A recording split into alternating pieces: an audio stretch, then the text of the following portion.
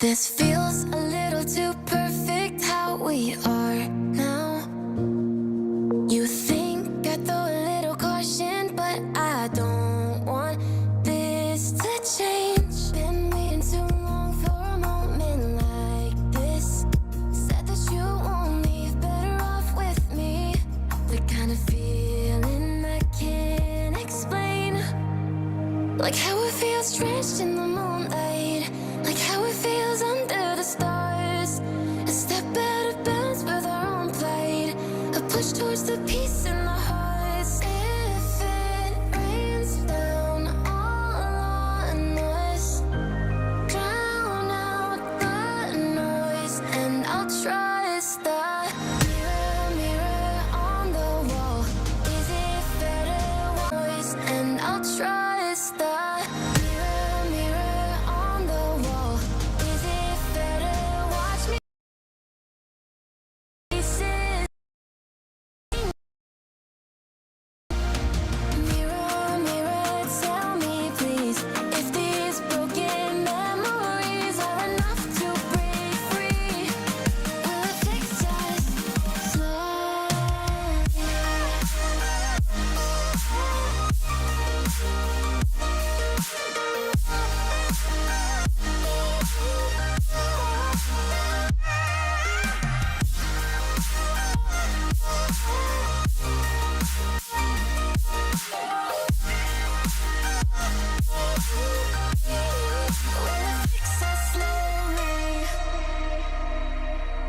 each day I'm moving along with what fits best for. Taking me forward and back, it all I know still leads right through to the start of the end, where the past can't chase us. You should stay for a while, disregard all the miles. If it's you and I, will be okay. Like how it feels drenched in the moonlight. Like how it feels under the stars. A step out of bounds with our own plight. A push towards the peace in the hearts. If it rains down all on us, drown out the noise, and I'll trust the mirror, mirror on the wall. Is it fair to watch me fall, broken up in pieces? Can you see me bleeding? Mirror, mirror, tell me please, if these broken memories are enough to break free. Will it fix us slowly?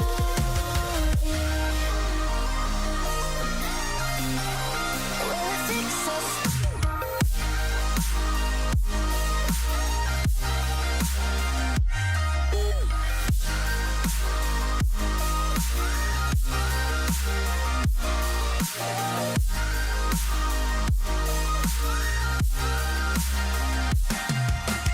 Mirror, mirror on the wall. Is it fair to watch me fall, broken up in pieces? Can you see me bleeding? Mirror, mirror, tell me please, if these broken memories are enough to break free. Will it fix us slowly? Mirror, mirror on the wall. Is it fair to watch me fall, broken up in pieces? Can you see me bleeding? Mirror, mirror, tell me please, if these broken memories are enough to break free. Will it fix us slowly? So far away from it all, can't feel my face anymore. Want someone to numb all the pain, 'cause I can't take it away. So far away from it all, can't say I've been here before. So empty, I hate it. I'm sick and not feeling nothing. So where do we go when we feel so alone and we can't do a thing about it? I'm done faking it, I can't pretend.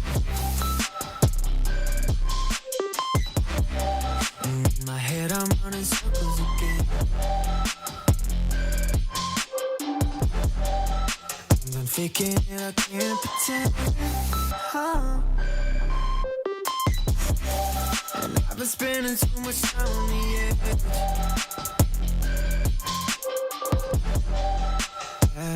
Yeah. You can see it in my face, though. You saw the mystery once again, oh no.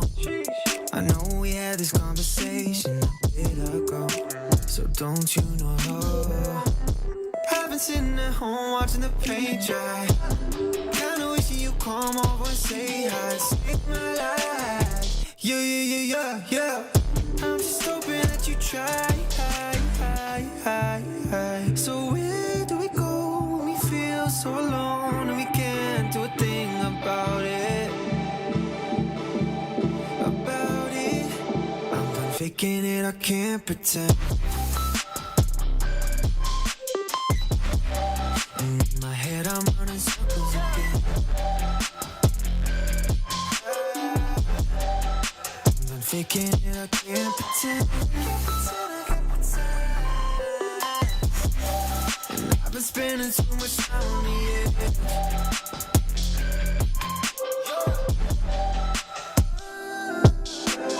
Tired of staying up past midnight, scrolling through your good times. If only I had mine. Lazy, watching too much TV, wishing someone missed me. Tired of staying up past midnight, scrolling through your good times. If only I had mine. Lazy, watching too much TV, wishing someone missed me. I'm done faking it, I can't pretend. And in my head I'm running circles again. I'm done faking it, I can't pretend. I've been spending too much time on the edge. I'm done faking it, I can't pretend.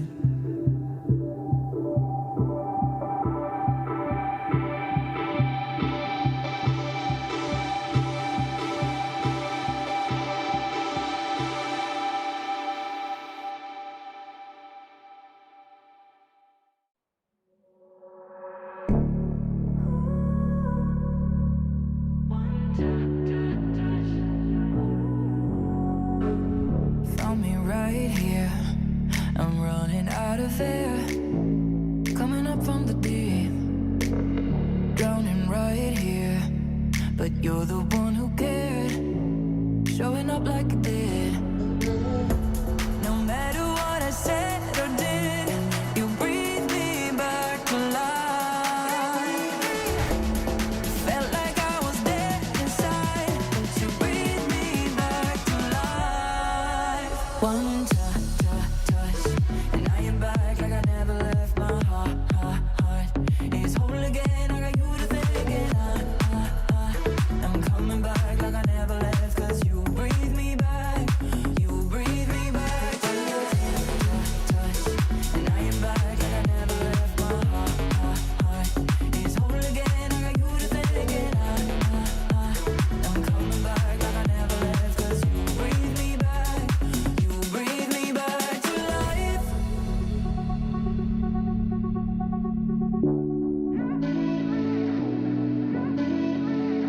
Getting closer, knowing I'm okay, 'cause you got me to be. It ain't over, all I hear you say, said it's all that you see. No matter what I said or did, you breathe me back to life. Felt like I was dead inside, but you breathe me back to life. One touch, and I am back like I never left. My heart is whole again. I got you to thank again. I'm coming back like I never left, 'cause you breathe me back. You breathe me back to life.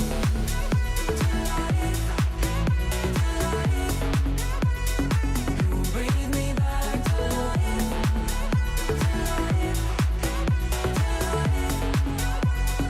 You breathe me back to life.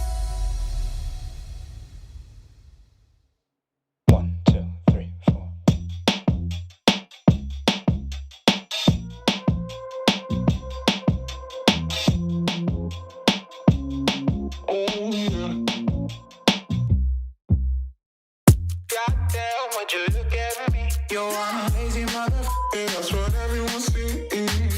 Ain't it funny how you wanna be the best, but you can't even get up and get dressed? Wasted, face it, you're never gonna make it. Rockstar, you won't get far. I know you're confused. People tell you can be anything you wanna be. Wanna go to outer space, superhero in the streets. Damn, what a lie. What a time to be alive. How have I survived? Life's a battlefield. 1974.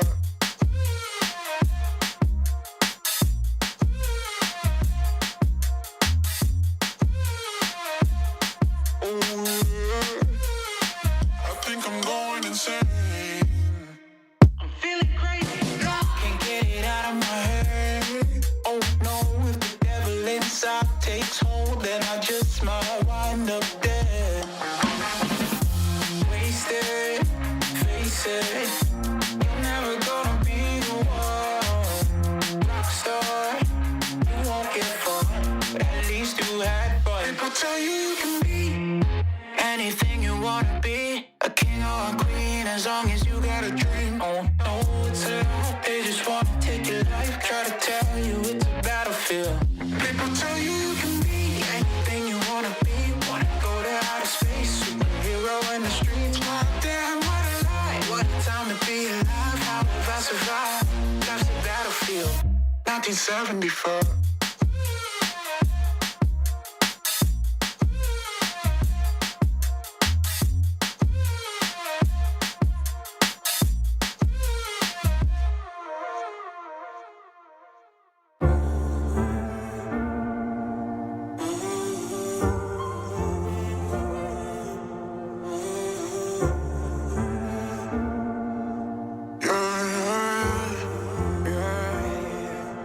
I'm just being honest, I got you here. You just ride the wave till you disappear. Unrequited love, I can't take it. Kill me more than once, leave a trail of tears.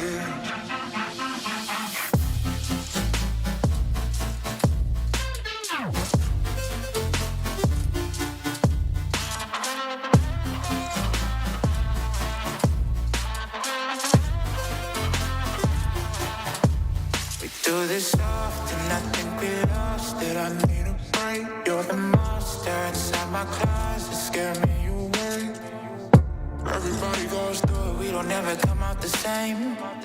Cause you never change. You my little psycho, kiss me in the night glow. Easy to imagine when you always have your eyes closed. We'll be going crazy if you know what I know. Where did all the happy memories go?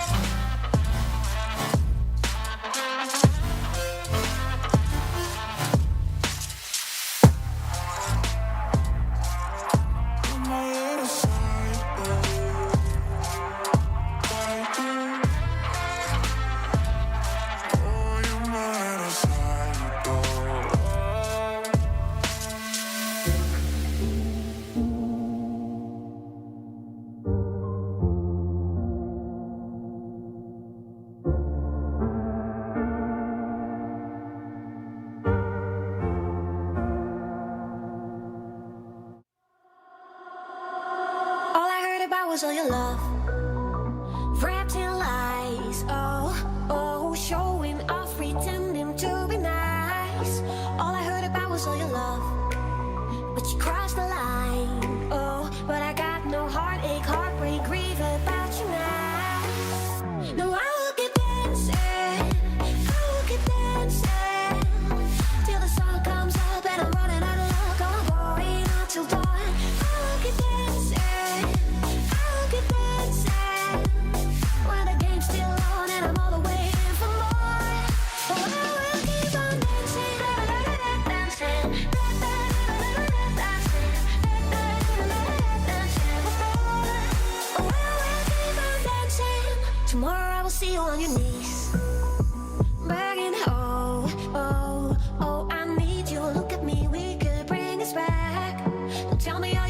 no regrets. Wrapped in lies, oh, 'cause I knew you would blow it, mess up all again. No, I will keep dancing, I will keep dancing till the sun comes up and I'm running out of luck. I'm going until dawn. I will keep dancing, I will keep dancing when the game's still on and I'm all the way in for more. Oh, I will keep on dancing, dancing, dancing, dancing for more. Oh, I will keep on dancing. Till the sun comes up and I'm running out of luck. I'm going until dawn. I will keep dancing, I will keep dancing when the game's still on and I'm all the way in for more. I will keep on dancing, dancing, dancing, dancing for more. Oh, I will keep on dancing, dancing, dancing for more. Oh, I will keep on dancing.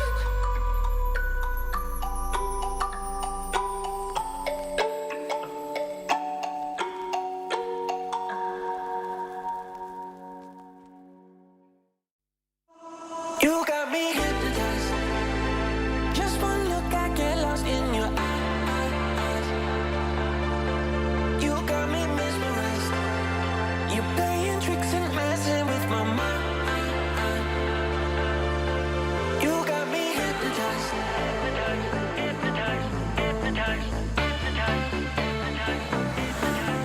You got me hypnotized.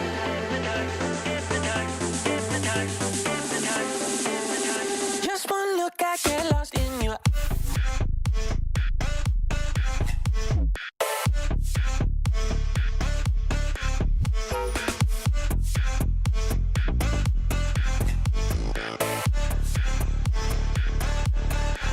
You got me hypnotized.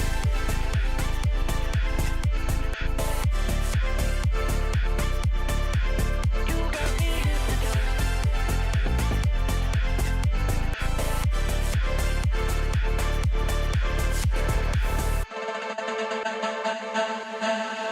You got me hypnotized. Just one look, I get lost in your eyes. You got me mesmerized. You're playing tricks and messing with my mind. You got me hypnotized.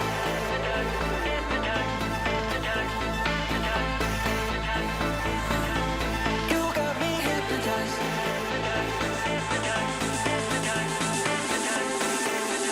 Just one look, I get lost in your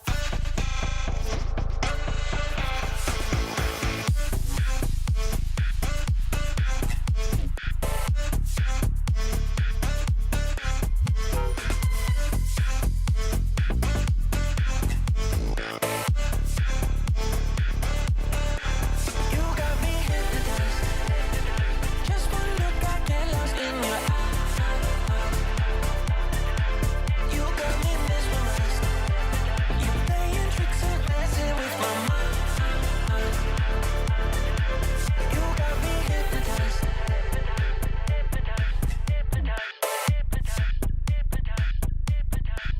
You got me hypnotized.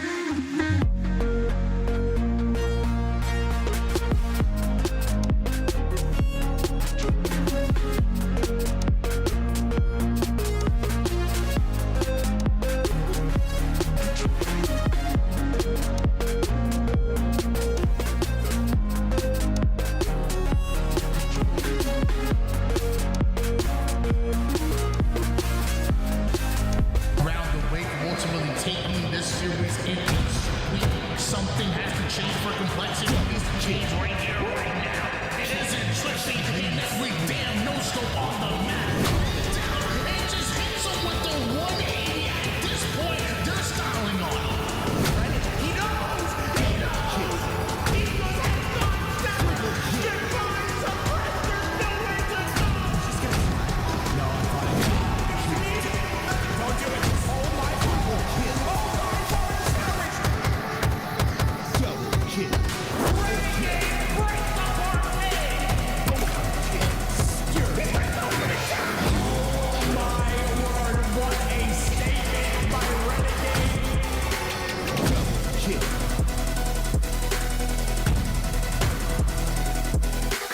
Double kill. We saw it getting lined up. Crosses out. Listen to this. I play out.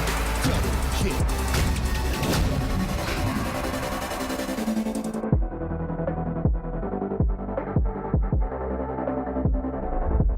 Hello, everybody. We are live from the Shopify Rebellion LA headquarters for the LVT Halo Pro League Finals here today. The top 6 teams for the Pro League will be competing for a total of $50,000 and an amazing trophy right here that you'll see in just a moment. I'm your host, Aliak, and joining me to start the weekend is Eli the Ninja. Why not be reckless and active with a double E? Hello. Welcome, everybody. How sick is this trophy? It's so cool. That thing is insane. Also, the way Xander edited it into the end of that video, that was insane. I absolutely love that edit. Like, that got me I got hyped. chills, man. I've got chills all throughout my body. That was insane. We need some Halo montages. Yeah, bring it back. Bring it back, please. ASAP. The vibes here have been amazing. The teams are here and they are screaming, and we've been hearing them laughing, and it's been such a cool vibe here overall. I'm so happy to be here and hanging out with you guys in this. Finally, we're here for the finals for the LVT Halo Pro League, and I can't wait to take a look back at what's happened online and how these teams have performed overall. And I mean, we got to talk about OpTic. They are undefeated online. Yeah, I mean, dropping only 3 maps throughout 7 series is absolutely insane. This team has been very dominant throughout the year. I think they have the absolute best generational talent that we've seen in quite some time in Legend, and I'm excited to see what they can do this weekend. Now we got to look at Shopify Rebellion. They only lost 2 series in the online overall. Tony, your thoughts? Yeah, I mean, this is my favorite team to watch personally. Like, I feel like every time I see them on my screen, they just look comfortable, whether it's when the game slows down, when they have to speed it up on a dime, offense, defense. They just do everything right. And one of my favorite players is that man on the end, last shot. There was a big spotlight on him coming to the Shopify Rebellion roster, and he has just hit every single goal, every single target, does everything for the team, and I'm a fan. Now, when we look at FaZe's stats here, their record, they only lost to OpTic and Shopify Rebellion, so it feels like they've been playing as expected, active. You got a chance to sit down and talk to Lucid. Yeah, Lucid said a couple of weeks ago that maybe they were in a bit of a slump, but FaZe's stock is rising, and this team, they're feeling better now, and they talked about the vibes of the roster and how important it was to be a team that got along inside and outside the game. And they've got that down pat. I'm looking for FaZe to make some waves here today. Now, a team that has been performing and getting better and better is Envy. They've been causing some waves around the environment. Yeah, I mean, Envy has literally made it to 3 consecutive grand finals. Of course, in the online series, they actually have a win against OpTic. Not many teams can say that in the world, and they just seem like they're getting better and better. You're talking about FaZe's stock is rising. Envy's stock, I think, is rising even faster. And I talked to Piggy. He's excited for his team this weekend, and he's feeling confident. Now, Tony, what expectations do you have for Space Station Gaming?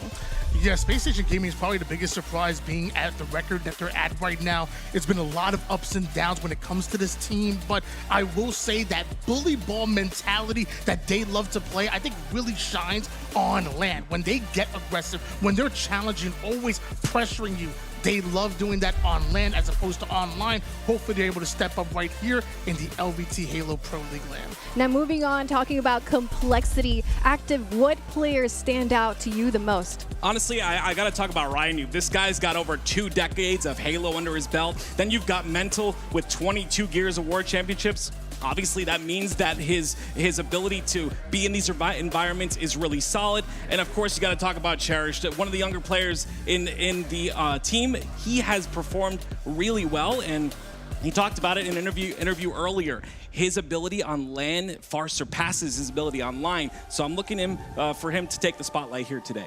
The record that we see here overall for all the teams are the results of 28 series that led up to this very, very moment. It's so cool that we now get to look ahead at the upper bracket and what's going to be happening this weekend. Today, we're going to start with Envy, with FaZe versus Complexity, and we'll also have Envy versus Space Station Gaming. Now, you see OpTic and Shopify Rebellion also on the bracket. Those two teams will be playing tomorrow. Both of them got the bye. So we'll start with FaZe and Complexity here today. Let's take a look at the series layout and go over the maps.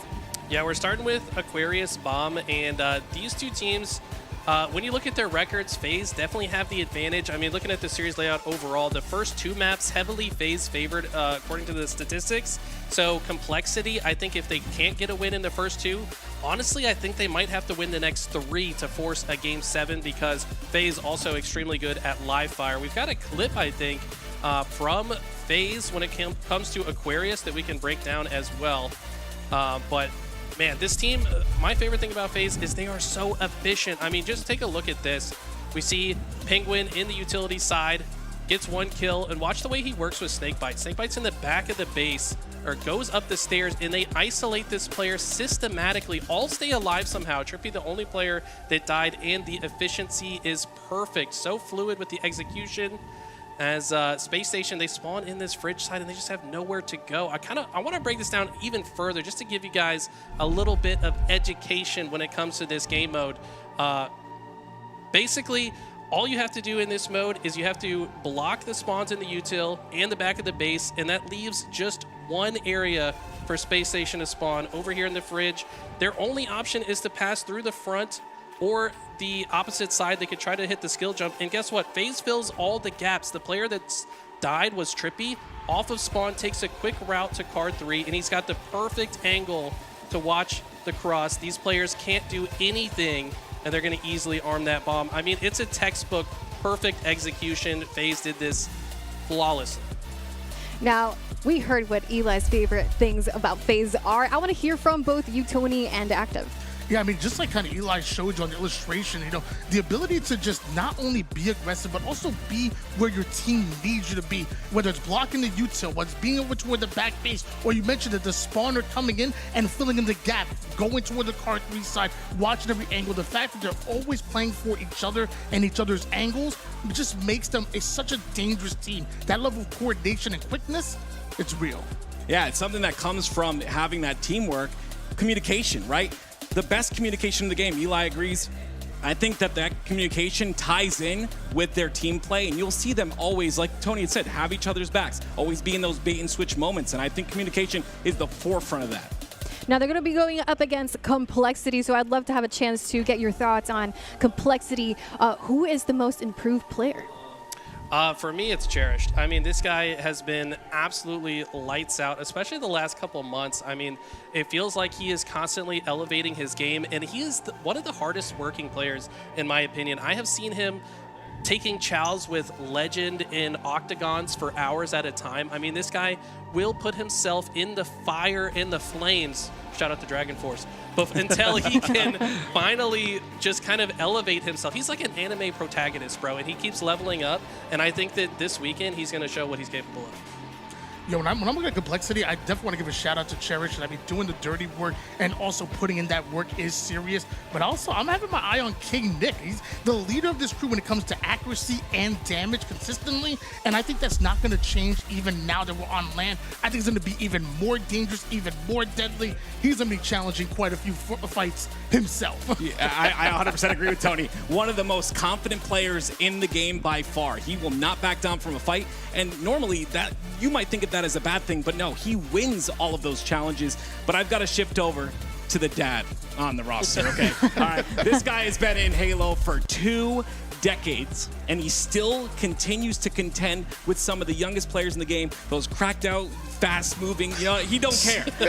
He's got it handled, and he impresses me time and time again. Ryan Noob is the man I'm looking for here. He did say that in order for him to stop playing Halo ever, they'll have to claw, this is a quote, claw the controller out of his hands. He will never retire. That's what at least he said to me.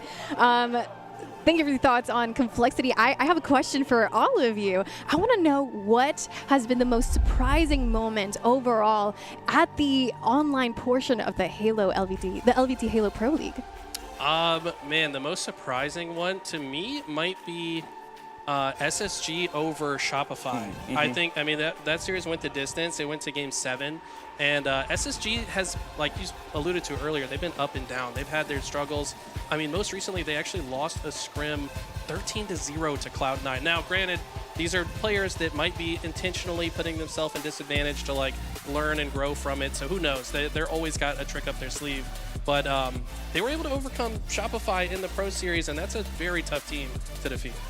I'll say, I don't know if I would say I'm the most surprised by it, but I think it's one of the most shocking is just Envy. I think Envy, just so far throughout this entire Pro League and even leading up to it, have just continued to get better and better. Precision is an absolute monster slayer. You combine him with, his decision partner in Descendant and what he's able to do, and then with Piggy and Yaxer just being the unselfish players that they are. I love the makeup of this Envy roster, and mind you, they play their best Halo when they're going up against the best in the game. So watch out for them against the Shopifys, the OpTics, and even the FaZes in Space Station Gaming. For me, it's got to be OpTic Gaming. I don't think it's so much impressive, but the fact that they only dropped, I believe it was 2 maps. 3 maps. 3 maps the entire LVT Pro League, to me, is so very impressive. Obviously, not being able to win in the last LAN, Shopify came through with that victory. I still think OpTic they've got a chip on their shoulder, right? They lost the last LAN. They're going to come to this LAN where it matters the most, and they're going to perform. I'm looking to see what OpTic does, but what really impressed me was their map count. Well, we talked about FaZe and this first series we will see today. So why don't we touch a little bit on the series we'll see after the FaZe and complexity matchup. You mentioned Space Station Gaming, you mentioned Envy. That's what we'll see after this first series. Yeah, so, that's going to be a banger series for sure because, these two teams have been going to war with each other over the past few months. They've matched up in the Pro League. I want to say went to Game 7 in that. They also have ran into each other in brackets in a majority of the online Pro Series, and it's gone back and forth. Sometimes SSG wins, sometimes Envy wins. Right now, it feels like Envy are kind of on the rise and SSG are stumbling a little bit, but anything can happen. As SSG catches fire, Valkated's not missing bullets, Suppress is not missing bullets, they're almost impossible to defeat. I really feel like on paper, you still give Space Station Gaming the edge, especially when it comes to experience on LAN. But those who honestly just know ball and have been actually paying attention, you've seen what Envy have been doing, and you really respect it. And like I said before, they play their best Halo. It's the best in the game. Watch out when they go up against FaZe. Watch out when they go against Shopify and OpTic. But also this very SSG roster, they've been going to war with them time and time again, and they know they can win. Yeah, 100% agree. You kind of look at this game and you're like, whoever's playing better. We're in year 4 of the game. We're in the last year of Halo Infinite. And I think it comes down to something that Eli just, vaguely mentioned is one player popping off. It could be Eco, for instance, on the side of SSG, just having a phenomenal game. We've seen it time and time again on Oddball and other game types. It just takes one player to really have that moment, and then that reverberates throughout the rest of the roster, and that's when you start to see teams take over. This is a toss-up. I don't know who's going to win this one, and that's crazy to say.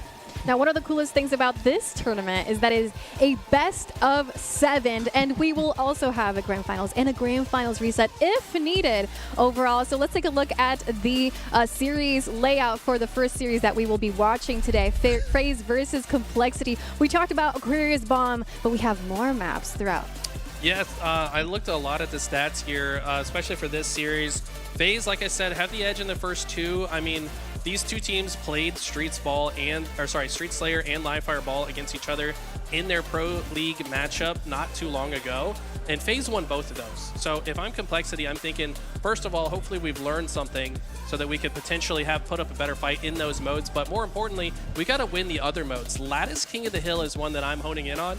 because this is the newest map that we play. Shout out to Timmy Forges and the team behind this map, but it's like both these teams don't really know how to play it perfectly yet. They have just about every other map solved, but Lattice is still developing in the meta, and I think that Complexity, if there's a game mode they can kind of steal some momentum from FaZe, it's probably Lattice King of the Hill. Yeah, I'm looking at one of the stats when they actually scrimmed each other, both FaZe and Complexity, and on Lattice, although it being Stronghold, it was a very close matchup. It ended up being 250 to about 240, so really is neck and neck between both of these rosters. And although FaZe, I mean, obviously on paper, and even the stats have the heavy favorites going on their side, hey, that's a time for Complexity to step up and say, hey, look, everybody's counting us out. Let's go in. Let's show what we're made of, because we've seen some high highs from Complexity, and if they play at their peak, they can beat anybody in the league. That includes FaZe. Yeah, I've got to look at going back to that game one. You know, Eli had talked about FaZe and how they have proficiency in locking down a setup and getting those arms in. Getting that game one, we've talked to many pros, is such huge momentum for the series. So if FaZe can go in, get that game one against Complexity, rattle them a bit, we're going to see FaZe kind of take over. But again, year 4, anybody can pop off at any moment. It's really just going to come down to momentum. You'll see those swings throughout the best of 7, and I love that it's a best of 7. That's where you have that competitive integrity. That's where you see who is the best team. We're on LAN, no excuses there. You have 7 games to play, no excuses there. This is where it matters the most. Now, you mentioned players that could pop off at any moment. So who are the players from each team that have to be performing at their best and could have the best pop-up moments to make the biggest difference? I'm looking at Trippy on the side of FaZe. I think that Trippy has been having quietly one of the best years of anyone in the league. I mean, this guy topped the charts for the HCS Fantasy at the first 2 LANs back-to-back. And on teams that are not winning the tournament, by the way. It's hard to be number 1 without winning the whole thing, right? But Trippy has been doing that. He's been consistently performing in all of the fantasy stats. He's one of the most efficient players. He's the guy that I'm looking at. I mean, I'm looking at the advanced analytics right now. When the last time FaZe and Complexity match up, or every time they match up, who's leading in KD? It's your boy Trippy, 1.22 KD. Who's leading KD? Hey, let's throw assist on top of that. It's Trippy at a 1.91. Damage per life, efficiency, objective impacts per game. It is literally Trippy. When Trippy goes up against Complexity, he plays his best Halo. They'll call him Big Game Trip for nothing. Come on now. Yeah, for me, I 100% agree with Tony. I think the person that I'm watching on the side of FaZe is going to be Snakebite, right? This is 3/4 of the OpTic roster that was previous. I think Snakebite finds his lane and is able to really get into that groove. I think everything's going to change. And we've seen that happen time and time again. It's gotten better. We'll see if they can close it out. Now our first series of the day is getting started. This is the FaZe versus Complexity matchup. Aquarius Bomb will be where we start our day today, and casting this will be Eli and Tony. Well, ladies and gentlemen, you already know we're going to be dropping down to Aquarius. Eli, earlier, you broke down what FaZe were able to do and showing their best work on this very game and map combination. Now we get to find out if they can do it on LAN. Now we get to find out if they can do it against a very hungry Complexity roster. Aquarius, what are your keys to success? You've got to lock down both B-side and car side. Lock down the enemy team's utility.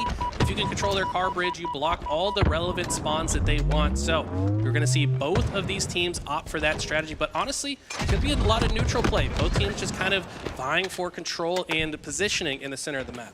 And one of the big meta shifts that has happened recently is that change in camouflage. Coming up at every 2 minutes and 30 seconds now, but it lasts 45 seconds. Losing a camouflage can be devastating, especially when you combine that with a bomb, just like Big Game Trip is doing. He's also got the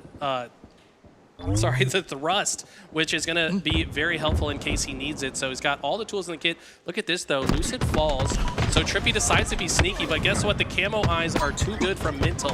He's going to shut that down, and a great answer from Complexity. Despite losing the early game pressure, they get 3 dead on the side of FaZe, and they're going to move that bomb back to the other side. But right after being put 3 down, Snakebite comes off a spawn for FaZe and makes his presence known immediately. Right after the bomb, he goes, continues to put that pressure onto Complexity side. And Snakebite not only doing that, but also staying alive, slithering around the map like the snake he is, right until he's ready to strike. But here come Complexity. Yeah, it looks like they bite that one back. The Fangs will be out later, though, once he comes back off spawn. But King Nick, man that we talked about with some of the straightest shots, he's already 6-1. I mean, are you kidding me? On land, King Nick even more unlocked. This guy has so much pressure on the map. And look at this. Bomb should be moving forward. But no, unfortunately, perfect grenades from FaZe and the whole situation resets. Both teams end up going 3 down. It was a momentary 1v1, but Trippy keeps the spawning players from Complexity at bay with the long-range shots. Not done just yet as he finds himself behind the flanking player. It's Cherish, the one that gets flanked and taken down. And right back to that card control that you always talk about.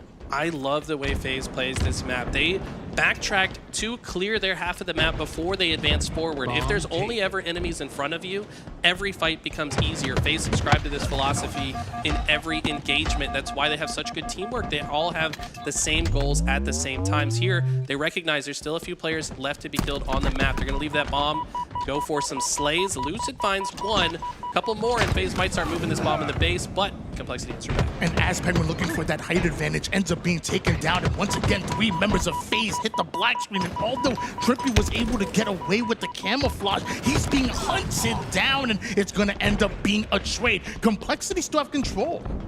Yeah, they look totally fine here. King Nick with the double kill in the kill feed. Mensa looking very good to get this one. It's a clean 4 dead, but is the bomb moving? The answer is no. Nobody is close to it, and that's going to become a problem. Objective efficiency is so important. You have to multitask. You got to get the kills, but someone's got to start moving that bomb. Complexity dedicating all of their resources to getting the kills, but like you said, that bomb ends up resetting.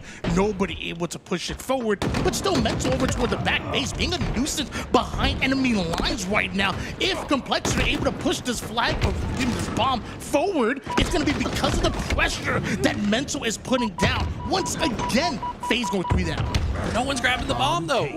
Okay, it finally gets picked up. Ryan Oob said, what are y'all doing? Yeah, cool, you got some kills, but we got to do more than that. King Nick 13-3, but the team with nothing to show for it, with no objective efficiency yet. They still got to slay out another time before it's even possible. And look at this, FaZe get 3 dead. They've completely neutralized the situation. Ryan was nerding out over towards FaZe utility. Lucid had enough of that. Clears out the util side, and mind you, a lot of P-side pressure coming from FaZe, so much so that Lucid's gonna grab that bomb and now rotate it over towards the fridge side of the map. FaZe want this side, they're willing to fight for it, and now they're in enemy territory. Yeah, they recognize the situation was not perfect to actually move the bomb all the way in. They said, let's slow this down, get a kill or 2 before we do so. With the trade in the feed from Trippy, that's the green light to advance the bomb forward. Not a green light to arm it, though, yet. Still need a few more kills. And keep in mind, if FaZe are able to plant this bomb, they want to block the util side. The Complexity are still spawning, and it's going to need a secondary round of slays, but maybe one that they're not going to find as both Penguin and Lucid go down. The same fate for Snakebite. Trippy is able to take down one, but he's not able to stay alive himself. Great defense from Complexity. The pace that King Nick is slaying at is insane. I mean, we're not even 5 minutes into this game. He's got 17, but they have nothing to show for it. I mean, he's got 10 more than everyone in the lobby. That's just insane. But they need to start advancing the bomb at the same time. I mean, we were talking about him earlier. The man, when it comes to leading the accuracy stats, the damage stats, and just being a leader as far as pressure for this Complexity roster, it is King Nick, but also Ryan Noob with a big brain play. High IQ, somehow able to flank behind FaZe over on the B side. Snakebite able to identify it, but not able to take him down. Ryan survives. Bomb still over towards mid-map and camo up. I think the big issue that Complexity has faced so far is they're sending several players to one half of the map and maybe one player in isolation on the other half. If that player in isolation dies, now they have no pressure, no complementary angles to shoot the same targets, and they've got to reset the whole situation. That's happened time and time again, and FaZe have just done a good job prioritizing the isolated target so that they can shut Complexity down every time. This is now FaZe's 3rd camouflage in a row. This time it's Lucid that has it in hands. Maybe it will convert to a bomb bomb plant this time as he's in the base waiting for the play to develop. Off screen, Snakebite gets a huge double kill, and although goes down to one shot, this is where Complexity go 3 down. This is where FaZe start to get offensive. This is what we talked about in the pregame show. He's got the utility bridge side controlled. He's forcing the spawns the other side. Now that they're coming off spawn, rotates over, recognizes Trippy needs help. Looks like Complexity, though, are being very difficult targets. They're not giving up any free deaths, and they've even moved the bomb closer to FaZe's base. So once again, it's 4 dead for Complexity. FaZe need to advance the bomb. Bomb moves over toward the car side. It looks like Complexity are spawning up. FaZe recognize the situation. They know they have to slay out once again before they're able to advance that bomb any more forward. Lucid with a couple of shots, softening him up over on the flag side. Now we see a double push over on car, and as King Nick takes down Trippy, Lucid looking for the car push. All right, and just like that, we're going to go to a FaZe listen-in to hear what they've got to say. Bomb taken.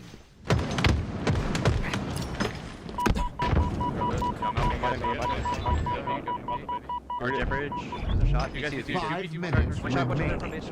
I don't see from base. I don't see him. Bottom mid somewhere. They're B street. They're B street. P1 died. I died to P2 or something. Straight edge. Hard 3. Get him camo 120. Let's do that. Aimbot. Sorry, just jump. Push guys. Another one low. One hand. You got P again.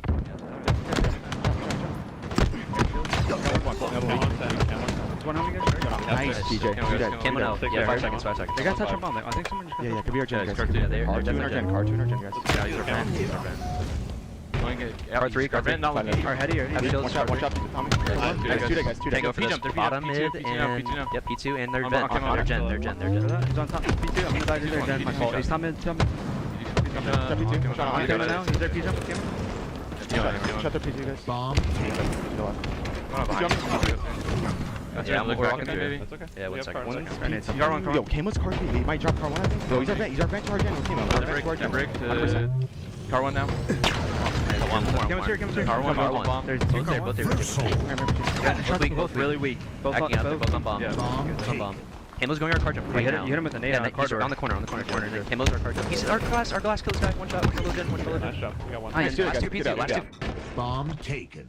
Some fantastic communication coming out of FaZe. One thing that really stood out to me is not only the efficiency and the quickness of the comms, but also hyping up each other, you know? Great play, Snakebite. That stuff from me as a player is absolutely huge. Would you agree to that, Eli? 100%. I mean, energy is everything. You cannot understate the impact of the team's general energy. If you get too down on yourself, like you're active in matchmaking, you're going to get really frustrated with the game itself. You got to stop those vibes. Sorry, I had to jab from him when he's not on the mic. But yeah, look at this. They get the bomb into the base. Perfect timing. And if this player dies, I think that's a cap for FaZe, and it is. Penguin gets the bomb beat down as well. Some icy plays coming out of Penguin, and with just over 3 minutes on the clock, Complexity once again get wiped off the face of Aquarius. FaZe might have another chance to relay this bomb forward. We might be looking at back-to-back caps. I mean, it took them a while to get the engine revved up, but it feels like they're finally feeling kind of in form. And honestly, even if this doesn't get armed, just keeping the bomb in Complexity's base makes it so difficult for them to come back. But hey, if it's here and you got 3 dead, you're going to arm it again. I guess when it rains, it pours, and there's the second cap coming in from FaZe. Snakebite making a huge play, and look at how they immediately, no time wasted whatsoever, activate over on the spawning play over toward the fridge side. Wipe them again. If FaZe win 1 or 2 more fights, we're looking at another bomb moving forward. With the killing spree from Penguin, this guy is unlocked right now. Looking so locked in. And look at the stat line, by the way. 18, 16, 16, 16. On the other side, King Nick's been slowed down. That's been, I think, the difference maker for these 2 arms. Slowed down, but still 25 kills and 8 assists. That ain't bad, but still not enough for Complexity, who were down 0-2 with just over 2 minutes on the clock. They haven't been able to put in a bomb plant just yet. Something has to change for Complexity. Right now, they get a couple of kills. King Nick finds 2. He's up to 27.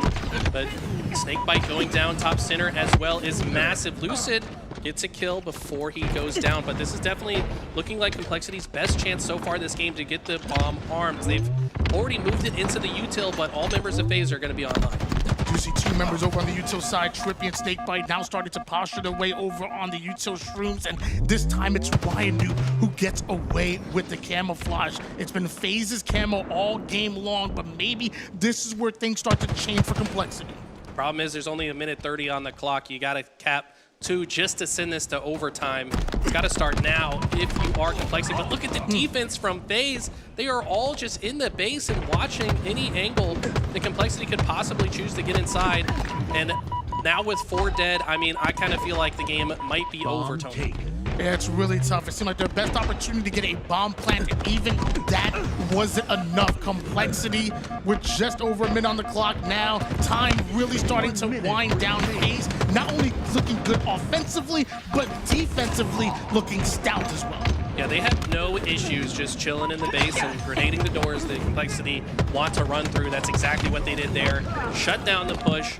That was their only chance. There is 43 seconds. It's technically possible, but it's got to be a clean run in, and looks like Trippy is not going to let that happen. He gets a nice double kill here from the fridge. At this point, everybody just padding their stats just a bit here. FaZe know they practically have it. It's almost mathematically impossible at this point, especially as Complexity continue to go 3 down time and time again.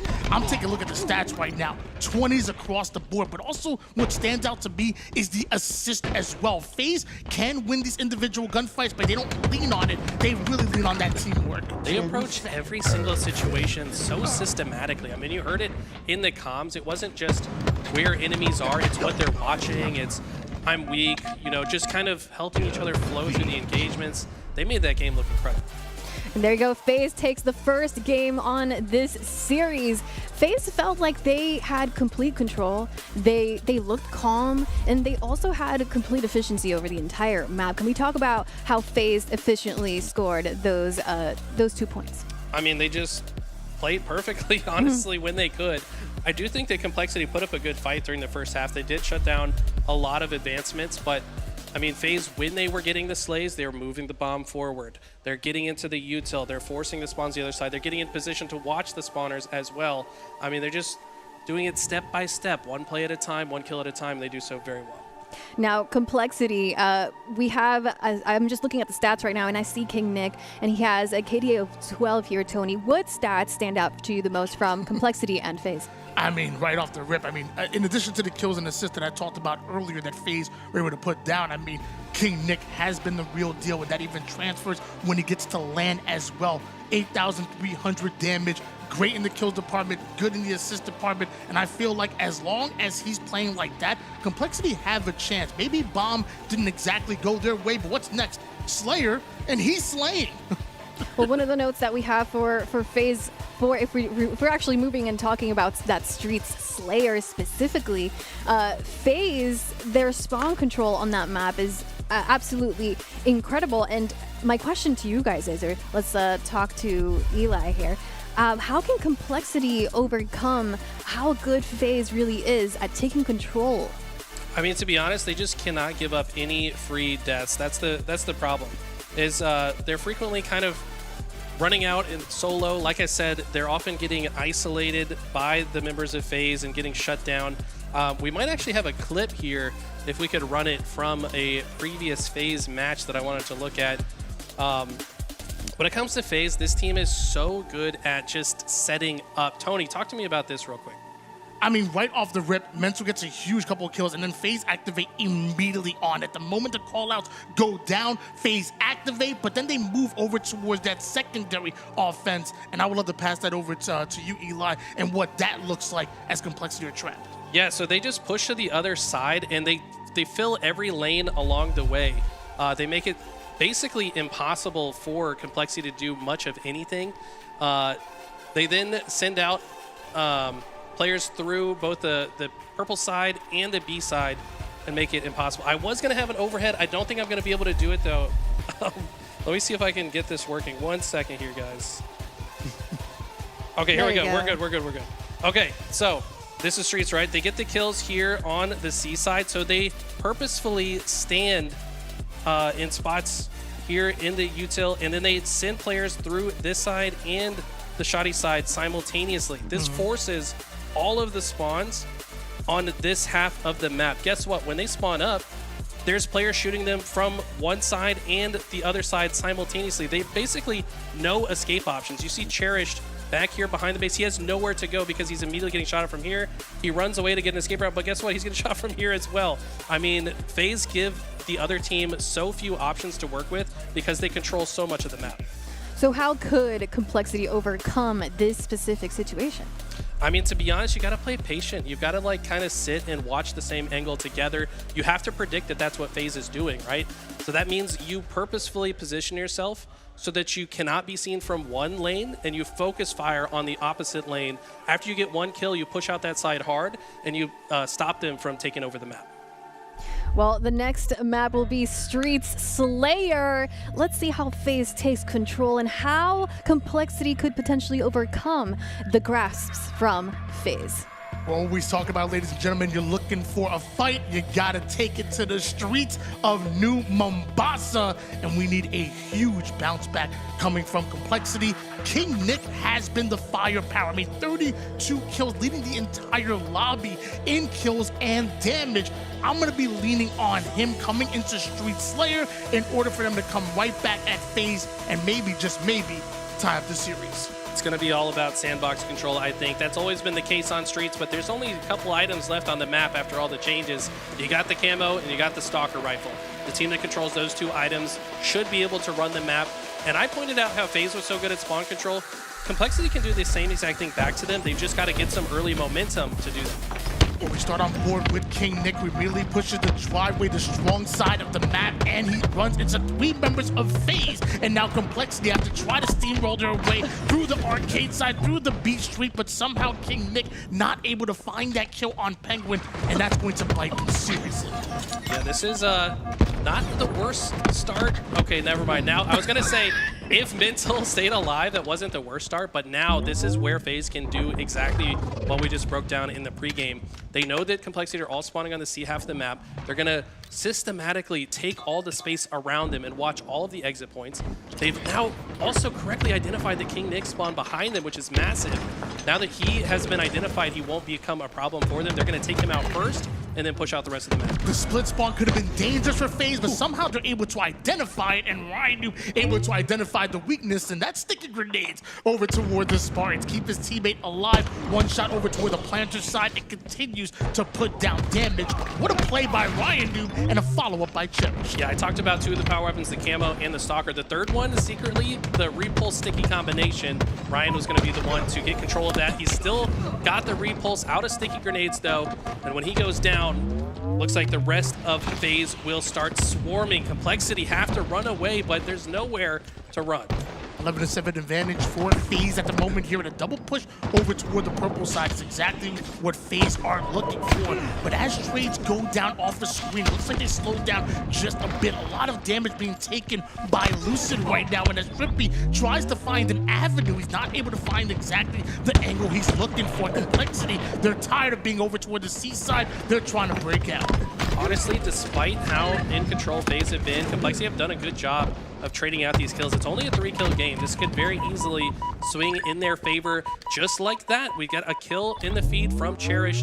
Now it's Complexity that have the map advantage. They're in advantage state, and they've got FaZe Clan all spawning in one area. Look at the damage that's on these players. They just need to finish these kills.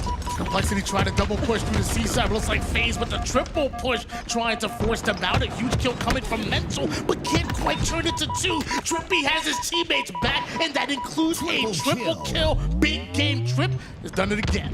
The perfect timing as well to get the camo basically for free. Love this cut. His teammates are on the opposite side. He wants to fill the gap through the center now so that he can just fill in the spider web of vision that they have. There's no part of the map that they're unaware of. And as soon as they get a couple kills, they just walk back to the other side. They've got this down to a science. Another camouflage in the hands of FaZe right now, currently up by 6 kills, but looking to turn it into much more with this utility. I don't know how Trippy was able to stay alive, but I know FaZe are happy he did, because he somehow finds the angle onto Ryan. That's another 3 down. The 4th one is going to fall, and now the spawners are coming up, and this is not advantageous. Trippy with such a big read there. He understood that Ryan would reach out, and he just catches him off guard. That's knowing your opponent and taking advantage of them. That has been happening throughout this game. You huge kill coming out of Mental onto Trippy.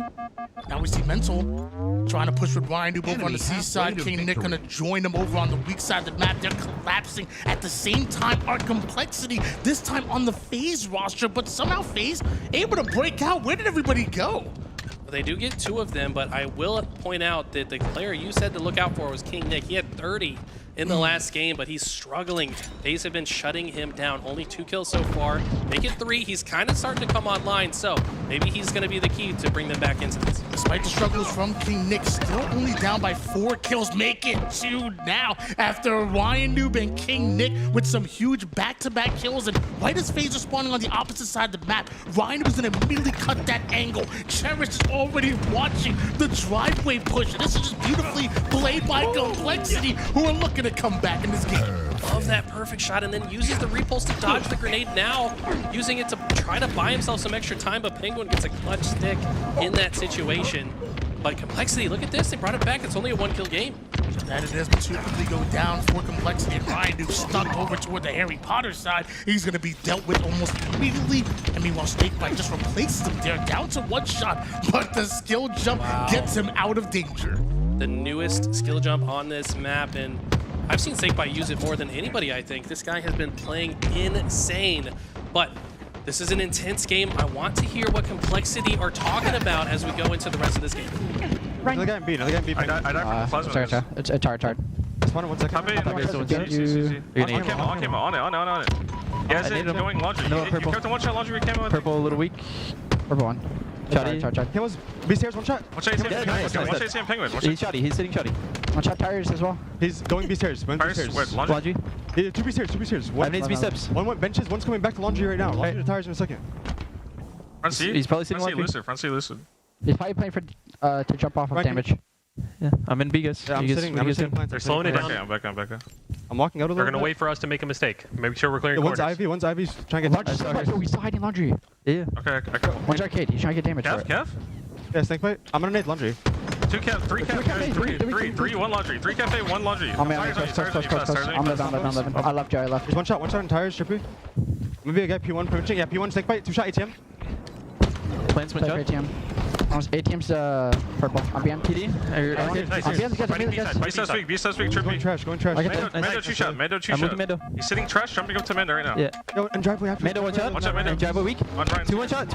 I'm disrupting Mendo. Mendo the other guy. I'm looking at Mendo in a second. Mendo. Going trash. I got him. Behind me. B. Bill, hit him twice for you. Drop him. Enemy team. He's 1 shot. He'll die. He's sitting in the poster. Purple. Didn't die. He didn't die. 1 shot still there. Laundry and purple. You heard Ashes in the background when the game slowed down. He said they're going to look for us to make a mistake. Watch every angle. Do everything you can. Do not make mistakes. Well, right now, they find themselves down quite a bit. 44 kills for FaZe. Can Complexity come back? I just love to hear the chess that's being played from these 2 teams. I mean, they're correct that that's typically the FaZe MO to wait for them to make mistakes, but FaZe, they said, no, let's do something totally different. They sent 4 through the shoddy side and made a beautiful push. That's not at all what they expected, and that's how they brought themselves into this lead. Just 3 more kills needed here for FaZe to go up 2-0 in the series. I'm not counting out Complexity, but every kill that goes the way of FaZe is 1 step closer to that 50 kill mark, and now just looking for just 1 more. Big game Trip gonna set him up with the damage, and Penguin gonna knock them down. The spike goes in, and FaZe are up 2-0. Great effort here from Complexity, but it was FaZe who won another map on this series. Now we talked a lot about. I heard you guys talk about chess and how they were, how intelligent both of these teams were approaching these fights. FaZe initially had a lead, but then Complexity caught up, and there was a moment there where everything was so close. FaZe getting that win at the end. What opportunities did Complexity miss that they could have taken? So there was a neutral point where all 4 members are alive on both teams. There's not really much damage on the map. Then you hear Mental say, this is a very veteran thing to say, he said they're waiting for damage to play off the damage. So basically he's saying don't take damage because that will mean that they're going to go ahead and strike. But then that's not what they did at all. FaZe kind of flipped the script on him and just 4 hit out 1 side of the map, and that's not at all what Complexity expected. and they just overtook the map. That's one of the things that's so special about this FaZe roster. You know, every player knows their own strengths and weaknesses, and every player is very self-aware of what not only their image is, but also what the team image is as well. They know that you expect them to play one way, so what do? They reverse it completely, hit them with something different, and I think that's beautiful. I think it's so funny because we're both poker players, right? And it's like, it's reading your opponent. And that's what I saw multiple times this game is like Trippy read their opponent perfectly. When he took damage from Ryan, he backed up, but then he came right back out because he knew Ryan would be watching the angle, but he wouldn't expect him to be camouflaged. Like just little things like that where you predict what your opponent is going to predict, and then you make the opposite play. Like you said, it's beautiful. Now we're moving on to Stronghold's Recharge. How do you expect this next game to go? For me, this is like Complexity's chance. As long as they're not checked from these two games, Recharge Strongholds is such a momentum-based game. I feel like it's almost a coin flip at this point. It's such a solved game mode that the team that gets into control, if you can put the other team in a spawn blender, it doesn't matter how good you are. There's almost no way to get out of it. So I think Complexity could actually steal this one.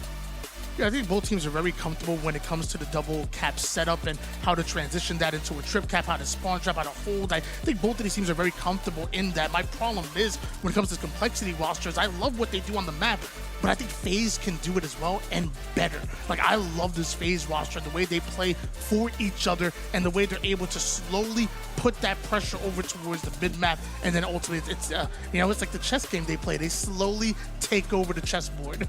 Yeah, it has been really cool to see FaZe almost like slowly evolve and almost like click into this almost like new powerful roster that is just grabbing onto this top 3 spot and not letting go. And Complexity just needs to. I mean, the question is, how can Complexity start moving up? But FaZe, how can they start moving up? I mean, the reality is both these teams are very similar to each other. They're both very structure-oriented. They're both very precise in their movements. They're very thoughtful and methodical throughout the plays. But like you said, FaZe is just like a better version of Complexity in a lot of ways, right? And it feels like they've been working extremely hard. And that's how they're going to continue to move up, is like they just keep working hard. They're breaking down scenarios. This team, I think, might be the hardest working team in the league right now because they want to make an impact through the end of the season. Yeah, I mean, we keep talking about how, us as analysts and casters and even content creators, we talk about how the league is just the competition getting tighter and tighter. But, one thing we keep noticing is, hey, OpTic and Shopify Rebellion keep doing their thing. And FaZe, who we keep saying that maybe teams are catching up to and can pull off these upsets, well, they look solidified as a top 3 team and look like they can go even further. Some way, somehow, we keep seeing the same result and the same teams doing what they're doing. I want to see something different with Complexity. Complexity, you got to show me something. I don't want to see no 4-0s. I'm excited to see this game 3. I really am. Well, you just saw the players starting to get ready for the next series, and in case you guys are watching and have no idea what you're watching the LVT Halo Pro League in partnership with Shopify Rebellion, and we are inside the LA headquarters for Shopify Rebellion. So it's pretty cool and really, really exciting to be here and just be side by side with these teams, and it's such a cool vibe, and it's so nice to be here. I know we have I don't want to bring the energy down, but these are our last 3 LANs left of the year, so it's really special to be able to. I had to say, I can't stop thinking about it. We have this one, then we have Charlotte for the FaZe one, and then we have World, and then we'll see what the future holds. I'm sure this is not the last event that LVT will be, hosting, but it's so cool to be able to be here with you all, and shout out to Shopify Rebellion for partnering with LVT and making this happen. Yeah, this has been an incredible experience. I mean, California, what bad thing can you say about this place? Like, the weather's perfect, the beach is right there, the food's amazing. I know we've all been enjoying it, and it's this venue, this facility is probably the coolest esports facility I've been in. Yeah, it's actually really cool to think about. I want to show you guys some almost some behind the scenes because you have these office suites that have been cleared out and just turned into gaming heavens is what I'm looking at right now. This is one of the coolest vibes, and you try to give a huge shout out to Shopify Rebellion because they set up their entire team and the entire company for success. There's a gym here too. Yeah, there is a gym here. Guys, gamers do work out. Confirmed.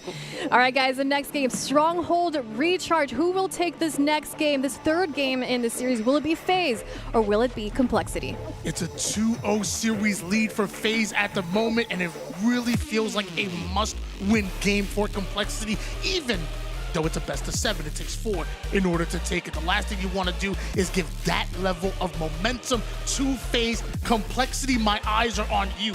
Something again has to change. When I looked at this series layout, I looked at games 3, 4, and 5 as must-wins for Complexity. If they want to bring this to a game 7, they've got to win this game and the next 2, in my opinion. Here we go. Snakebite with the huge double, and that's gonna clear out Complexity completely and net him a camouflage. He and Penguin are gonna work on the tower side, and although Complexity spawn up over towards A, here comes the slithery snake making the sneaky plays. And they got control of A almost guaranteed here. That means Snakebite can freely advance through the rest of the map, slithering through the map, ready to pull the fangs out. How many snake references can we make here? But he's gonna rotate through. They've got them spawning long haul. This is the disastrous situation for Complexity. The trip cap is in, and FaZe can do whatever they want on this map. Somehow Snakebite lives. Despite him being one shot, he stays alive. And with FaZe opening up like this, why don't we go into a listen and why don't we hop into the comms of FaZe Clan? I'm gonna go. Look Piper. Look Piper. Are you guys? I don't see I'm top tower. I'm top tower. you want to show me? He's L2. 2 here. One more. 2 guys Piper. They're hitting in. Triangle. L2 dead. Triangle to them. Next one. Yeah, another one triangle. Top A. He's blue box. Blue box. Yeah, box going. He's gonna jump down there. Yeah, on it. He's going to jump in either. Go hang glass. One shot. Enemy team. Make it look like glass. Yeah, he's so bad. There's two. They go out. Next up. More. He's still trapped there. Right now. He's dead. Nice. Either we together. Either we can. Yeah, I'm pushing. Tap ball. One is shady. Go. They went A. They're going A. Or tower. I mean, they're going tower. Coming in. I'll cap B. One guy's bottom A now. Bottom A now. He's cherish really shady. He jumped out bottom mid. Bottom mid. Camera. Could be. I'm in tower. Ballage now. Bottom A, Tommy. And double set. I'm on 30, guys. He's blue box. I never go red. Blue box for the week. Top tower and then red. Box is down. Look at Ballage and looking back. Watch out. Yo, he's in triangle. Needles in. Needles one shot. Top it. Tower. Last bottom tower. Half shields. 3 shots. Hold the map, guys. I'm on this, guys. Go hold. Top tower. Still. Right. Yep. Still tower. He's half shields. You're gonna be on SCs maybe. Already one guy.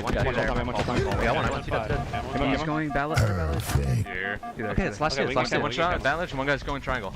Yeah. Going straight to A. Okay, I'm gonna go back to. I got Ballage down to them. Looking Ballage. We got this guy. He's 2 shot. He's trapped. There's 2 L2. One. Yeah, tower now.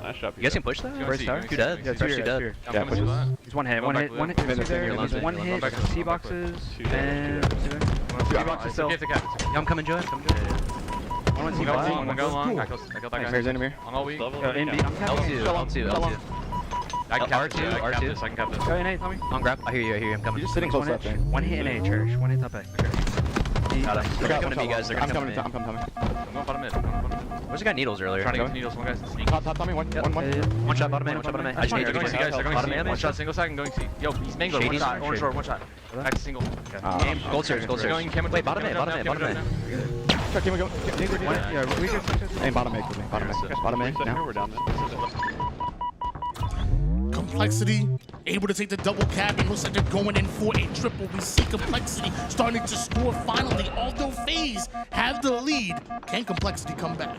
They absolutely can. They've got to hold this for longer. What I'd love to hear from FaZe was just how much confidence and trust they have in each other. Just saying, yeah, you get this, I got that, I'm nading L2. Like, they're so specific. They also use names a lot, like Needles, Zane. Like, Lucid being very specific about which player needs to look at that or which player can focus on something else. That's how they're able to be so efficient. The communication has been super efficient, super effective, but so is this comeback here for Complexity. Just like that, the trip cap really shows how dangerous it is, and so does the shock rifle in the hands of King Nick. Cherish with the back smack, FaZe 3 down, and Complexity take the lead. Just like that, things can turn around quickly. Guess what? It's a killing spree for Cherish. This is the guy that I think needs to pop off for this team to get back in this series. But a huge kill from Trippy while one shot. He's being such a nuisance.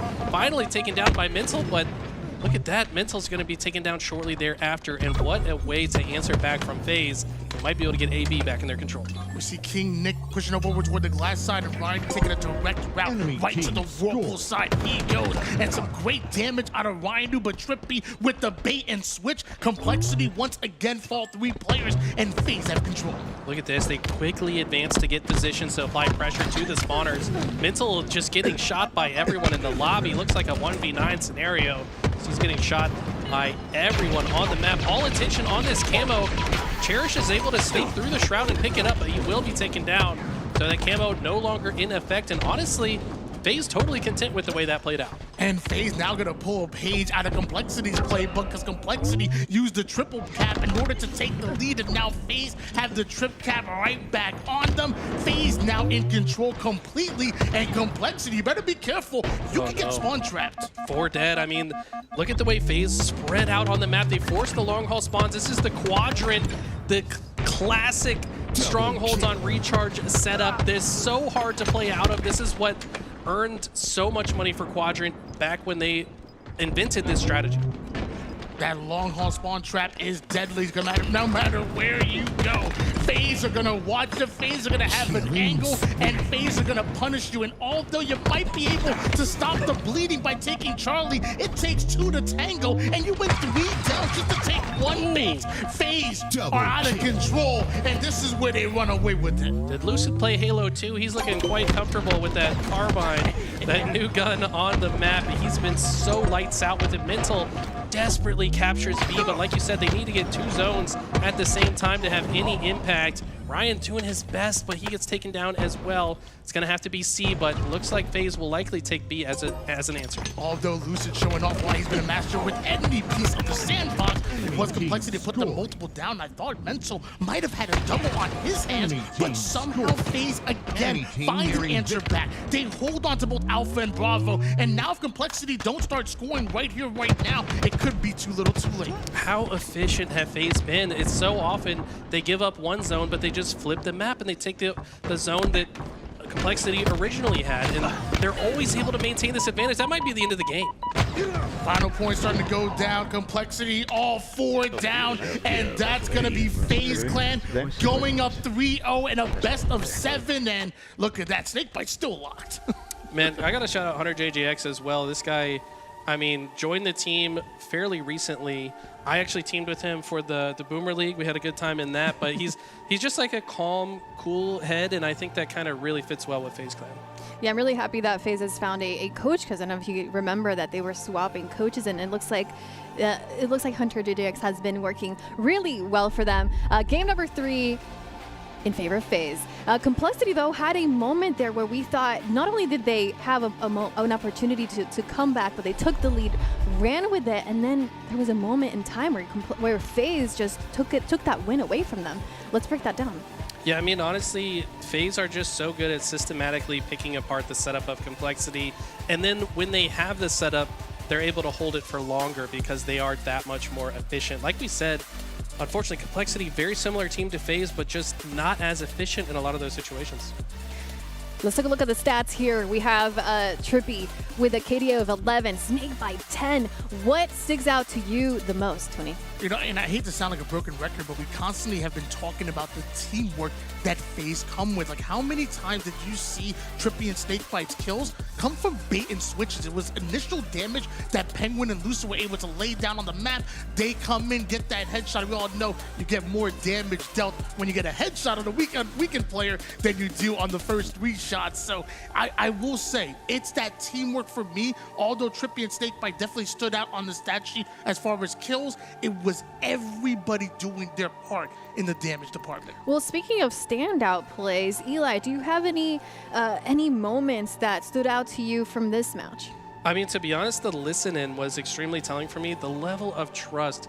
Man, I wish I could trust my matchmaking teammates as much as these guys trust each other, because they are so frequently, they're shooting a player 3 times, calling him out, and then finding another target or finding something else to do on the map because they trust that that damage will get followed up on. They see that their teammate's in the right position to do it, and they don't have to stress about like doing everything themselves. And that's why their stats are so frequently so close together. They have the same number of kills because they're just outputting the damage that's on their screen and everyone else is following up. Now we're moving on to the newer map of Lattice. You guys called this map as an opportunity for Complexity to take a game away from FaZe. We have FaZe with a 3-0 so far. Can Complexity take this next one? I mean, I definitely think they can. I mean, they have opportunities to do so. They have the capability of doing it. But at this point, I need you to believe in yourself that you can do it because you're down 0-3 in a series against FaZe. And if you're counting on them to get a little overzealous and maybe play too much to their advantage and make mistakes, you're the one that's mistaken. FaZe continue to play perfect Halo from start to finish, and that's one of the reasons why they might be the most dangerous team in the league. I mean, the fact of the matter is Complexity have now lost 15 games in a row when it comes to the LVT Pro Series. They got 0-4 their last 3 series. Now they're down 0-3 in this. They've got to really dig deep. I mean, that's a shot to the confidence, right? And I need to see them like kind of start to believe in themselves, like Tony said, but it's really hard to when you're on such a deep losing streak like they are. Well, this is a newer map. You both mentioned that, you know, both teams and all teams are learning how to play this map the best way. How can Complexity take advantage of this being a new map, and what's the best way that you could potentially play this? I think with that mindset and the way that that question's worded, they can. Because I feel like the way that FaZe study, the way the FaZe scrim, the way the FaZe just walk around the map and figure out angles and every last bit of strategy, FaZe are prepared just as much Complexity, maybe even more so. And when Eli was talking about the whole team being on the same page, well, that's the book that I want to read every single time. I think with the way that, even though it's a new map, I think FaZe have come to this event probably the most prepared. Well, Eli, my question to you was going to be, what are the key places, the key areas in Lattice that can propel the winner to be able to take this next win? Well, it looks like we're jumping into the game in just a moment. King of the Hill, Lattice. Yeah, I mean, strategically, this map still undergoing meta analysis from everyone in the league, but for me, it depends on each hill, right? Like, depending on where the hill is, more often than not, the red side of the map is actually better on this game mode, whereas in the other game modes, the blue side, I think, is heavily favored for both oddball and strongholds. But that top vent ledge in red, you can see basically the entire map.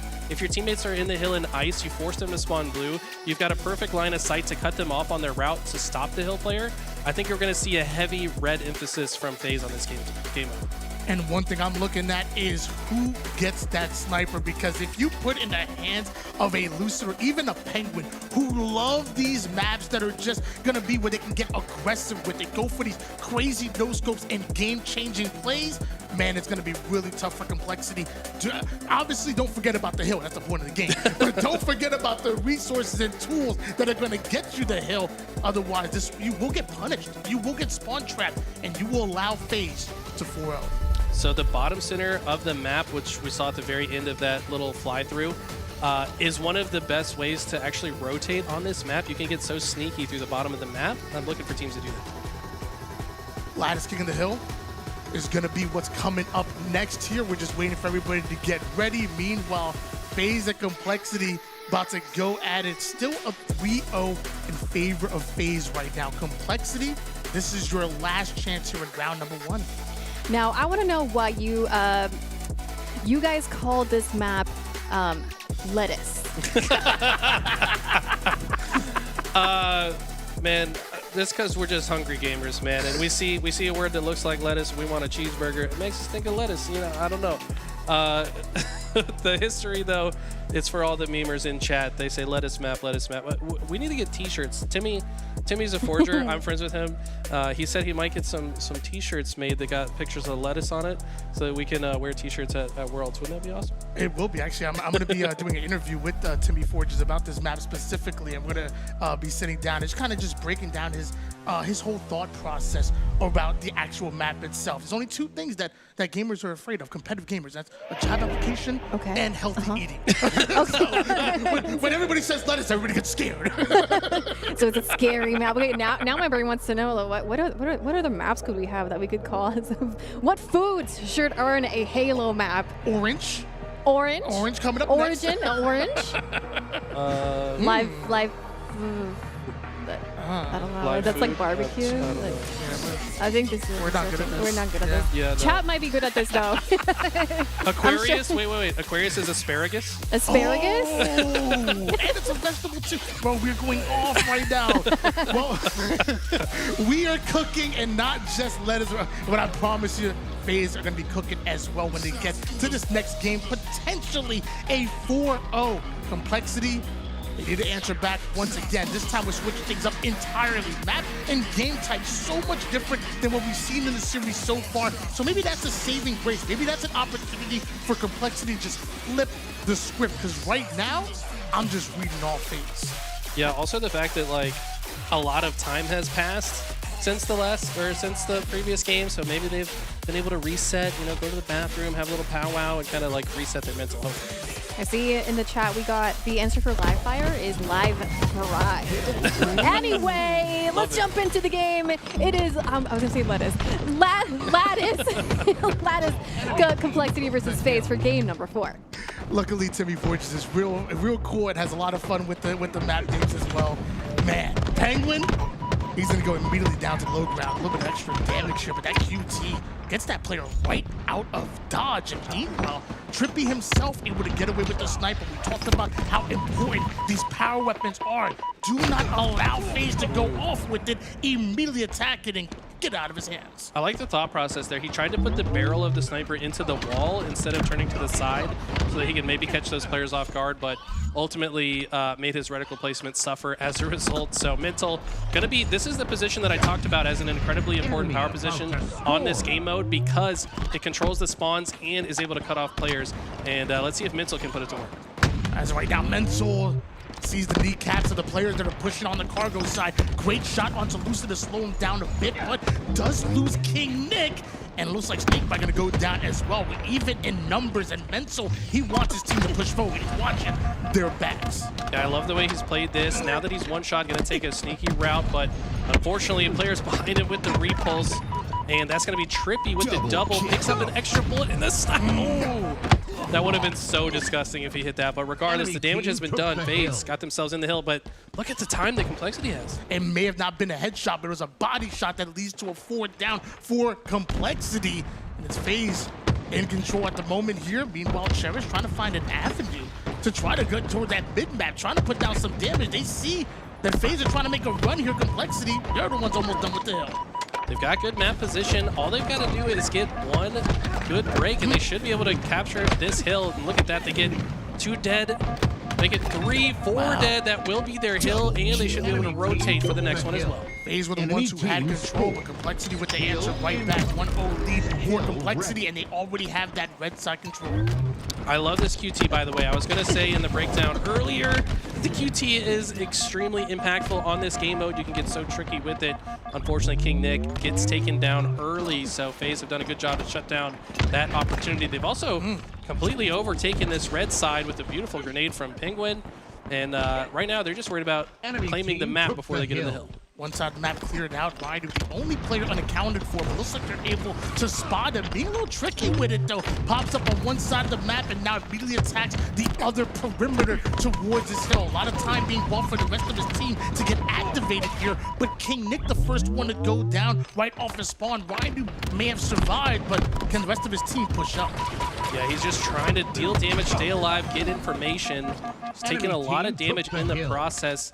The sneaky second there of hill time. Let's see if that comes into play. Just trying to be as efficient as possible. And now All they got to do is clear out Snakebite in the back of red. They do so without falling, and that's a big deal. They have numbers advantage so far, but Trippy's the one with the sniper. Will this be a game changer, or can King Nick shut him down? We immediately go down for FaZe, the final player being forced out over toward the hillside. There should be some hill time for Complexity, but FaZe, they're already off a spawn. Yeah, honestly, Complexity totally fine to burn a lot of time off the clock during this hill. It's only half the regulation time is already burned off of the clock. Now just kind of playing the game to keep away. If it takes them a long time to capture this, they still have that lead. They're totally content with that outcome. This reminds me back in Season 1 when Ryan's E-United squads could literally have won a live fire game, the hill game, 1-0. As of right now, they're running house. It's 1-0. There's just over 2 minutes on the clock. And if they go up 2-0, this is going to be huge. Why don't we go in and listen in with Complexity and see what the strategy really is? Penguin low. He's one. Hey, Watch Watch out blue wood. Watch out blue wood. Penguin. Watch out blue wood. Two blue wood. Two guys trying to push red one. Two guys watch out blue wood. Watch out shields. red. Well done. Two right. In the hill. Took the hill. It's QT river. On Billy, two guys. Oh, he's bottom. I got stuck. Oh, I got one. I had two in hill as well. I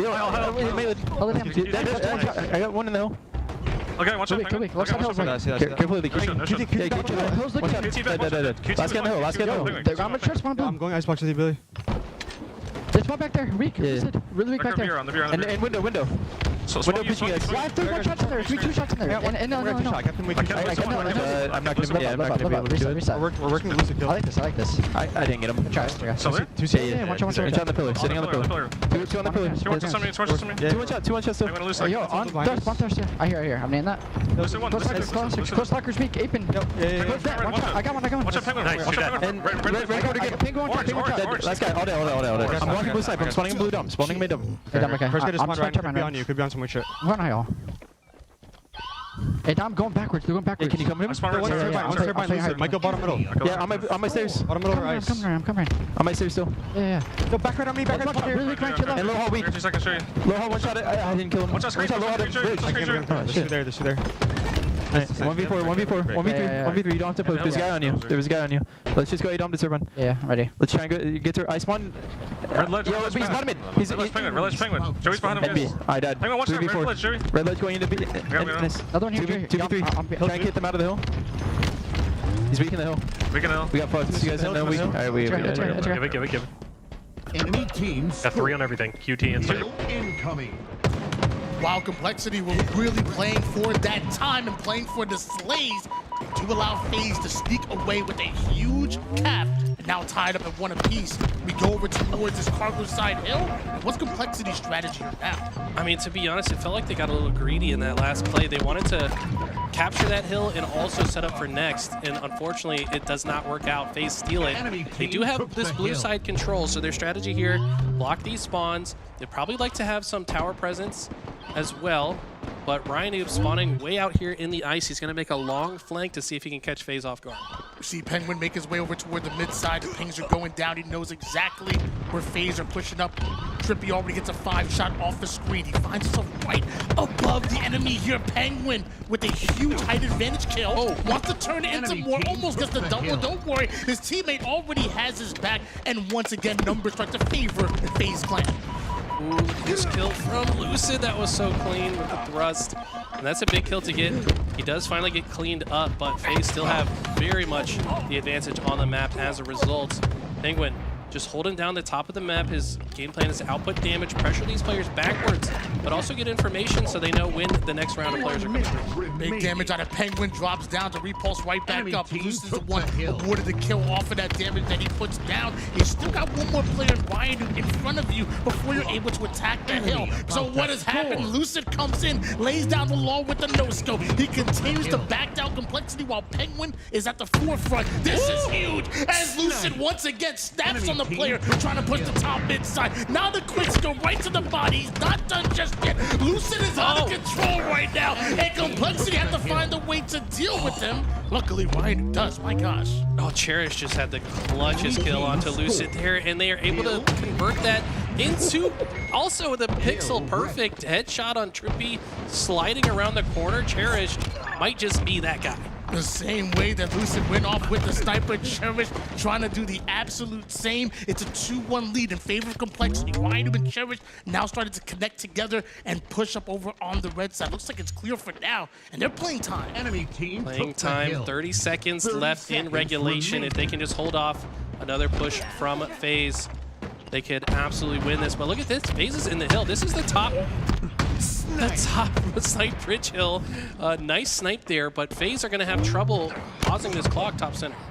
Really tough. Complexity could have an angle on this hill from every side of the map. It feels like no matter where they spawn, they can find a way to have the reticles trained on FaZe, but FaZe taking away some time, stopping that timer from going down here. But Snakebite catches a plasma grenade right to the dome. Ryan Noob anticipates the push from Penguin. A couple of shots slows him down just a bit, and FaZe don't have time to slow down. They need to hop in the hill. Penguin with the piff. That is such a clutch kill there from Penguin, but will it matter? He gets shut down, and Mental is just going to play the Guardian, and they will seal it. So Complexity on the board at the time they needed it most. First map win for this series for Complexity. We were talking about how, like, wondering who studied this map the most, and it looks like Complexity might have had some extra time on this map, and I heard the name Ryan Noob a lot, constantly throughout this entire map. What, I was just gonna say, maybe what nerdy plays happened other than playing time throughout this entire game that, you know, guaranteed them that win? I mean, I saw Ryan Noob making some big brain flanks as well. If you spawn on that red side of the map, there's not a whole lot of options you have. If you try to play up towards the tower, you're probably going to get spotted out. So instead, he gets the sneaky route through the ice all the way behind enemy lines so he can line up his timing with his teammates that are pushing on the other side. So he was able to create a lot of pinches that led to their success this map. You know, when I was looking at it, I look at in the early game, King Nick's positioning and the damage he was able to put down, I think was serious, but also Cherish with the sniper. My gosh, when he was able to get it out of the hands of Lucid and get into his own hands, he made some plays as well. I think about, what if they never killed Lucid and allowed him to keep the sniper? What happens from there? Do FaZe come back in the game? Well, we'll never see that outcome. Complexity put their first game on the board. Maybe in another parallel universe.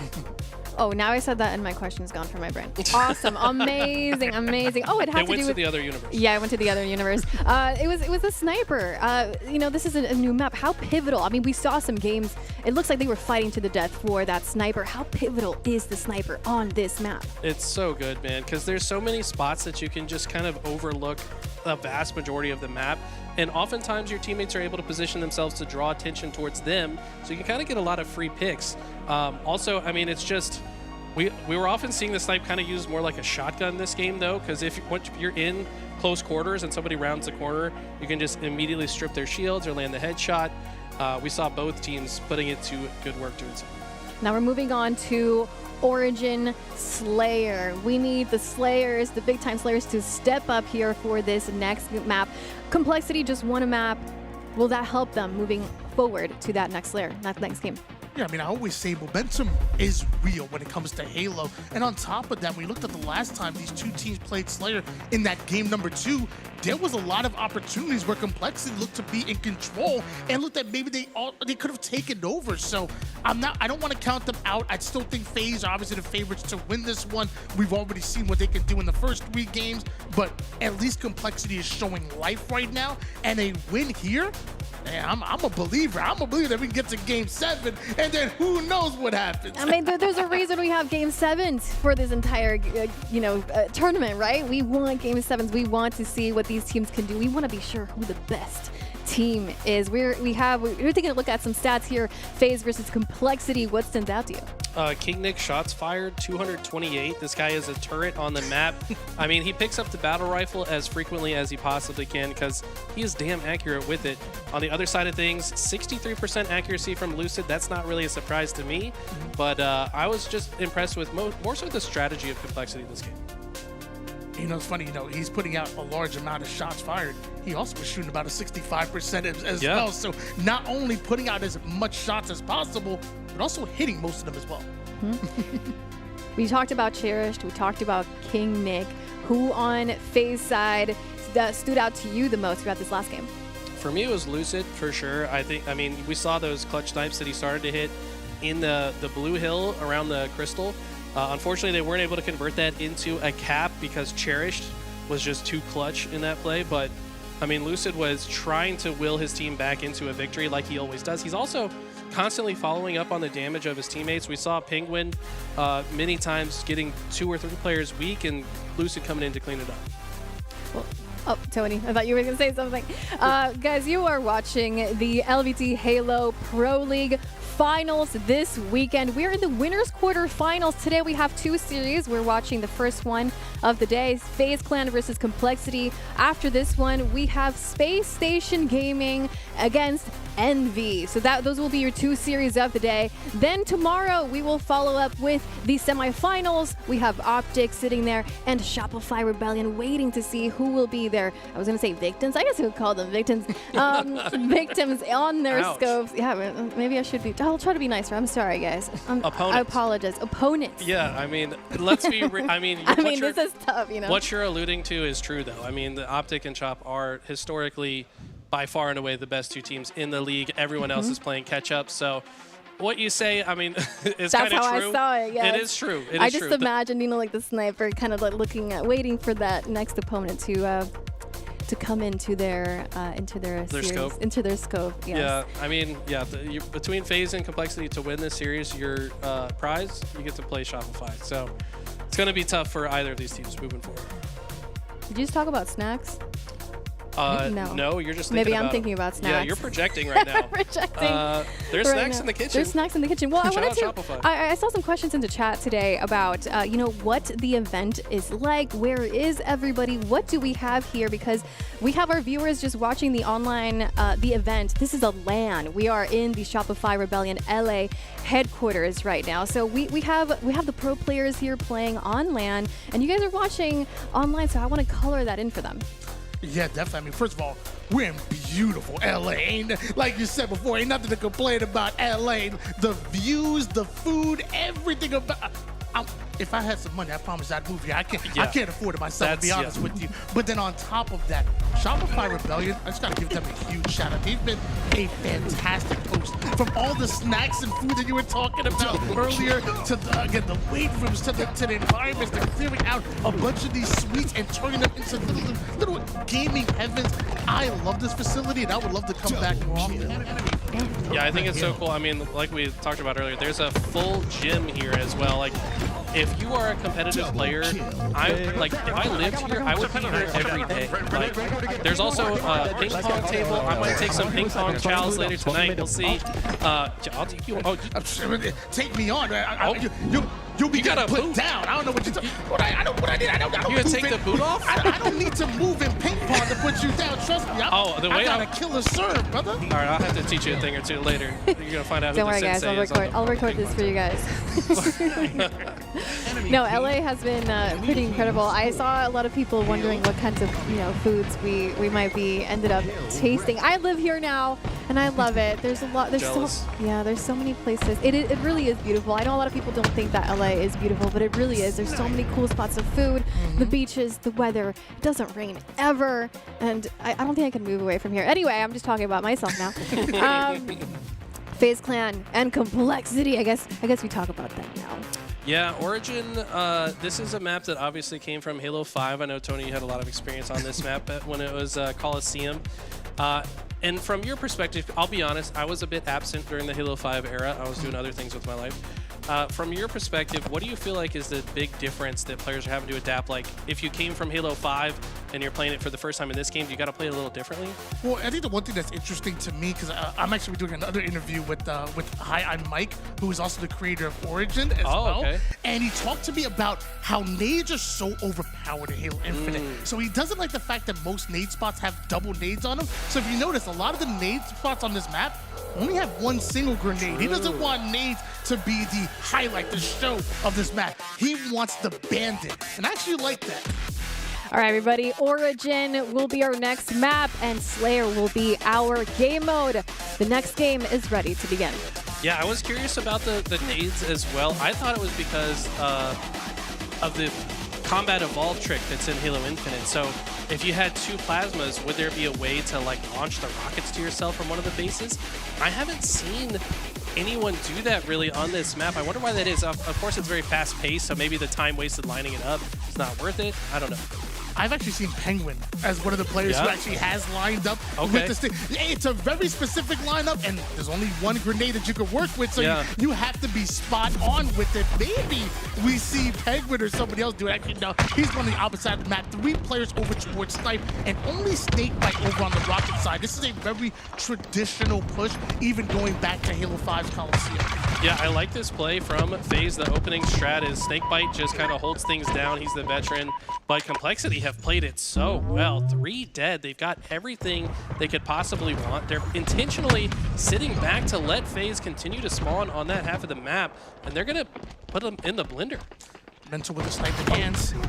Nice little back smack, not done just yet. Almost snaps onto Lucid. Luckily, his teammate quick with the cleanup. Multiple going down for FaZe, and a 7-0 run. Cherished has rockets. Mental has a sniper. Is this not the perfect start for Complexity? I mean, mathematically, I think so. You haven't tied yet. I mean, you got everything on the map. You know where FaZe are spawning. They're going to rotate through, and it continues as Ryan starts the next opening with the perfect. They might start 10-0. They do. Ladies and gentlemen, this series started as a 3-0 in favor of FaZe. Complexity went on a 12-0 run before finally Snakebite was able to find an answer back. We literally just witnessed perfect Halo, and it's not done just yet, because this man is going mental on the map with the snipe and Bandit 2-piece, and now a player stuck over towards the elbow side. Mental's gonna alleviate him of some of that pressure, send them back to the respawn screen. No, here comes Lucid. Okay, FaZe systematically trying to get themselves out. I don't think they're out of dodge quite yet. Still in disadvantage, don't have great positioning on the map. They've got to earn it, but I like their process. They're slowly clawing their way back into this. They not able to make it over toward that BR side. Trippy gonna find an entirely different route. Finds a weakened Ryan dude. Eventually ends up going down here. Now we see King Nick getting up close and personal. Trippy's gonna win that engagement, and every engagement that goes FaZe's way is them clawing their way back into it. Yeah, they started down 12, now only down 7. So a huge difference there. Complexity, though, content to trade out to the finish line here. Still early in the game, so a lot of time for FaZe to come back into it, but this is also a map that can start to get into kind of a trade fest as we're starting to see. 6 kill advantage here for Complexity. Mental not able to survive, and as multiple go down for Complexity, FaZe will continue to press the issue, find the spawning players, keep them staggered, and make sure to keep that pressure on them. This is the way that FaZe come back in this game, as Lucid rips a double kill out of nowhere, and Sniper's about to come up. That was so efficient from FaZe. How have they brought this back? It's only a 4-kill game now. Complexity kind of crumbling, but we're starting to see how snowbally this map's advantage state can become. FaZe turned that into a rocket grab and a double rocket, but neither die. It's 2 one-shots. They will get cleaned up. And just like that, FaZe have virtually tied things up. Even a 12-0 run for Complexity ain't enough to stop FaZe, and you ain't stopping Big Game Trip either. One headshot almost to the double body, but right back over toward that top mid position as he continues to punish Complexity players. A body shot to a headshot. Trippy barely missing with the sniper, getting maximum value out of this clip. And stays alive and will completely rotate. He wants to surround the enemies that might still be in this base, but little does he know, there's no one home. Actually, maybe he does know, because he's not even going to check it. Turns around, almost lines up the no-scope. You saw what he was looking for, but what a bounce back from FaZe. Tied game at 23 apiece right now after all the action that we've seen go down. Maybe things slow up just a bit. Somehow Lucid down to 1 shot. How does he survive? He has to put a couple of shots into King Nick. His teammates there to cover his back. Double kill for Snakebite. 1 shot over toward the top Rocket side, and FaZe have the lead. Such good teamwork from these guys. We sound like broken records, but how often do they keep each other alive in these pivotal moments? Complexity do answer back with a few of their own, and now it is FaZe kind of in a precarious situation. Snakebite did get a spawn on the opposite side of the map, though, so he might be able to help them. 1 kill advantage. K-Nick runs into Lucid's sidekick, looking like the main character. But Snakebite survives. So to Silver he goes. And now tries to push over towards the snipe side. Teammates have had enough time to spawn up now. So as his damage goes down, you see Trippy immediately replace him. The bait and switch has always been in Halo, and it's always been dangerous, and one that FaZe use as a weapon as they take apart Complexity player by player. It's a 31-28 lead. You're starting to see why Trippy tops the charts when it comes to fantasy. This man has no fear. He pushes straight in when his teammates need him and picks apart Complexity, finding that double kill to give them a 4-kill lead. And look at this, Complexity all spawning in one base. FaZe have all the exits covered.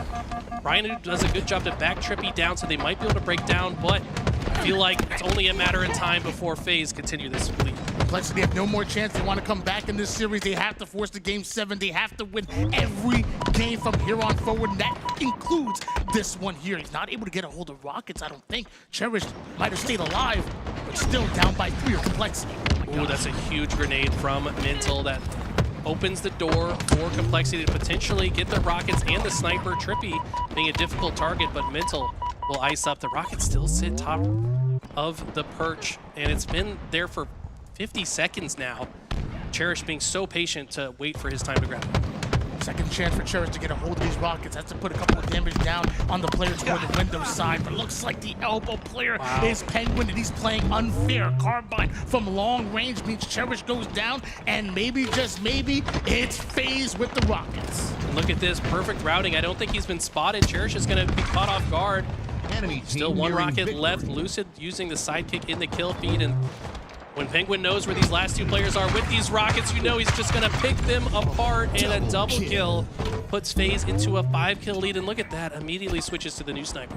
From rockets to a full sniper, Penguin is really enjoying himself on Origin. Right back over toward the top mid he goes. All of Complexity have spawned up. Cherish has responsibility of holding on to the elbow side, but he's starting to get pushed as well. Penguin taking some damage here, and if Complexity maybe reverse things around, it was FaZe that had all the advantage in the role, but now they're 3 down, and Sniper is no longer in the hands of Penguin.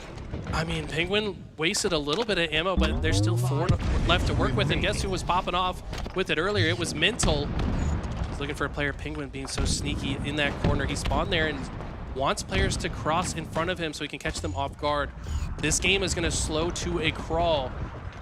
Cherish gets the opening break slay. That's massive. If Complexity convert this, this would be huge for their chance to win the game. Tied him at 42 apiece. Mental already has 14 kills to his name. With this sniper and 3 shots, he can turn it into much more. Penguin just barely missing out on the quick scope headshot, but it still came in to get a kill off his screen. It's then Mental that comes in to finish off Penguin. Complexity started with a 12-0-1. Look at them now, up by 3 kills and just 5 away. Make it 4 from taking another game. Lucid somehow survives, but for how long? Cherish is there to cut him off. And a perfectly placed grenade. No. This player, Trippy, is just going to run past it. Somehow gets the kill there, but I don't think it matters. Complexity just need 2 more. 48-43 right now. Just need 2 more kills due Complexity, but only 5 behind our FaZe is still doable as Cherish gets 1. Ryan does enough damage onto Snakebite for somebody to come in with the cleanup, and it is Cherish that comes in with a huge kill. Wow. Complexity now with the momentum, win their 2nd game in this series today. It's one of the closest games I've seen in the entire series. Let's go ahead and break down how they got that win. I mean, they started with a huge lead, which you would think that was how they won this game, but they were just icy in the end game. They held off the pressure that FaZe started to put on. FaZe went up by 5 at one point. It was, what, 42-37, I think? And then Complexity just rally back. They get all the power weapons towards the end. They were very patient en route to grabbing those as well. We saw Cherish not willing to overextend and just waited for the right time for them to grab those rockets. And I think that patience paid off. Yeah, I mean, at one point, FaZe had the lead. They had map control. You had Complexity stuck over towards the blue base. They were spread wide. I think Cherish was one who opened up with a huge kill over toward the elbow side. It might have actually been on Trippy. And then eventually, everybody else just started getting cut the kill when Complexity only went down 1 player, and FaZe got wiped. It was such an answer back from Complexity despite being at a non-advantageous position. Let's talk about the work that Mental put in at the end of the game to secure that win. I mean, Mental just played perfect, honestly. He's, that was a disgusting no-scope, by the way. Got to point that out, probably the sickest one of the game. But yeah, Mental just kind of positioning himself to where he can see a majority of the map. He can also stay alive as long as he needs to. Here's him with a great grenade kill onto Lucid, but I don't know, he just knows how to play this map. I mean, it's crazy that players are still sleeping on Mental.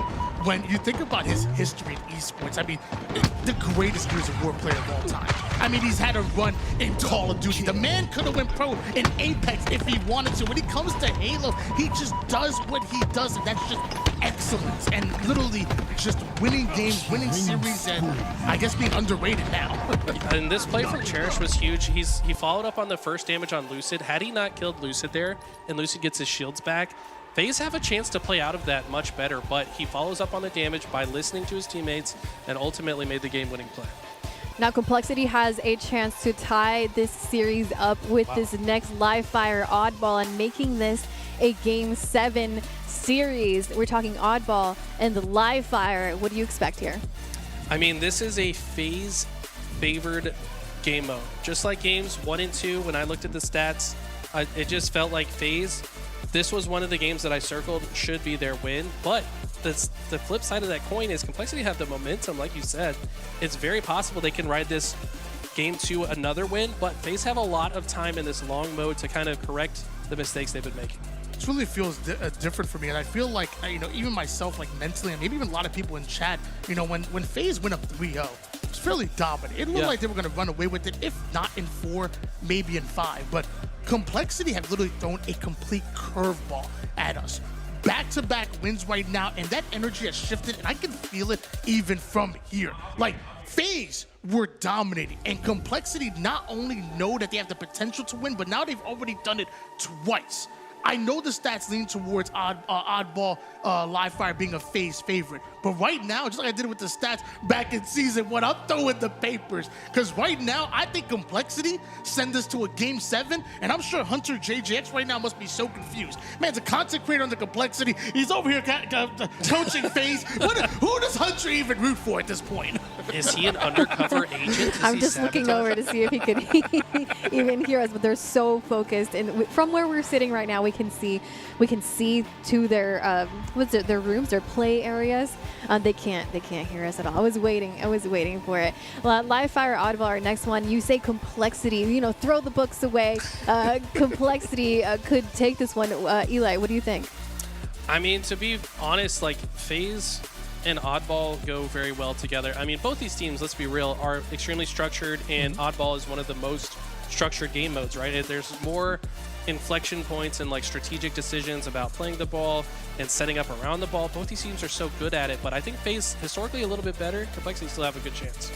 I mean, they're cut from the same cloth. We've talked about it before. We hinted at it earlier. Like, literally, FaZe and Complexity are very, very similar teams. They're comfortable in that half-court setup. And no matter who has that control, we're going to see excellence when it comes to watching each other's angles and great defense. Will Complexity tie this series up, or will FaZe say, we're good for today, we're going to go enjoy some LA food? We're going to find out now.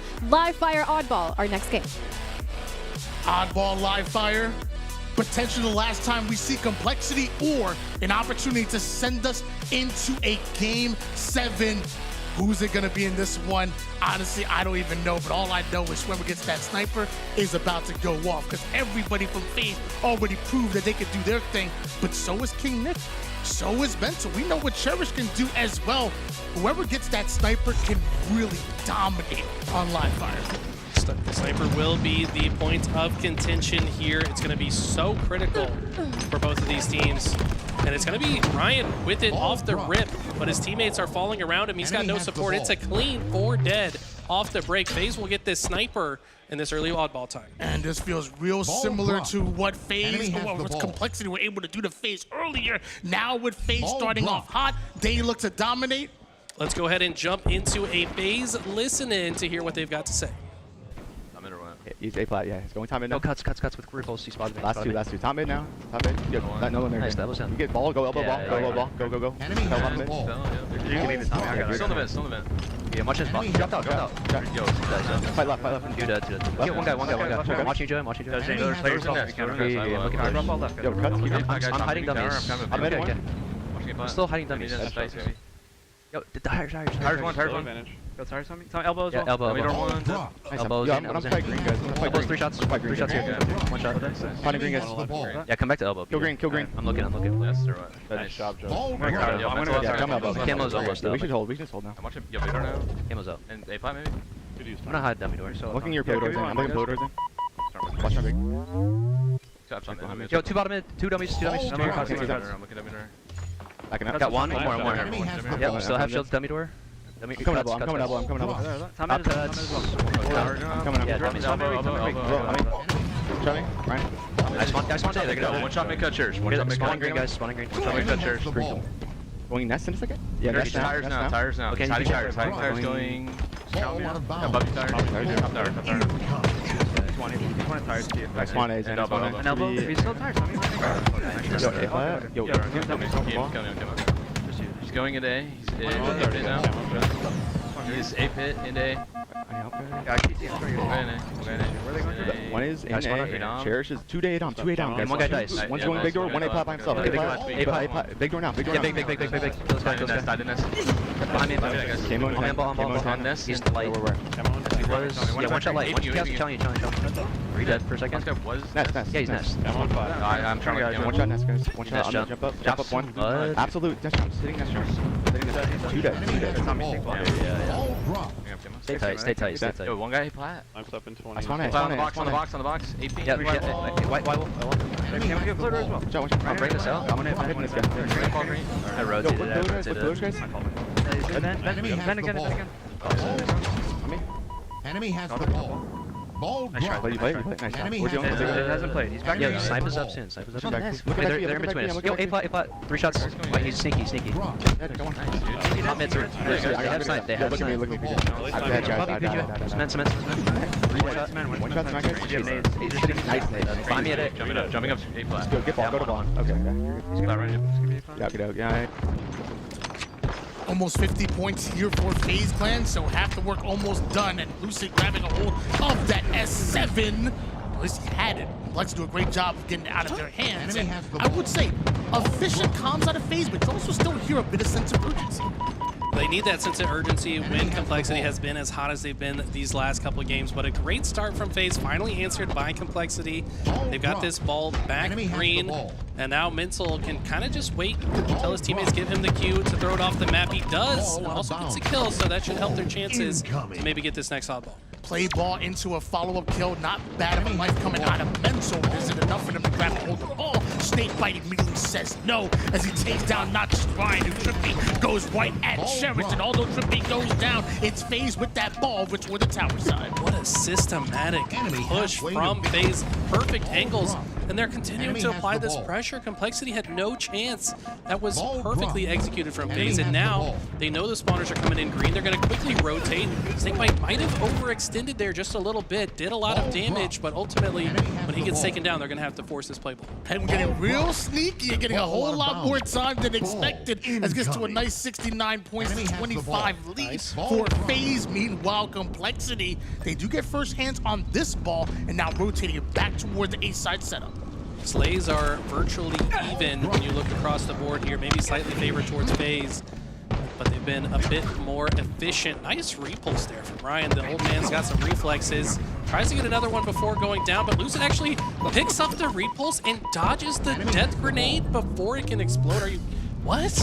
The heads-up play to see the kill on Ryan, catch the repulse and immediately act. It might seem simple, but it is such a high IQ play that you just seen. And you see follow-up plays coming in left and right, and that means FaZe are not only grabbing a hold of the ball, they're pushing it back towards their spawning players, away from Complexity. This could be it. They are so efficient at these setups as well. They get the ball top tower, and they talk about which lanes are being watched. Penguin, always so tricky, finding a corner that his opponents do not expect. Complexity, though, get 4 dead, steal the ball. Perfect timing. They've got the whole map to themselves. Normally, FaZe would have played that ball immediately after going 2 down, but Complexity must have came in way too quick, way too efficient, and now Complexity getting a whole lot of points that you didn't expect them to get here. FaZe now off a spawn. Ryan looking to do everything he can to stay alive. He has his teammate with ball on the tower side. He has to stay alive. He has to stay healthy. He's not going to get either as Trippy somehow infiltrates tower, and he's going to force the play ball. Nick, really smart routing there with the oddball just to get a little bit more time, but problem is, as they fall, new sniper was up. It's in the hands of Penguin. He's already hitting body shots with it. Great return fire from Mental, but the flick shot's even cleaner from man on your screen, and he's just trying to find his next victim. 7 bullets, a whole lot of ammo in the sniper. Expect him to give that ball towards a teammate and let him cook with the sniper. And he takes a completely different route. Actually, look to go to screen side. Finally, somebody grabs a hold of that ball. Maybe a bit of miscommunication or just extra slang on the side of FaZe, because once again, Complexity find himself half the players down, and that's round. Yeah, it looked like a potential miscommunication, but to be honest, it just looked efficient. By the way, here's that play again. Lucid grabs the repulse off of Ryan's body and uses it to dodge the grenade that Ryan just threw. I mean, the reaction time, the heads-up awareness in that play was insane. Whether he saw it on the arm of the Spartan or saw the repulse flying towards him, it's still a quick decision he has to make right there. And beautifully done by Lucid and FaZe in that round number 1. A snake fight with a triple out of nowhere. A one-shot. Cherish is running away for his life right now. Luckily, a teammate there to watch his back, because Snakebite was just about to go off. I thought I saw a slight little smirk on his face when he died there. Like, yeah, maybe I went a little too hard for the overkill. But that snipe will go into the hands of Complexity. They've got it back A, though, which is not historically a great place to hold the ball. That's why they look to rotate it towards the garage. Penguin expecting that maybe a player would be watching from the A side, and this is just going to be a quick play ball scenario. But I tell you what, that's a pretty solid start for Complexity in this round. Heads up play by FaZe to expect the cutoff over toward the green side. They're watching it immediately. Now they get a chance to involve themselves, trying to rotate it. But Penguin also wants to try to get some advantage here with this camouflage. So passes it oddball over to a teammate. The skill jump over on the sandbag side, not gonna hit that one. Maybe he did it on purpose to double check bottom mid. Who knows? But regardless, he's actually going to just completely wrap through top center. And a good push from Complexity with good timing. It's going to shut down Trippy. That sniper, I think, was lost by FaZe and should be now in the hands of Complexity. Real sneaky over to the corner. Immediately as the call out comes in, he snaps onto Ryan, who had that height advantage on him.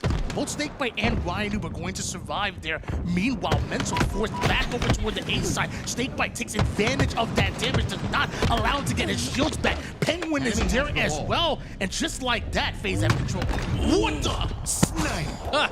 Great observer switch from Callus. That sniper had 1 bullet left in it. Lucid's going to find the headshot instantly. They've now taken the lead, and look at this. The staggered kills mean that Complexity are not going to have 4 alive for this push. They might have to slow down. Enemy has the ball. Cherished with the QT, a bit of a get out of jail free card as he finds his way over towards bottom mid side. Teammates are falling.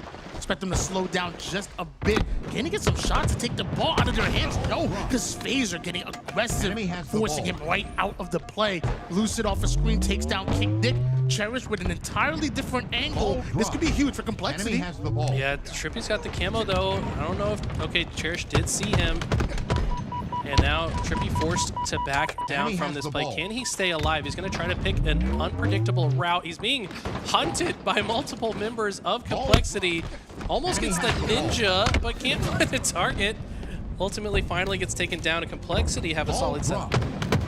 Tower belongs to Complexity at the moment here. Great damage by Mental onto multiple members of FaZe. Even Snakebite getting involved on the mid side, but somehow Mental just like a turret. Damage onto everyone. Lucid somehow gets the kill despite being one shot. Still an advantage for FaZe. Ryan has the new sniper and he's flying towards the enemy players. Gets that nice no-scope into melee combination. 3 dead for FaZe, so despite Ryan having that power item, knows how important it is. Go ahead and move this ball to his teammates. Now just needs to find a couple snipers. Elimination says nobody's pushing the camo side, so that means Ryan Noob changed attention towards the C and immediately is putting body shots in.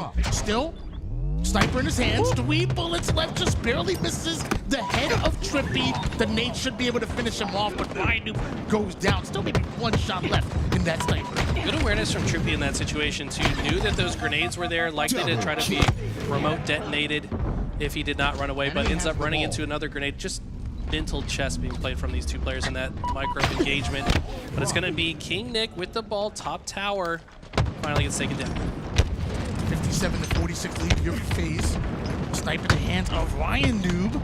Goes in for the quick scope. Has multiple members of FaZe that are pressuring him. And actually Lucid, a crazy play to try to get that ball away from tower. Denying time here, but Complexity put them 3 down. Ryan is not missing, by the way. This guy just went lights out through that play. 17 kills, only 15 deaths, and he just feels like he's in the right place at the right time, keeping Complexity alive in this round. Keep in mind, this is back against the wall. They lose this, they go to the lower bracket. They need to win this round. Right now, Complexity playing like it. Down 0-1 in rounds, but they do have the lead in this one. Cherish still has that ball. Snakebite wants to deny time, but he's down to 1 shot. Cherish ain't playing the ball. He's going at Snakebite, but as he goes down to 1 shot, that ball does not make it off the map. It doesn't, and FaZe got 2 kills. They're 2 dead as well, though. Lucid gets a very clutch kill. Will it ultimately be won by FaZe? Yes, Trippy, last player in the play, has camo and the oddball. First set of spawners from Complexity are already putting pressure, though. Great play by Trippy, makes his way towards tower, passes the ball to a teammate, finds a player trying to sneak over on the mud side, and immediately able to throw down a few denial nades. Multiple of his teammates at the black screen. The backsmack doesn't connect. Oh my gosh! Trippy goes down! Cherished with the double beat down with the oddball in a massive situation when his team needs him the most. Ultimately, it looks like the play just never ends. This is just a non-stop wave of both teams fighting over this ball. It finally gets thrown off the map. And guess what? Trippy's got the new repulse as well. Ryan to be able to get that ball off the map, but FaZe are so quick to bring that ball right back onto the tower side. Cherish with a huge kill, but Snakebite on the cleanup.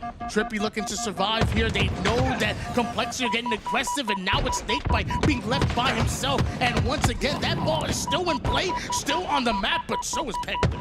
It just feels like this fight never ends. It's just a non-stop brawl. Every spawner just getting as fast to the tower as they possibly can. And it's been Complexity just narrowly winning in these engagements.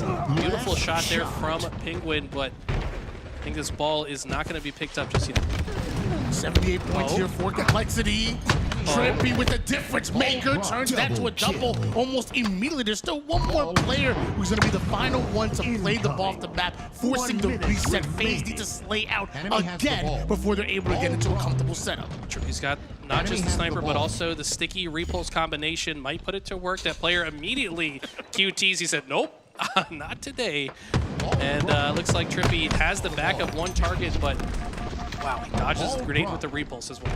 Clearly the headsets are working perfectly fine. Using the audio cues to find the backside of the player sneaking towards mid and not done just yet. Sends him back with the repulse, and that's a huge kill. Still sniper in hands. But more importantly, Trippy looking to play his life. The nade goes down, and it connects. Oh my gosh, big game Trippy here. You might have just sealed them this series as well. Nope, Penguin does not expect this player to be here so quickly, and that's a huge kill. There's 30 seconds on the clock. It's tied right now. Complexity still scoring. They have FaZe 2 down. They almost were able to get away with the camouflage. Lucid, although able to get a double kill himself, he goes down, and so does the sniper. Final seconds coming in from Cherish and Complexity, but they're not able to score. FaZe that ball. Snakebite's got this player's back, and he's got help from a teammate. Just trying to shut off any players that might be approaching. They're down, but have good map positioning. But Ryan gets the opening slay. This is it. Snakebite with ball, taking a lot of grenade damage. Ryan Noob trying to make his way towards Big Door, but he's shut down. Snakebite can't quite find the kill. And 3 down, go FaZe. Complexity somehow do it. The final seconds are here. And ladies and gentlemen, we're going to a round number 3. Complexity with their backs against the wall just become a different team. I mean, this is just all members of both teams just trying Enemy to has flood the this ball. area as much as possible. Complexity just out teamwork in the end. This is coming down to the wire. Complexity refused to give up, and they are now one round away from sending us into a Game 7. This is what we wanted to see as 4 go down for FaZe and Complexity move into the setup. The confidence from Mental there to reach out in that situation against Snakebite. They're both one shot. Now he's got the sniper, lands the body onto Penguin as well. Means he should be able to stop them from getting camo. No, he's going to have to back up as he's weak. So FaZe were able to get that, and they're making a good push. He was using the camouflage as bait, but not able to get the headshot, and Lucid eventually snatches the camouflage away from him, but the bottom mid player gets out. Cherished still scoring right now. Lucid wants to get the ball out of their hands, and it looks like they're going to be able to do so. Played right off the map. 22 seconds for Complexity. Complexity might be on the path to force a Game 7. They were down 3-0. FaZe going to do everything they can to stop that from being possible. But the reverse sweep is absolutely in the cards as a potential outcome. FaZe still scoring at the moment here.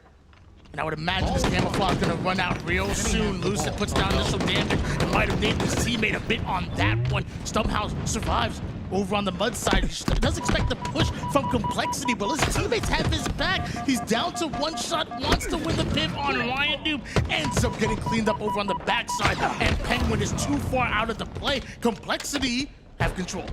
Yeah, Lucid tried to hit that skill jump backwards, maybe tried to get a little too fancy with it. When he can't find the ledge, ultimately gets taken down. Complexity going to take advantage. They've moved the ball to green, but didn't get it off the map, so that could come into play as well. FaZe looking to get control of the map. Ryan will force the ball off the map. Ball out of bounds. Ball ends up getting reset here. King Nick already up and baiting the ball at the moment as Lucid tried to get his hands on it, but it looks like not only was he able to grab, but able to get out of jail free here as Lucid now advances this ball back on mud. Such a smart route as well. He knew that players were likely to be coming through the rat tunnel and would have had a clear line of sight if he went out the dummy door. So instead he takes it pillar door, and they're able to wrap it all the way to tower. They've been able to tie it up off that heads up play. Ball off the map once again here, tied at 26 apiece as we switch over towards Lucid, who has a plasma pistol over toward the back pocket. Repulse does send Cherished back, but it looks like Lucid survives long enough for Cherish to get the nade kill, long enough to watch King Nick on the dead screen snatch up that camouflage, and this is huge for Complexity. Where did that nade even come from? Penguin's dead right now. How did he get that nade kill? Either way, that's a clutch shutdown of that camo, so that Complexity have a little bit less resources. Mental in a very precarious situation, kicking the ball around like it's a soccer ball for the moment. FaZe now going to rotate, but the winner of this fight should take the lead. Big damage onto Penguin, but it's not a 1v1, it's a 1v2, and somehow Mental's able to deal with it. Puts Penguin down to 1 shot, takes down Snakebite, reroutes and puts some extra damage onto Lucid, who has the sniper, and he's gonna make some magic happen. Double kill out of Lucid, but somehow not enough. Both these teams are playing so insane. It's just absolute mayhem on live fire right now. Neither team willing to give an inch. Ultimately, that sniper did end up in Penguin's hands. He's got the repulse as well. Finds 2 targets when he goes up. Gets one weak enough that the teammate can finish it. And should be able to get some ball time out of the situation. Both of these teams know if they do get that inch, the opposition will take a mile here. Penguin, nice little quick scope over to where the players on the pillar side. Teammate cleans up the dummy side player as well, but Complexity still finding their kills. So some way, somehow, Penguin has to survive and watch over towards the mud side and watch his teammates back. Oh, these guys are watching each other's back so well, keeping each other alive. This looks like a FaZe lead steal. Complexity spawning in garage. Have to decide how they want to play this. They don't want to send all resources to one side. They've got to make a balanced push. They're going to take their time. Both Snakebite and Lucid with 37 kills and plenty of assists to their name. Also doing ball time as well. Everybody has to play their part. As I say that, FaZe get wiped off the face of live fire. Complexity look to grab ball early. And look at this, Ryan with the forethought to block the back B spawns, forces the A spawns, immediately flanks the spawners. Look at this. They might be able to convert this into a lot of time if he can finish these kills. With Complexity in control in the first 2 down, I want to hop into a bit of a listening because Complexity have just taken the lead. Billy's camo. Yeah. Careful key. I don't see anything bottom. We're missing one. Tower in mud. Both weak. Looking for mud. I'm looking. Tower's combo. Mud's one shot. That's one. There was a guy tower. Oh, tower. That's Tower. The other guy got Kimmel. No. Camels burn. I'm top mid. One shot. See on you. 2 shot. Good play, Joey. Nice. You watch out for respawn. I'm absolute. Let me know one shot. Dead. Nice. Nice, Joey. Can we contra now? You want to spawn them all there? Spawn them A. Spawn them all A. I think they're left. Top mid to me. I'm running back in. On you. Yeah, a different guy top mid. A different guy in the mid. I got one. Yeah, it played top mid. I guess it's top mid. One shot in the vent. In the vent. 2 1 shot. Right corner top mid and dead. I need Dummy door. Something. I'm getting ball. Cuts, guys. Up. Dummy door. Cuts. 15 on site. Cuts. You're gonna play. We're gonna Dummy door. play. 1 shot. Watch out, I'm here. Two guys. As late as possible, Joey. Good job. I'm leaving this. I'm leaving you hard. Check. One shot. I'm pivoting. Watch out, Trippy. Reset comes. Doesn't matter. There's 2 dummies. Snipes up in 2 seconds. No, there's. I think we beat it. I'm fighting for it. They have it. I think one went cuts. He's weak. Weak cuts. Cuts with sniper. 2 there, I think. I was down. He didn't go. He's sitting cuts. One shot. And top tower. One shot. Pillar. Oh, guys, one shot. Watch out, pillars. Watch out, pillar doors. One shot. See plant. Dead. Sitting pillar door. Pillar door on ball guy. Pillar door on ball guy. I'm going for new ball. Pillar could be right. I'm not sure. Sink base. I'm spotting him in A. Where's sink base? He's dead. White wall. Look to it. Yeah. Go kill him. I didn't Keter. I don't get Keter. One shot screens. And the other guy kill. The other guy was kill. Keter gonna be up on him. Bring it up nuts. I want pillar. I know there's one pillar. Look at me. Play around ball. Good. Go. Do this shit, boys. Show this. Baby. There you go. Ladies and gentlemen, we are going to a game 7 here. Complexity going off.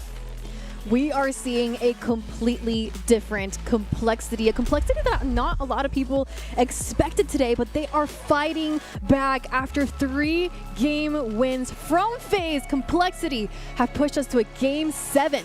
Let's talk about that live fire oddball. This is just unreal levels of resilience. I mean, to be down 3-0, like I said, after game 3, that was 15 games in a row that they had lost in Pro League. Now they dig deep, bring it all the way to a game 7. They answer back with 3 in a row. Not only that, they were down in the first round of this game as well. I mean, look at King Nick, 38 kills, had 40 deaths, so he's in the mix, 23 assists as well. Would love to see the damage, because that was an insane game. There's 3 players on 11K. Are you kidding? They've had momentum since, game number 4, and it almost felt like they almost lost it at the beginning of this live fire oddball, but something changed in the middle of round 2, in the middle of those really, really close fights where it could have gone either way. For those of you that were in the chat that were being disrespectful to Complexity when they were down 0-3. Let me tell you right now, you look stupid. You sound stupid, because for 20 years, this man Ryan Noob has been doing this. Every time you count him out, what does he do? Time and time again. But you keep being disrespectful, and now we're in a game 7, and Complexity legitimately have all the momentum in the world. FaZe starting off 3-0. Complexity going back to back to back, and I have goosebumps. I have goosies. King Nick heard you, and you saw the little grin on his face when he said that. He enjoyed that monologue. I mean, go to the accuracy real quick. These guys are hitting their shots 66, 66, 64. The lowest on the team is 63%. I mean, that's crazy. And you know why? You know why they're doing that, right? You know why? Because you know what they playing on back there. They playing on the Zowie monitor. I've been trying to tell y'all, if you see faster, you can act faster. You're trying to find out these players able to see the camouflage? It's because of the Zowie. You wonder how they're able to shoot 60% time and time again? It's because of the Zowie. Upgrade your equipment and stop being betrayed by your 70-inch TV. It's nice for football. It ain't good for Halo. Come on now.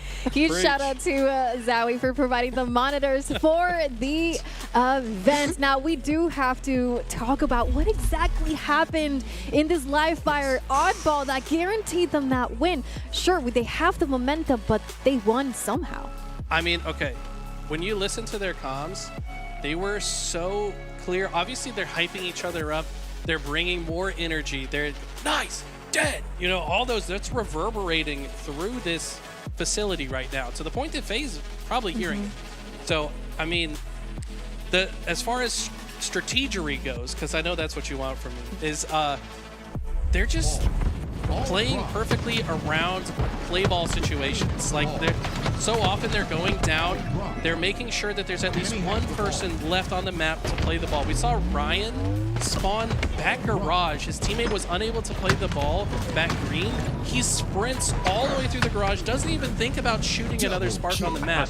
His entire goal was to throw it off the map. But listen to these comms, because you can hear the energy, but also just how fluid they are at playing off of each other.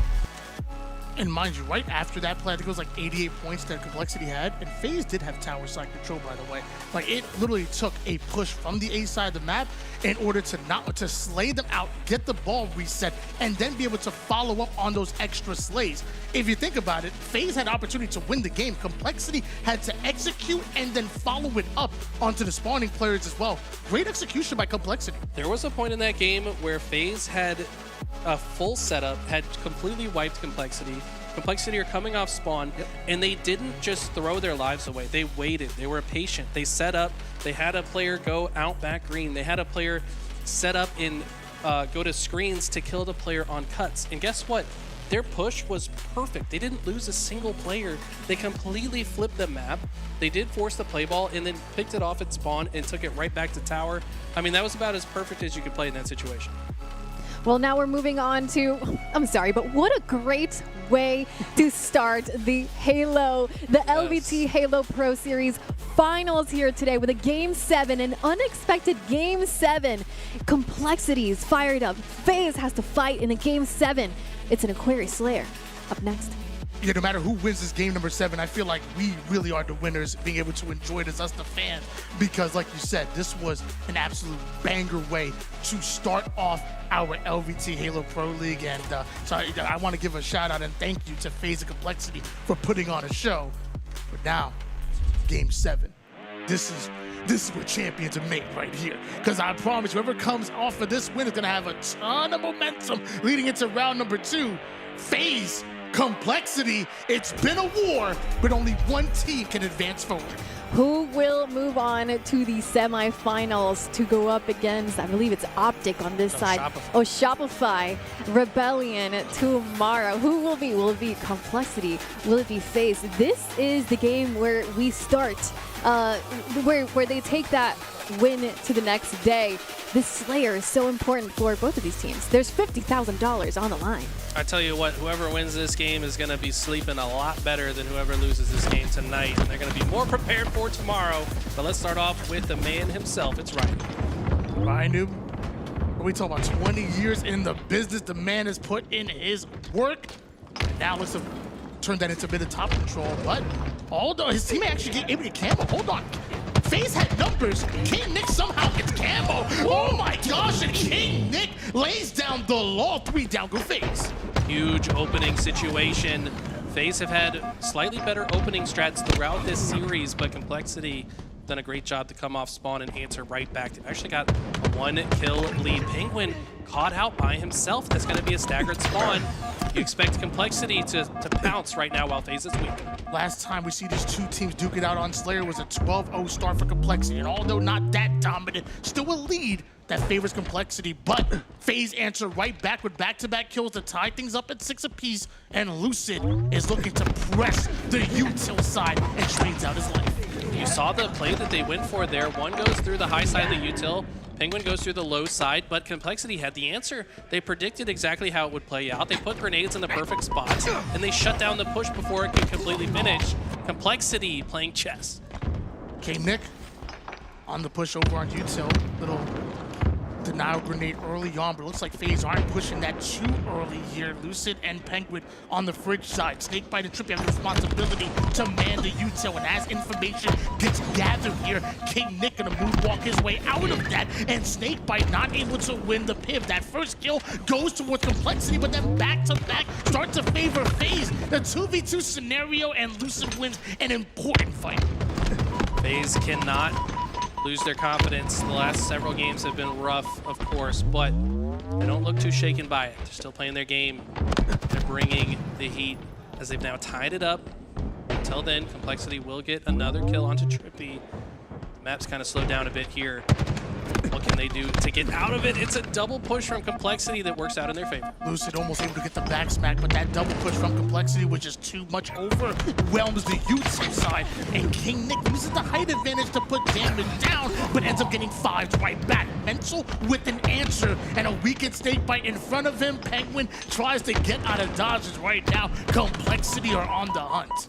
Wow, all of Complexity playing from low ground in this play somehow come out on top, and then Ryan with a couple dead on the map grabs Camel but gets taken down so quickly. FaZe do a good job to stop the bleeding. That's now twice the Complexity able to get away with camouflage, but quickly end up getting it burned. He's not in the hands of FaZe, but Cherished. Oh, he has his hands on Penguin. Big melee for Cherished. He's not done just yet. The rest of Complexity are now driving forward through the Utsu side, meeting FaZe exactly where they're at. Knowing Lucid is around the corner, and the cleanup does end up coming in, and Cherished survives. Once again, Complexity hold on. This is a big lead on Aquarius. I mean, this is one of the harder maps to come back on because there's so frequently different trade. Like, it's just very easy to trade out on this map. So this is going to be difficult for FaZe to come back, I think. Complexity have been looking a bit different here, and they continue to do so with FaZe going 3 down. Why don't we hop into the comms? A little bit of a listening with Complexity. I died cross. Okay. Right down, you guys trippy. I'm here, Nick. I have you guys red flag sitting. Wait for it. Oh my god. There's one. There's a lot there. Should be one more. Yeah, one more for sure. Maybe two. Me and Joey running through. Two fire. Peter up. He's dead. P2, look P2. P fire. Lose. Yeah, fire. I'm out. Fire one shot. Turn. Kill me. Go P2. We're gonna P2 one shot. On needs. We killed that. Nice. Still one more guy. I got you. There's 2 there, Nick. There's 2 there. Yo, a lot there. Peter, lots, yeah. I got scanner. I'm late. On me, guys. Red nades. Dead. Repeat. Red P snake bite. I'm behind them. Red P2 one shot. I don't see him. Red P2 snake bite. Watch out me. And behind me. Watch out P1. Top car. Watch out fire. Didn't die here. Alright, we're last. Good job. Yeah, comes. Alright, push out when we spawn. Do not stand still. 25 on camo. They're gonna go P2. One's going P2. Yeah, I spawned blue P. My gen. My gen. Yeah, listen. One's still yellow flag. Go P2 weak snake bite. Watch out, front of it. Trippy. I'm looking. Two fire, one's one shot. Camo 10. Push gen. Oh, nice. P2 lucid. Aim bot this and turn. P2 lucid. Yeah, they're gonna Three. Nice. Car 3 again. Left you, Joey. He's car jump, Ryan. Okay, kill car jump. Dead. Yo, Camo's gen. Blue vent. There's 2 blue vent. Last 2 are blue vent. They're fucked. One shot. Absolutely fucked. I'm hitting blue. Blue window. Bridge camo. Bridge camo somewhere. Camo on me, blue flag. One shot. Dead. Nice. I'm going out quickly. Joe, this guy went out gen. He's going out gen. I'm coming gen. Strong as fuck. Do not gen. I got it. You're fine. He's chasing over one. He's one shot on the door. Two there. I got one. I'm here, Billy. Another one on cut 2 weak. Get fucked, dude. Get fucked. I'm going blue. I'm crossing. I'm jumping. We're standing red. Red Peter, lucid. We're on him. He's back on the flag. Maybe behind the pillar. I didn't clear pillar. Missed one. No, he's not behind the pillar. Probably just out. I cleared. I'm following you up, Ryan. Yes, I got you. Behind me, yellow gen. I'm gonna die. One shot. And yellow gen. Watch out, Trippy. I'm pivoting. You stay strong. I will. This guy yellow gen. I spawned I got the blue coil. They don't know. P1 and brick. Yo, he went mid, car 3, we dropping car 1 to the brick, Ryan. I'm on Car 3, car 1. Car 1 shot. Car 3 really, fire on me. Nice, Regen and fire. Let's go fire. Watch out. Ape this guy. Nice. Probably spawn blue. They spawn blue. Just play tight. Blue to Peter. They're all spawning blue. Yeah, bridge. One shot. No, bro! Kids fucking suck! Oh, you put your drink. Let's fucking go, baby. Let's go. Nick. Let's fucking go, baby. I don't know how many times I gotta tell you guys at home. when it comes to LAN, nothing matters. Not the stats, not the records. What matters is just coming in and executing, because it's any given Friday, any given Saturday, and potentially any given Sunday. If Complexity continue to play like this, they pull off the upset against FaZe Clan, and you know those boys are ecstatic. What a beautiful game, what a beautiful series from both squads, but that reverse sweep was absolutely incredible. We just had, was it King Nick or Ashes? That's Ashes. Ashes walks out with a roar. I mean, a well-deserved roar. Are you kidding? Have we seen a single reverse sweep in a best of 7 at all? I mean, talk about Joey Cherish. This guy was popping off at the end of the game. He's dapping us up. There you go. Live right now. I mean, he's taking the headset. He said, give me the headset. He's got something to say. All right, you got something to say, Eli said. let's hear it. Break down. How are you feeling after that reverse sweep? Dude, I feel great. I think that might be like the first best of 7 reverse sweep. That's what I'm saying. Ever, especially in Infinite, maybe? I think so. Actually, no, I think SSG reverse swept last year against OpTic. Yeah, in grand finals? Yeah, I think SSG did that, but other than that, I think this is the only one. And the Pro League it is for sure. Well, walk me through those final moments of that last Slayer game. It was crazy. Like, we won the start super hard. Like, Nick got like an insane kill with Camo to live, and we forwarded out of them, and I was like, oh my god, like if we just like keep the start going, we're good. And then like they brought it back, and we were like, fuck. But like our comms were so like composed, like we weren't playing like oh shit, you know what I'm saying? We were playing like, yo, we're about to dominate this fucking game. Like, it was hella good. It was hella good. I'm proud of the guys. I said after Recharge Strongholds, I said, yo guys, listen, on my fucking life, I said on my life, I will drop dead. I said if we win this lattice, we will win the series. You're the fucking best, Ash. I fucking love you. No, I said on my fucking life, if we win this like lattice hill, I will drop dead if we don't win the series. I promise you. I won the lattice hill, and I was like, every single game, I was like, yo, I will die if we don't win this series. I will die. And we kept winning. We got to game 7. I was like, boys, we didn't come this far just for me to die right now. I'm like, please, please. And the boys fucking guaranteed it, man. Like, they played unfucking real. Like, actually. Legendary. Actually.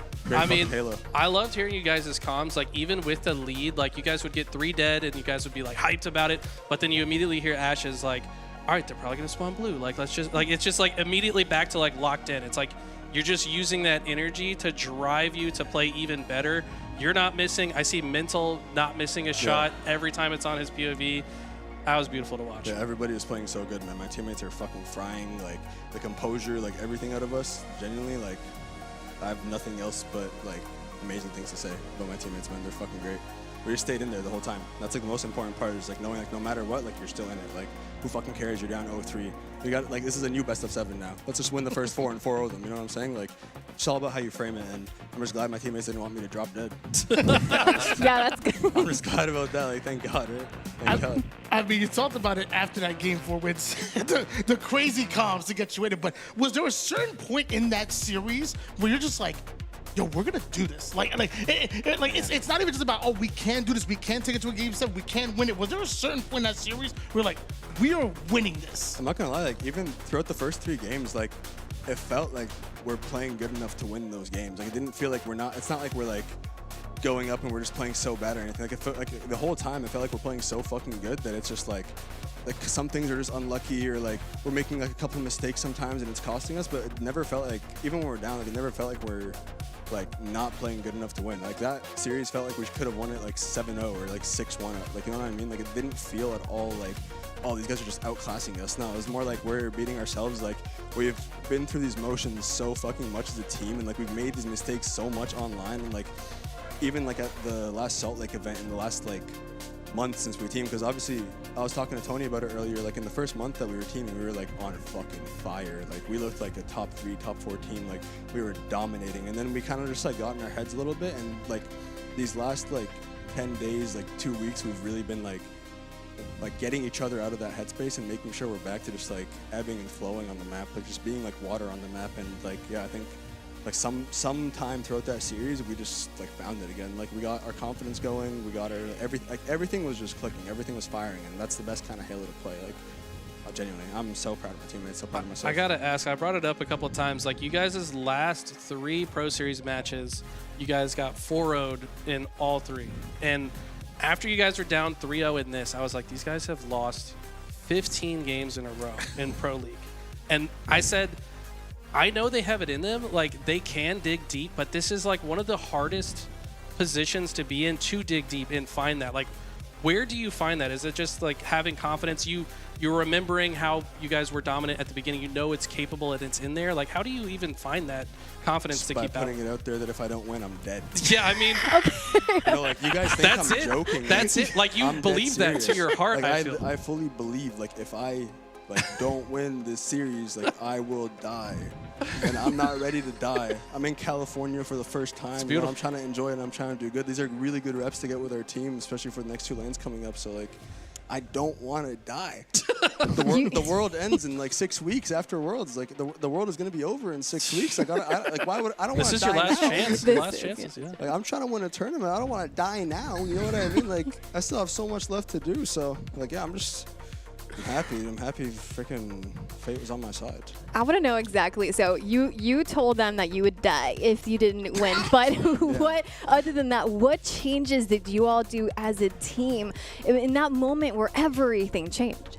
Like the changes that we're making, like necessarily, like you wouldn't even like recognize it like in game or in the comms. Like we're still playing the exact same way. It's more so like we are just like backs against the wall, like making sure. Like we know that like now we know it's like okay, like now any fuck up we make or like the things that go wrong, like if we don't come off spawn the next life and make the best play that we can make possibly, like that's gonna put us in an even bigger deficit. It's gonna make it so much harder for us to win. So it's just kind of shifting that mentality of like we have no room, like no more room for like additional errors. Like the other team's gonna play good, we're gonna play good, they're gonna have good breaks, we're gonna have good breaks, but we have to make sure that like when they have a good break or like they have a hold going, like we cut that shit short like as fast as possible and don't let it like spin into an extra 20, 15, 30, whatever seconds, you know what I mean? Just making sure like we're on top of our shit and playing the way that like we know how to play.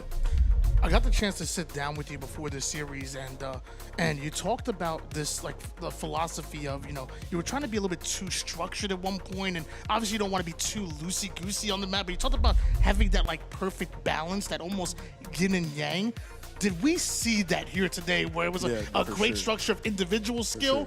And you know we're playing structured games. I would say every game, man. Even the first 3 that we lost, like I said, like we were never like playing bad or anything like that. Like even like we were playing so good the whole time. It was just like we'd make a mistake or they would make a good play, and then like we would chain it by making a mistake or a bad play, and then it would just like snowball, and it's just like oh fuck, like the game was just in our hands, and now it's not because we compounded like the mistake basically.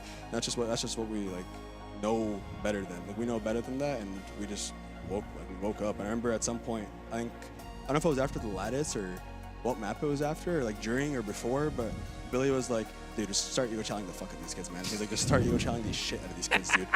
I'm glad you say that because there was a moment that I saw, I think it was in the Aqua game at the beginning when he just like no, it was live fire actually. On the live fire ball game, Snakebite grabs the snipe off the rip, body shots mental, but he just reach out him anyways. Like he didn't care that he was one shot, and he ends up winning that fight, stealing the sniper, and it led to you guys getting into control for the next 20 seconds. I'm like, how many players would have just ran away because they got body shot by the sniper? But That's he had why the he's confidence to just lands, man. Exactly. That's what I thought of in the moment. I was like, that's experience right there. Like, there's a few people that you can say are like the greatest to ever do something. Like Billy's one of them. Like, he's the greatest to ever play an entire FPS title. There he is. Look at how handsome he is. Yeah, that's a Giga Chat. He is literally like. There's probably like 4 humans that you could say, 3 humans that have played FPS titles that you could say are like definitively like the greatest to ever fucking do it, and Billy's one of them. So like when push comes to shove and like when we're in the shit, like you can count on him to like bring the confidence out of everybody, keep the like the vibes and everything light, like make sure everyone's kind of in like a really good headspace. I fucking love that guy, dude. The guy's a beast. Not that I don't want to let you enjoy your win today, because congrats on one of the most beautiful reverse sweeps that we've seen in Halo Infinite. But tomorrow, how are you guys going to get ready to face off against Shopify Rebellion, the number 2 seeded team here today? You took down number 3. Now you have number 2 tomorrow. Shopify's a mountain to climb, right? Like they're all 4 of them are immaculate or incredible players, but like I said, I think if we just focus on us and we just play the way that like we know how to play, and we're not so focused on like, oh, what are they doing, or like where are they pushing? Like it doesn't fucking matter. Like what matters is like what we're doing and everything else will fall into place. And as long as we don't get too caught up in that, I think we're going to put up like a really, really good fight against them, maybe even win it. Well, anything else you want to add? Maybe something you want to tell your teammates? Maybe something about, you know, you're excited about LA or the venue? Listen. Okay. To my teammates, man. Yeah, I fucking love you guys, bro. Thank you so much for valuing my life, man. I fucking love you guys, bro. I did not want to die. All fucking 4 of you guys. Like Ash, Ryan, Nick, Billy. I fucking love you guys, dude. And like shout out to everybody that's watching, supporting. You know, you guys are great too. I appreciate you guys. Everyone that's still watching Halo, everyone supporting LVT and Shopify. You know what they're doing right now is like amazing for Halo, especially with it being the last year and stuff like that. So big show some love to these guys in the chat. Show some love to these guys through however you guys want to support them. They're literally, like, in my opinion, the greatest thing to happen to Halo ever since like all the way back in the Tuesday days. Fucking love every single one of you guys a part of this team. So thank you so much for what you guys do and the time that you guys dedicate to this. You guys are genuinely great.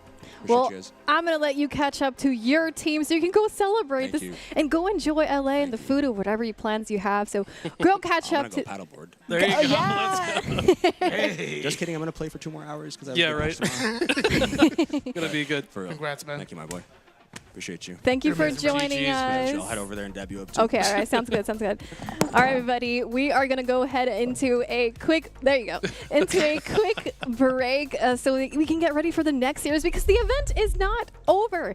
We have Envy versus Space Station Gaming up next. Another best of 7 is the fight for the $50,000 that are on the line and a shall I say epic, beautiful, incredible trophy. If you guys have noticed something on our, that's not a decoration, that's the trophy, the Halo, the LVT Halo Pro League trophy that they're fighting for this weekend. We're gonna go on that quick break and we'll see you guys in just a minute. Tell me when you love.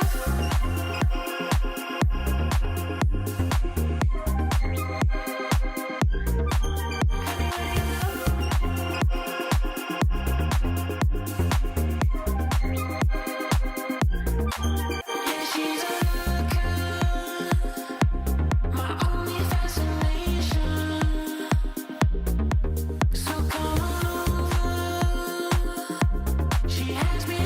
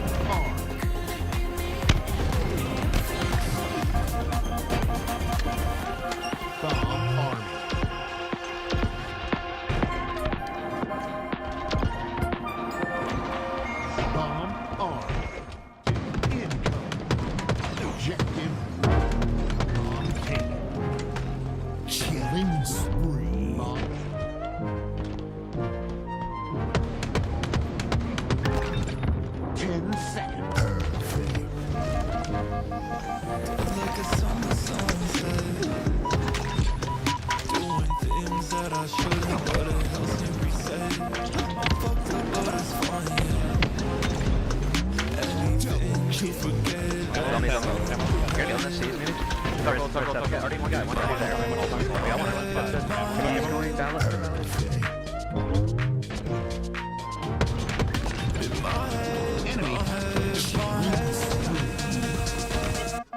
Get out of my head. Double kill.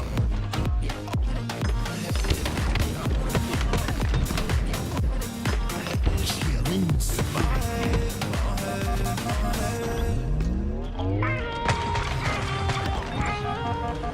double kill. My head don't feel like it used to. I miss my homies, yeah. Everything we had is continuing. I'm not lonely yet. Double kill. I don't wanna talk about it anymore. Yeah, I'm drinking 'cause I'm bored down by the 100 doors. Yeah. In my head, my head. Took the hill.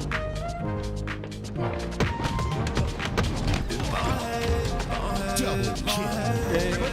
I got one. Watch out, nice. Watch out. Get I'm spawning blue dump. Spawning mid dump.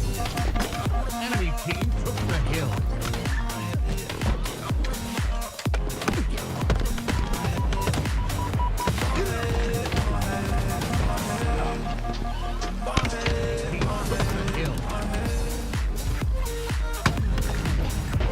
Snipe. Enemy team score. Hill. Hill ready.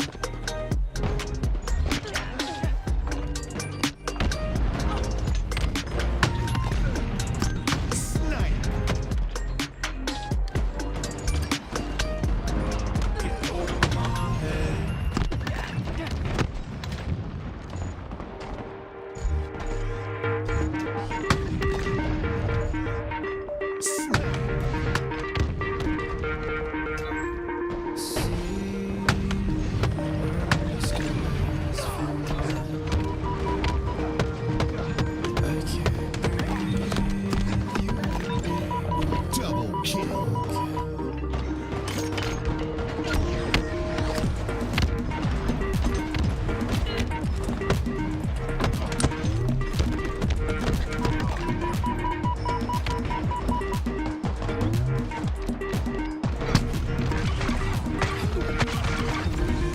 Double kill.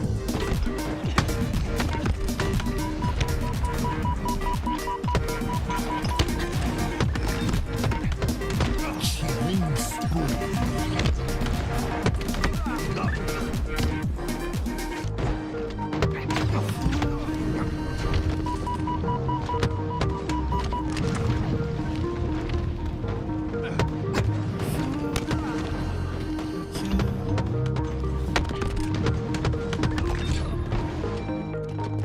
Triple kill.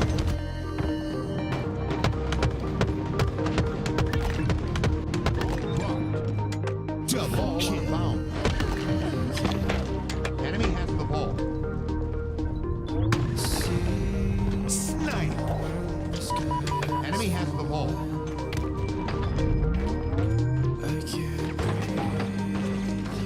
Ball. Enemy has the ball.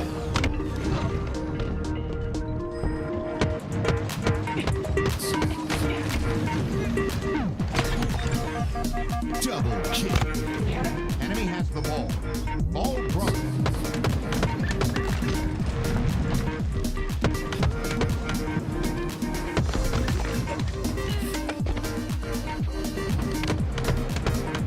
Enemy has the ball.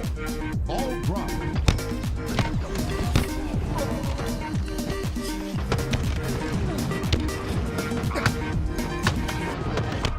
Ball dropped. Double kill.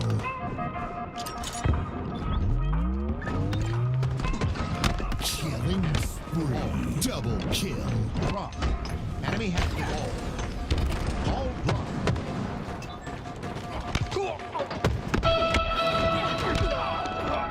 Enemy has the ball. Ball. Ball dropped. Enemy has the ball. Ball dropped. Enemy has the ball.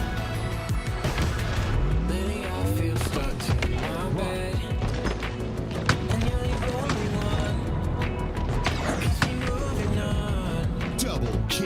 Spawn them A. Spawn them all A. I think they're Top mid to me. I'm on you back here. On you, Yeah, different guy top mid. A different guy in the mid. I got one. I guess it.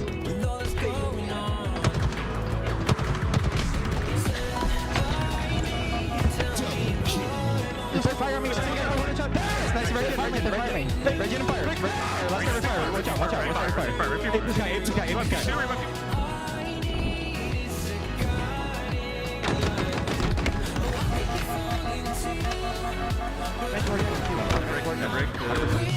Car one now.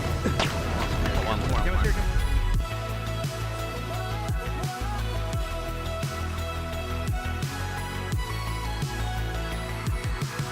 Let's get a ride out of town to the lake and play our favorite song, and we can get along.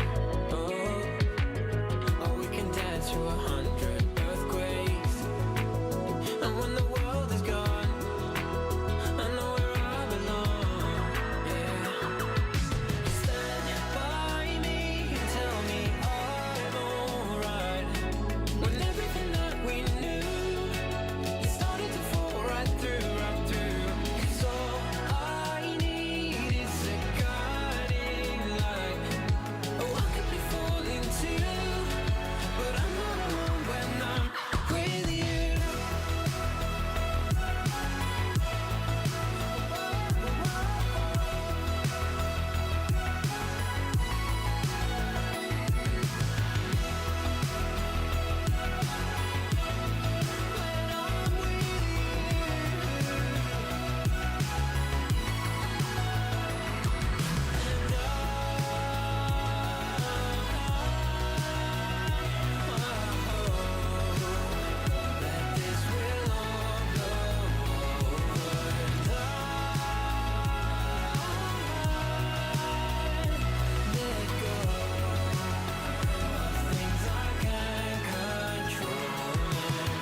Maybe I feel stuck to my bed, and you're the only one who keeps me moving on.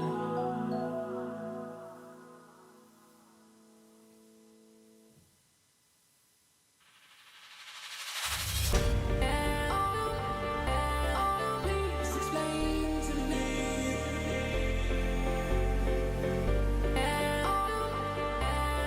Please explain to me.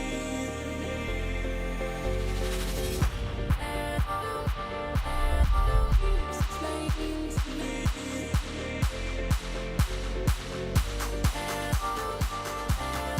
Please explain to me. Come back to me.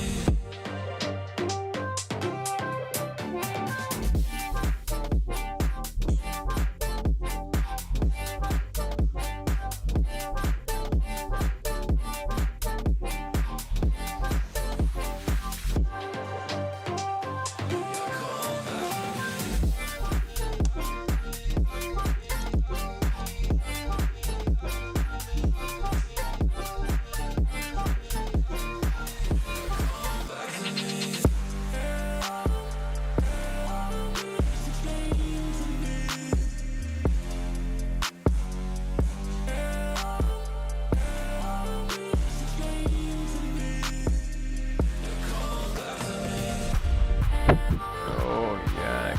Please explain to me.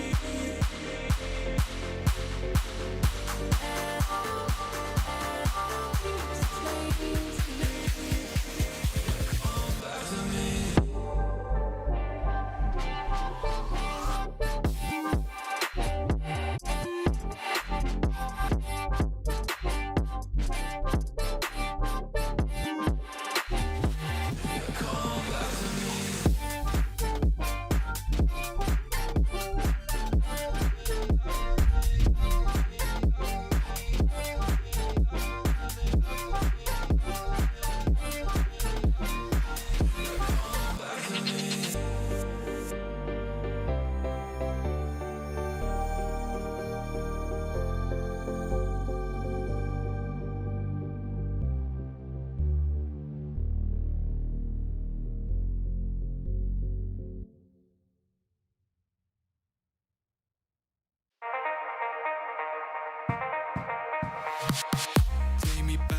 Leave me buried beneath wondrous stars.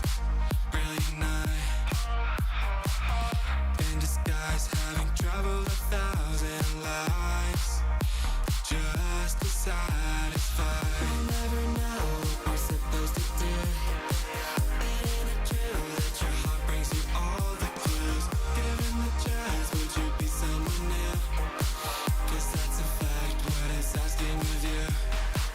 So let me fly. Take a chance, give it a try. So let me fly. Chase it like it's do or die.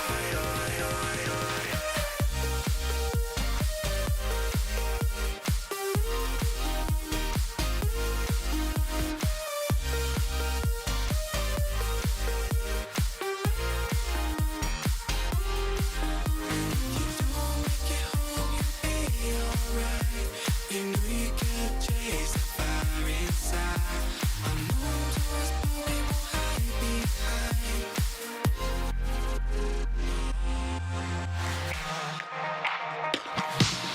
Take me back, leave me buried beneath wondrous stars. Brilliant night. In disguise, having traveled 1,000 lives. So let me fly. Take a chance, give it a try. So let me fly. Chase it like it's do or die.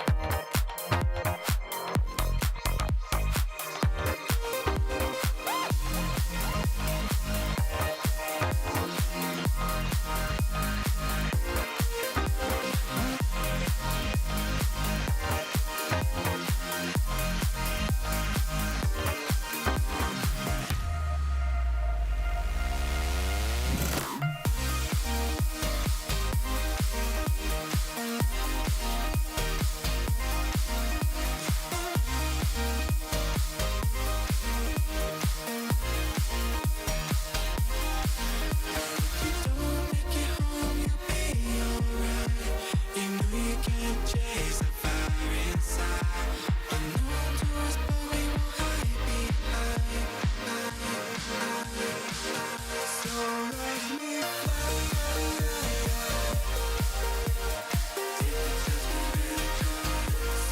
let me fly. Chase it like it's do or die.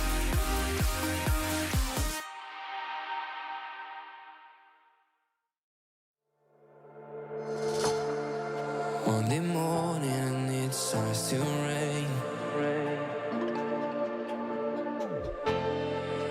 And I'm thinking about what we've been through. It's getting cold and light starts to fade. And I'm feeling worried about where this leads. Round the way from ultimately taking this series in a sweep. Something has to change for complexity. It needs to change right here, right now. It isn't tripping in every damn no-scope on the map. And just hits him with the 180. At this point, they're styling on. He knows! He knows! He goes head on down! Get going! Some pressure! Nowhere to go! No, I thought I did. Don't do it! Hold my people! Hold my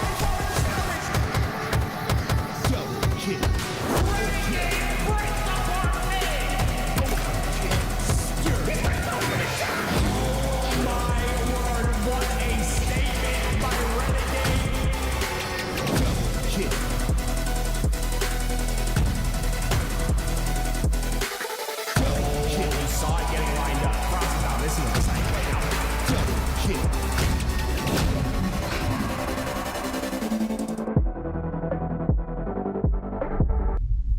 Welcome back, everybody. You are watching the LVT Halo LAN, the Pro League, the LVT Halo Pro League, in partnership with Shopify Rebellion. And our next series is getting ready to be started. It is Space Station Gaming versus Envy. This day has been absolutely incredible, and I can't wait to see what these two teams have in store for us. I'm honestly very much excited to see where does Envy really sit on LAN, right? Because they've been having a fantastic past results. They've been to 4 grand finals in a row in the last 4 tournaments they played in, but it's a different nature when you get on LAN, right? I think we just saw that a series ago. Complexity, able to get that crazy comeback victory against FaZe, and I think to me that might be a LAN difference, right? BO7s get the job done. I don't know what's gonna happen. It's gonna be kind of crazy. I mean, it could be anything. It could be the $50,000 motivating them. It could be this beautiful, epic-looking trophy. Envy, a team that has been getting better and better, and now they're facing off against Space Station Gaming Active. Yeah, Envy look really connected, and that's something that Tools and I had talked about. I think that they do a great job on the map of pushing all lanes at the same time. There's no timing difference there. Everyone knows their job, everyone does their job, and that's what allows them to create the plays that they make on the map. It's really scary because like when you look at Envy on paper, right, we talk about their connectedness, but the way that they connect is through individual pushes, right? It's every player taking their responsibility on the lane, but collapsing with high coordination to create those breaks. It's very fun to watch, and it's fundamental to their success. If they're not able to replicate that against Space Station Gaming, a very aggressive team, I think they could be running into problems. Well, if you take a look at their losses from the online portion of the LVT Halo Pro League, they lost to the top 3 squads. What does that say about Envy? I mean, to me, it says they're the 4th team, which, you know, they're kind of fighting SSG for that. And on LAN, historically, SSG have kind of outplaced them, but I think that like the last couple months, like Envy are really knocking at the door of the top 4, and they're really making a case to me that they could absolutely do it on LAN as well. Well, what is making this team so special? This Envy team to me is so special because they've stuck together. They're the team that like believed in themselves, didn't have to go and try to make a ton of roster changes to make things happen, right? We had this core 3, Precision became available, they grabbed them, they understood that they needed one superstar to get them over the edge, and they've been working together since then to overcome what's been in their way, and they've just been getting better and better since then. Yeah, I think Precision is a good look, right? Because he's a player who, on the map, doesn't really lose a lot of 1v1s. You hear his name and you think, oh, that's a cool name. It's a real name. The guy doesn't miss. And if he's in that state where he's not missing whatsoever, I think that really opens things up for that connectivity that we talked about. Well, we talked about Envy's playstyle, but why don't we move on and talk about Space Station Gaming and the way they have been playing? Well, the key for Space Station Gaming, in my opinion, is what Suppress said at Salt Lake City when he was interviewed on the main stage. Don't scam. That's the #1 rule for these guys. They like to be aggressive. They like to push into your lane, but at times they can get too ahead of themselves. They can be caught out on individual lanes. They can be punished. Envy going to be looking to punish SSG in this series. Well, Envy versus Space Station Gaming is almost ready to begin, but let's talk a little bit more about Space Station Gaming and what they could do to win this Aquarius bomb. Yeah, so what Tools have talked about with the scamming, it just seems like that connectivity that we see out of Envy, it doesn't really happen as consistently for Space Station Gaming. There are times where Suppress likes to be that player that pushes in, that does max damage, but unfortunately his timing, if it's just a millisecond off, the entire play is thrown off. And that's one of the things that's difficult about Halo that people don't understand. Timing is everything, and sometimes SSG's timing is a bit off. Well, I feel like this is a team that has, you know, one of the teams that was affected or had some team changes happen not so long ago. How do you feel like the team is gelling together? I mean, it depends on the day you ask, right? Like, it feels like on certain days they're undeniable, they're insane. I mean, you got 2 world champions in Stellar and Eco on the roster. You've got 2 of the straightest shooters we've ever seen in Falcated and Suppressed. The individual talent is undeniable, but they're not always on the same page. It doesn't feel like it's a consistent thing to see them on fire together, and it's been a little concerning as of late. They really need to find their mojo here on LAN. Well, how do they? How would you, as a team, find your mojo? Well, I think to me that's when the leaders need to step up, right? They need to be the ones that guide their young guns to victory. And that's where I'm looking towards the middle player and the player on the very left in that setup. So Eco's going to be on the very side. To me, I'm listening to his comms. I think he's got some of the best in the game. And then when I need someone to come in, hit a big snipe shot, give yourself some momentum, I'm looking to the man, the sniper king in the middle right there, Stellar, to make those big impactful plays. I don't know if you guys caught that, but I just saw some smiles from Suppressed and Stellar, and it looks like they're, they're ready. They're starting off with a really, really good vibe. Well, that's a big deal, right? Because I talked about earlier in the interview with Lucid where he said his team vibes really well inside the game, outside the game. Obviously, the changes were made for a reason, right? These guys are having that good vibe. They get along really well, and I think it's really understated how important that is. Do you really want to go to war with people you don't like? No, you don't. You're going to let them, go to bottom car and die for free because you're like, yeah, whatever. I don't, But if you're friends, if you're like, you get along inside and outside the game, I just think it all comes together and allows for what we saw out of Complexity in the last series. Well, let's talk about the series layout as a whole and what we could potentially predict from both of these teams in terms of maps. What are the ones that they could win? Well, Aquabom's going to be where we start, and this one's really interesting because Envy and SSG did play in the Pro League in Week 1. It was Envy that won 4-2. The only objective that SSG won in that series was Aquabom. Yeah, I think something that I've noticed about Falcated specifically, he is very comfortable on Aquarius. I think it's his favorite map. He is extremely dominant. He's going to be grabbing that BR, shooting cross map, and just applying maximum pressure to Envy. And that's a pressure that I don't know if Envy's used to facing all that often. So it's going to be, can they shut down Falcated and get up on the map? For me, I'm going to look a little bit further at Lattice. I truly think that Lattice for Envy is a very favorable map. You look at the stats, 13-3 out of Envy. It's a 5-5 out of the side of SSG. So obviously they're split, maybe still trying to figure it out. When it's that new map, you have more victories on it. You look a little more comfortable on it. I think that's going to be a favorable one for the Envy side. Well, we did see how favorable it was for Complexity. That's where that turning point started to happen for Complexity. And this could be a chance for whoever is on that game floor to take advantage of it. Yeah, I mean, that's a big one for Envy to be able to take advantage of, right? Because that is their bread and butter so far. They've been one of the best, if not the best, Lattice team since the game has added it to rotation.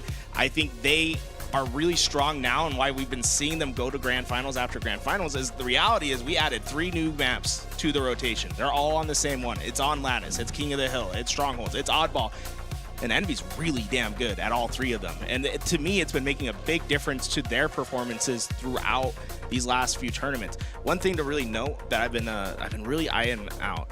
I was watching the final tournament where all the teams played, not the qualifier, but the one before that, HCS Open 10. We saw Complexity upset SSG, and we saw Envy upset FaZe. Now it's different teams this time, but we're in a very similar position where 2 of the teams that are favored here could potentially be seeing themselves in the lower bracket very early on in this tournament, which is a bit surprising and maybe a repeat of history.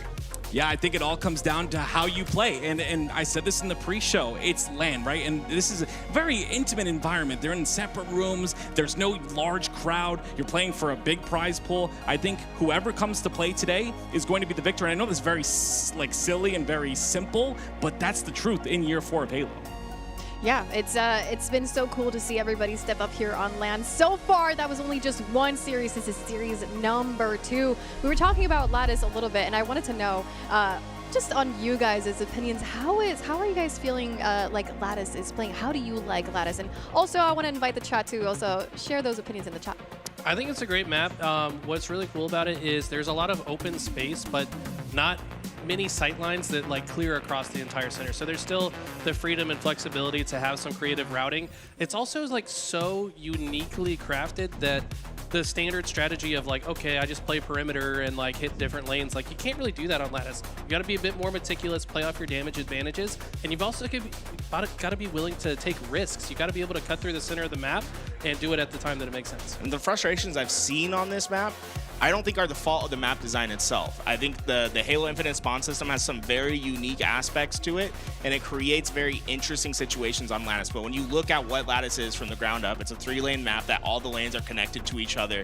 You have the ability to help. It really favors teams that are well coordinated, that like to push multiple lanes at once. And one thing that Envy does really well on this map is they utilize that bottom center lane very well. They go straight through that tunnel and they catch people off guards. They often send 2 players through there, and they have a player on the outside that's just causing mayhem to draw attention away, and then they just get behind enemy lines. It's beautiful to watch. And look for Jackson to be that player, right? He's a player who consistently cuts through the center of the map. It is that flanking player, always behind your team, a nuisance. And players like that, they, only controlling one lane, but they control the game. The more I watch Jackson, I just have one little tag I like to call him, and that's the Silent Assassin, because the guy is always looking for those little tiny flank routes, and Lattice is full of them. That bottom lane, like Eli has mentioned, is chock full of opportunity for players like Jackson to take advantage of. Well, since we're talking about players and we already talked about Jackson, when we talk about the rest of the players on Envy, and who else stands out to you the most? Oh, Descendant. I mean, the guy's got a very high power weapon percentage for a reason. I've said it time and time again. I will scream from the rooftops. One of the best snipers in the game. You get snipe in that guy's hands, if he's flowing on the map, I'm telling you, he will take over a series if he can keep that fire up. For me, it's Piggy. This guy is the anti-scam, as his teammates call him. If anyone is on the map overextending, Piggy's the guy that's holding down the map, laying down damage from across, but he's also kind of picked up the pace of his gameplay when he needs to, and that was something he talked about in an interview that I had with him earlier. He said that I recognize that I played too slow in certain parts of the game, and I've started to speed up my playstyle, and I've been able to take advantage of timings that I didn't usually find. They call me biased, but maybe I'm just a fan of the old school Halo. Give me the man that's gonna go out there and drop 30 every game. Give me the man that's gonna go and get 45. Give me precision in these type of games. He reminds me of a snipe down from back in the day. The man's just winning gunfights out there. Well, let's see who's going to take that first game win on our second series of the day. It is Envy versus Space Station Gaming on Aquarius Slayer. Aquarius Bomb. I'm excited for this one. I want to be honest with you. I really think that that structure that we constantly talk about is going to be such a big factor here, Tools. And you're going to see the very simple split on the map. You're going to see, obviously, players getting inside that util. But a big thing I want to talk about is the movement of the bomb while you get those slays. We saw that out of Complexity of the last series. They didn't move bomb as they slayed, and unfortunately, it didn't pay off in their favor. Be wary of the spawns that you give up as a team when you're moving out of your base. If you go and you give up too much space towards your utility side, towards your back base, and you lose 2 of your spawns, that's usually the recipe for disaster. It's very important to spread yourself early on the map of Aqua Bomb. It's imperative that you have those perimeters under control. Yeah, and it's so easy too. If you don't have those perimeters under control and you're stuck in the back of your base, use those crevices. Use every part of that base to stay alive. You see a lot of these good teams do it. Wait for the help of your teammates on that P-side spawn. That's what you have to do, and that's where that connectivity comes into play.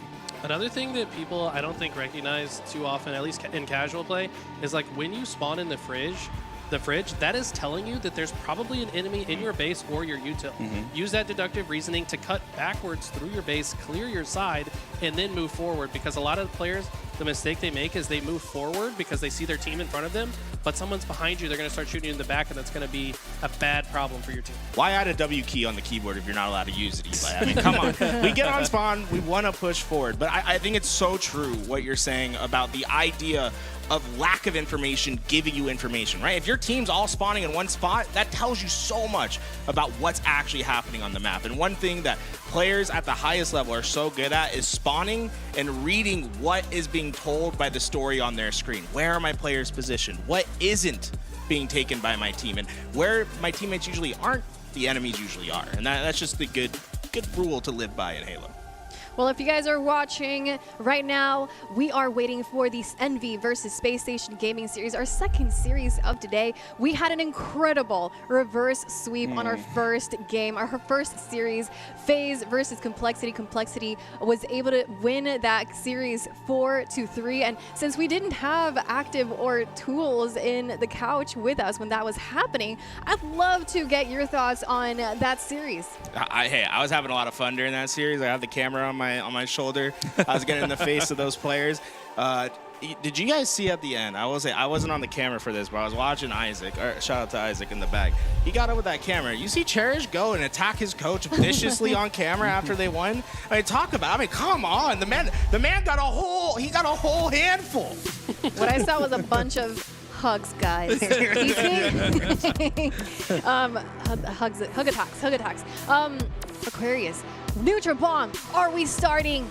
We will wait and see. Envy versus Space Station Gaming. Active, did we get your thoughts on that last series? Oh, man, I am just going to say one thing. Online and LAN are two different beasts, and complexity with a bit of momentum, literally, that's all they needed. Cherish is that high-energy player. He had an interview with Tony earlier, and he was talking about it, too. He is one of the highest energy players on that roster, and you heard him time and time again getting loud. I'm telling you, those type of players can carry a series, but we'll see when that series starts.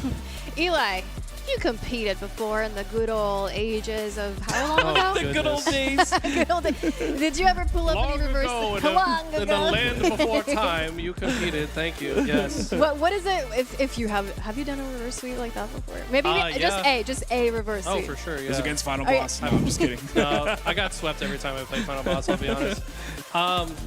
There's not much that hits you harder, like as an adrenaline rush, than the reverse sweep, especially when you know that you're doing it, like as it's happening. I mean, the energy, you saw the way they bursted out of this room. I mean, I could definitely relate to how that felt, back in the yesteryears of my prime, but it's a great feeling. I can't say much else about it. Yeah. Well, I'll say, I agree with you. It's an incredible feeling for me personally in my competition days. I have always set myself up for the reverse sweep. I make sure to lose those first two games intentionally. Now, the success rate on that, we don't talk about. It's pretty low for most people. You go down 2-0, your chances of winning the series are like 10% maybe. I don't know. It's pretty low. It's incredible for them to do that here, and I mean, yeah. Who here thought that was going to be a reverse sweep? That was especially in a best of 7. I'm telling you, like that is not on my bingo card ever in my life. Shout out to the structure, because if this was a best of 5, it just would have been over. True. That you is got to true. think about the alternate reality where we did best of 5s in this tournament. Well, let's talk about the structure of the event in case anybody missed the online portion of the series. It's all been a best of 7. All teams have been able to fight each other, or see each other in the series throughout the past few months, and now they get to do so in LAN. Aquarius Bomb. We're getting ready to begin Envy versus Space Station Gaming. Yeah, and you talked about it, Elliot. Both these teams tied 4-3 in the online portion. So now it comes to LAN. None of that online. Online got them here. It allowed them to get their ticket and punch it in to get here on LAN, and now you play for the big bucks. Now there's no excuses. This is it. Aquarius Bomb coming up first, and again, I gotta see what Envy has. Here we go, ladies and gentlemen. This is not a drill. We're hopping on board with Eco. And it took them a long time to get here, but here we go. Watch the perimeters. Util is so important to your success on this map. Look for that first entry player to try to get deep into the other side. Force out spawns. You want to simplify the game whenever possible. We talked about Jackson being that player that likes to cut the center of the map. He likes to be a nuisance on the map, and he's already done so. He gained himself 2 kills already. And that bomb not getting a lot of distance. Eco going to be stuck through the middle of the map, and look at Envy. Never trying to leave each other alone in those gunfights. They swarm at once. Falcon having trouble staying alive with that camo. The fact that he got the camo with 3 down, though, is so impressive. Can he continue to stay alive with this camo is the question. Bomb resetting in about 10 seconds, but he's going to go for that top side control. He's got a pinch ready. Yeah, there's just not a lot of information for him to work with. He has this camouflage. He wants to do more with it, but the map's just not letting him. He's going to be able to get that first kill, but really this is reactionary. He's trying to clean up the mess left behind. Jackson's blocking that fridge side spawn, so that's going to be a spawn inside a base. It's going to be a staggered spawn, so immediately Falcated goes towards the top, and this is going to be an opportunity for Falcated to get some damage in. Look at that, that's 3 down. Envy all going down. That bomb going to finally start moving, and You can see they're very nervous about that last player left behind. It's Precision. I would be nervous if Precision was in my util as well. Falcon not giving up on that gunfight, heading back. And right now, Space Station, they're playing their process. They're not getting too ahead of themselves. Yes, Press is the first of all, though, but numbers advantage still on the side of Space Station Gaming. Falcon going to push aggressively, gets to clean up onto Yaxid, still maintaining control of the util. And Falcon yet to die in this game. He's been patrolling this mid-map, been a big piece to this puzzle. He finally gets his 5th, a killing spree for him early in the game. Love the patience by Descendant right there, but Suppress going to be the one to take him out. Now the bomb moving forward for SSG. It's Piggy at the back of base. Does he have an angle? He does. He gets one. Not going to be able to get the next, though. It's 2 down for Envy. Eco's going to continue this play. And Piggy starts all of that. We talk about the process. Hey, he plays it perfectly.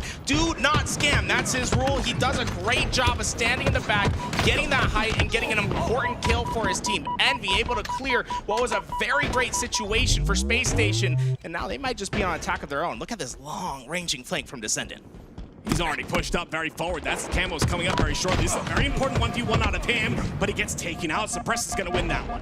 A huge way to break open that P-spawn. Right now they have that entire lane to themselves with Camouflage coming up. Suppress is in a premium position to prevent access to Envy, but he needs to stay alive. He's doing a fantastic. Falcon gets 2 in the feed, and that is Camouflage. The second of the game to Space Station Gaming. This is one of the strengths of Suppress as a player. He just pelts shots into multiple players. Still alive, still has his camo to utilize, but now he's got to slow down the pace just a bit. 2 go down for SSG. And there seems to be a large emphasis for SSG at slowing down that pace. We haven't been seeing that textbook hyper-aggressive SSG play quite yet. Instead, a very slow and methodical look, but Suppress caught out in the open. A couple players from Envy able to take care of that Camouflage. Slow and steady, not going to win the race that time. 3 down for SSG, make that 4 dead. It's going to be the 2 spawners that are on that fridge side. With that, Piggy trying to get that bomb up. You see Envy getting in position. I love this from Descendant. If he gets that kill, that opens up a lot of opportunities for Envy, but he did get damaged. They're going to try to force it from here. I love this by Suppress. Toss the bomb out, try to stay alive. Once again, he gets taken out. It's going to be Eco on that defensive role. This is a very important kill for him. If he's able to clear out this side, they can feel comfortable enough to move forward. And that's 3 down for SSG. Eco needing to stay alive. The spawner saves his life. Fantastic from Eco to stay alive, wait for that help. They're able to clear their side. Now they've got top P control, and this is a very important spot to be. This kill is going to be everything. Now the map is opened up. The first kill goes in. And Suppress, great work from him. Cutting through the middle of the map, getting behind the players that were on the forward line. He's at double digits already. It's him and Falcon that have been leading the way with the slice. 22 between the 2 of them. Holy, these guys are doing heavy work on the slice. Very impressive, but can they get the conversions on the objective that wins them the game? That's going to be the question we ask ourselves. Yaxman, once again being a nuisance, the double kill is connected. Oh, look, that's the 3rd that goes down. Space Station's 4th is found as well. Envy gonna have a great opportunity here to get some movement on this ball. With that, let's dive into the first listen-in of our series. Let's go into the comms of Envy. They're just trying to keep the pressure up. Let's He's in our flag. Easy side. He's in our flag, bro. Come on, let me guys. Bottom P, our flag. Bottom P, our flag. Our P cut's going to break. Our break right now. Our break right now. Flag. Our car jump. Falcated. Yeah, you can look. You just bring bomb up. Camo 3. Camo. Get on top for camo. Double aimbot it. Car one top bomb. Our P door. Car one. Nice. Our P fire. One shot. P fire. It's a brick as well. They bricked the bottom mid. I'm one. I got a melee. Watch out, brick. Last guy on camo. Last guy grabbing it. They're spawning now. You dropped on bottom P. Yeah. I got nice trade. Top P. Get together, Jen. Go ahead, camo. Camo top P. With Gammo in the play of SSG, let's shift our focus to Space Station Gaming. Car door, hitting our gen. Here, You might double back to car 2. It's got car 2. Jumping on car 3. Two guys. Here. Car 1 and car 3. Go on our vent. I'm here, Kevin. I'm here. 3 one shots, bro. I need it, Kevin. One shot. Last guy or gen. One shot. Under the heady. One below car door. Yeah, see that. He's gonna die. Right. Go face safe with it. Go car. Go gen. In their vent. Yo, car 2. He's on their vent. You're too weak in their vent. Car one half on the bomb. He's on the break going our gen door. Car 2. Nasal shot, yeah. In their vent. Kill one. So car 2. Perfect. Yo, car 1 right now. 2 of them. 2 car 1 hitting our gen. Look forever, Ridge. They're fridge. I spawn our base. Yo, you have good nades. Two guys are gen. One's a shot. Got two needed. One shot, Jen Hitty. One RP, one right. I heard your Jen. Yeah, really Two good. guys weak. Yeah, Two guys weak. One shot. Push this out. I'm gonna push it. 2 shot Jen. Look at there somewhere. Cut the one. And one's RP1. Fire maybe? That P-jump. He's bottom mid. One of them. Shoot him in the back or gun or some shit. Two guys out connector. On me. We can now. On me, Jen. On Jen door low. There, watch out. Yo, PT on the nades. He's going PT to the top mid. Car 2 or car 3, Mike. Yeah, I think he's 2 shot P2. They're wall. 2 shot P2 going down their P straight. Bombs on their front base. They're P door. Into their flag. They're stable gonna kill me. They're car 1 right now. Going car 1 still. I think I car door maybe. Jemmer, see. Window. Car 3. Window 1 shoots. Yeah, car 3 right now? Car 3, yeah. 20. Jackson. And one's there defense soon. Hit him twice. Yeah, drop car 1 somewhere. They're car 1 half. Got the weak. Two dead. The Jen somewhere? Camo in 10. Yeah, the car glass, 1 shot. Car glass, right? Push one. Got Jen, I think. Yeah, good touch. Camo 5. Someone shoot me from P1. I'll pick that up. Go for it, right down. I'm back on. Peter? P2 on. You don't need P1. Flanking our street. Here, Mike, that fridge, Mike. I need it. Yeah. Is there RP? And as that bomb resets, it was 3 dead for a moment, but once again, that control of the bomb not going to be there. Eco, last player alive with camo. This is big, right? He has camo, he can get behind enemy lines, but without numbers, he has to be very wary of that bomb moving forward. There's Ascendant, takes a couple shots of damage. Eco gonna once again make his life a valuable one. They're searching for him. Piggy's gonna take the chow, and then he's gonna get collapsed on. Beautiful job by Envy. That's a very confident challenge from Eco there. He had an option to try to run away and potentially play his life. He takes the challenge, and Envy, they sent everyone back. He went down, and Envy not hesitating on moving this bomb forward whatsoever to send it last alive. It looks likely that SSG gets this out, but we can see when Envy's given the chance to be aggressive, they'll take it. A great defensive hold by SSG, though. They'll get the bomb forward. And we've seen it back and forth time and time again. There was a moment where SSG were leading the Slaves, then Envy come back and start to lead.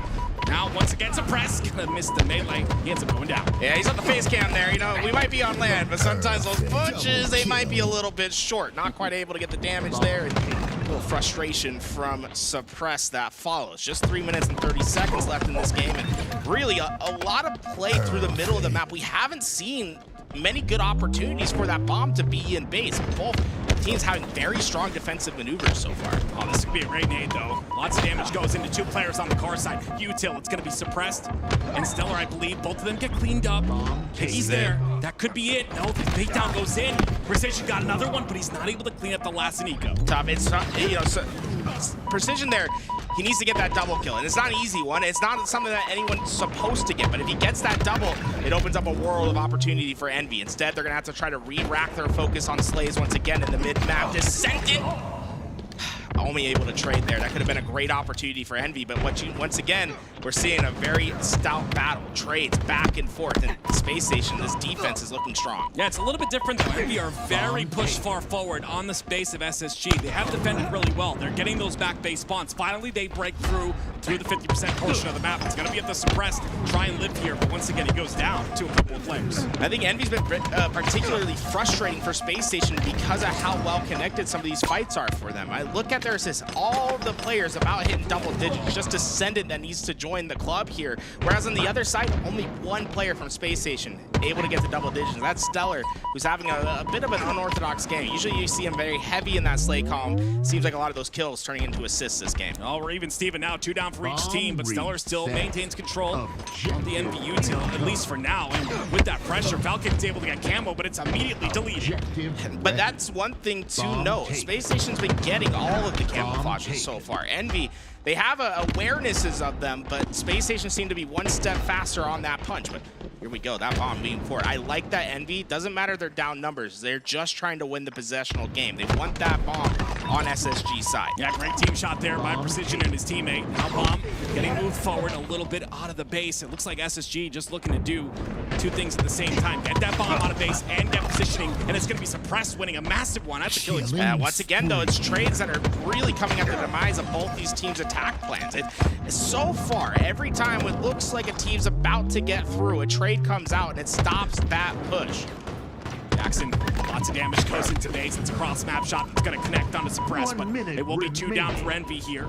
Suppress leading the Slays, leading the lobby right now, or at least tied with 25. 4 down. This is the opportunity SSG's been waiting for. 50 seconds on the timer. If they're able to get this arm in, Envy's going to have no time to find an answer. The push comes in. Envy coming off a spawn. That's going to be 2 dead. It's going to be an arm here. An attempt by Eco, but he gets taken out as well. The defensive hold by Envy. It's up to this kill here. Suppress going to get it. 3 down for Envy, but he gets taken out once again. They lost the util spawns, and it's devastating to their attack. It allows the clear to potentially come through. Descendant throws it to the back base. The util spawns back-breaking to SSG's attack. Only 23 seconds of neutral time in order to get this bomb across. We'll see if anything happens to that precision. Right now, the objective to play defense, and he does so well inside of his base, but Eco, another kill. It's just absolute chaos in the base so far, but Envy's 3 down. That bomb still in their base. Eco patrolling the back base. They have the util block. This is everything you need for a bomb arm. It's coming down to these fights. Plus 3 minutes. We've entered overtime here. First bomb is going to win, and Eco still maintaining control of the base of Envy. He finally gets taken out. Precision comes in with the double, and that's 3 dead. SSG did their job, but they couldn't execute the slays. They had Envy trapped on that B side in the fridge, but they didn't win what's important, the kills in the base. Now, Envy has space to work with. The camouflage is up, and it might be the first of the game that can go their direction as they win these slays. This is the opportunity Envy's been waiting for. 3 down. There's the camo pick up by Piggy, and it's a very aggressive play that allows him to get that. They were half a second away. Space Station were on the door to victory, but defeat might be what arises. Envy in a strong position. We need Biggie to stay hidden. It's so imperative for his team that he gets a clean kill. I don't like that, Tools. Reveals himself just a bit, ends up staying alive though. They don't know where he is. He's gonna be able to get bomb and run away. They can't see him, they can't. So if they spot Camo, they will see that bomb in his arm, but they don't see it on the overhead. He might be able to sneak this all the way into the back of SSG's base, and this is at least creating a ton of confusion for the team. It's just resources being pulled back there. A sneaky Piggy pulling bomb all the way back to SSG's base, still being a nuisance. Camo's gonna run out though at a perfect time. He gets the kill on to Suppress cleanly. Look how far up on the map they are. There's no one in the back base. Envy's taking over SSG's side. If they win these slays, this bomb arm could be in, but the util, it was the piece that gave Envy a chance back into this game, and it'll be the piece that allows Space Station to clear that side. A scary position, but SSG, 60 seconds is a long time in this position. They have their chance here. This is what I talked about, though. This is what we talked about, the pace of SSG. Look how fast they got inside the util. Descendant, though, with an answer back. It's 2 down for the side of SSG, and Descendant's got to make a play here. If he can get this kill,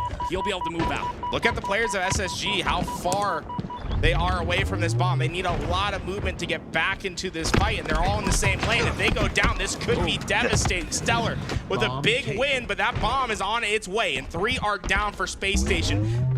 Jackson could block the spawns out in time. Envy has simplified the game. All the spawns are going to be on that fridge side, and Descendant, he's coming in like a right hook. This is dangerous. Yeah, you have to stay alive if you're Jackson here. You've been that menace that we talked about. You've been in the back of base. You did a lot of damage, but now it's up to you to live. SSG are swarming. They take him out. Oh, huge play by Suppress to get up through the middle of the map. He jumps in and is able to get a big kill in that back base. Now, that push for Envy is just down to precision. There's only 20 seconds. This is really your last chance. You need to stay alive and win the fight. 1v1, he gets traded.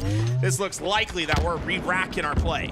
Yeah, 9 seconds of neutral time remaining. Not enough time for anyone to get in the base, and Envy are going to get their first camo of the game, but this time it's not going to matter. And there it is. We are going to tie in the first iteration of this. We'll re-rack game 1. The next bomb arm's going to win. Tools, you said that Space Station Gaming, they did their job, but they could not execute.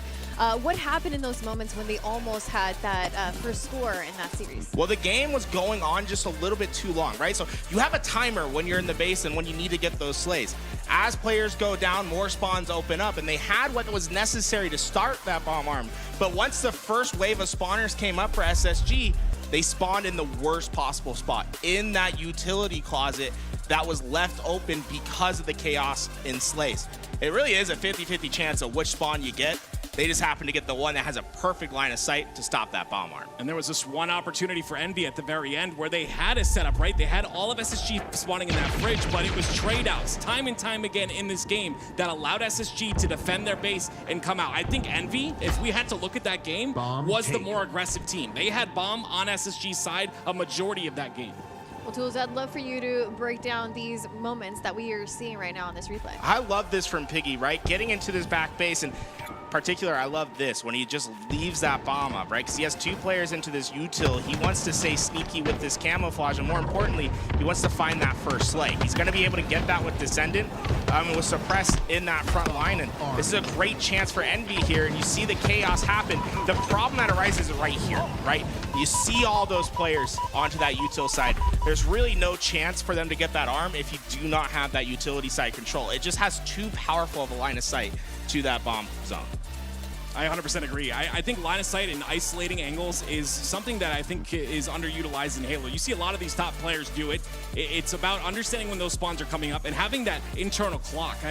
You have to really look at these VODs and see the internal clock that plays in these players' heads. Okay, that spawn is happening right now. It's happening right there. And isolating that angle so you don't take damage from that spawn is so important. Now we're back to zero. It's as if we had never started. The last game was more so kind of like a warm-up, right? Yeah. So both of these teams, I'm sure they're taking some learnings and moving on to the next, the repeat of this first game. What do you think both of these teams could take? What learnings from that last game should they use in their next game? You need to finish on that first round of slays, right? If you're going to get that bomb in, it's really important that you are able to keep your back anchor player that's anchoring those util spawns alive and not onto that respawn. Once you open up utility, things become really mixy on bomb. And you can see that bomb was 95% of the way there when SSG got that first opportunity. But once those util spawns open, it's like the clock is on. You only have a limited amount of time to get those bomb arms finished, and they just couldn't do it that time around. And you know, a lot of these teams are prioritizing that util kill, right? It's the same thing as like Nest on Forbidden. That's the priority. Take out the player, if there is a player on that side, block out that spawn, make them spawn on the lower side. It's very simple, but at the same time, like I said, you've got all this other stuff to deal with. When is camo coming up? What are the spawns looking like? What are the timing on the spawns? A lot that goes into these decision-making opportunities. What did you see coordination-wise from Space Station Gaming and Envy? Coordination-wise, I truly think that SSG, once again, were playing on their back foot the entire game. And I didn't really see the coordination, and it comes down to individual players, in my opinion. Stellar didn't really have a really great game number 1, and I think if he's able to step up his slays, SSG are not going to be on the back foot that often. They're going to be able to push forward. Kills on the map create space for your team, and it's going to make SSG a lot more comfortable.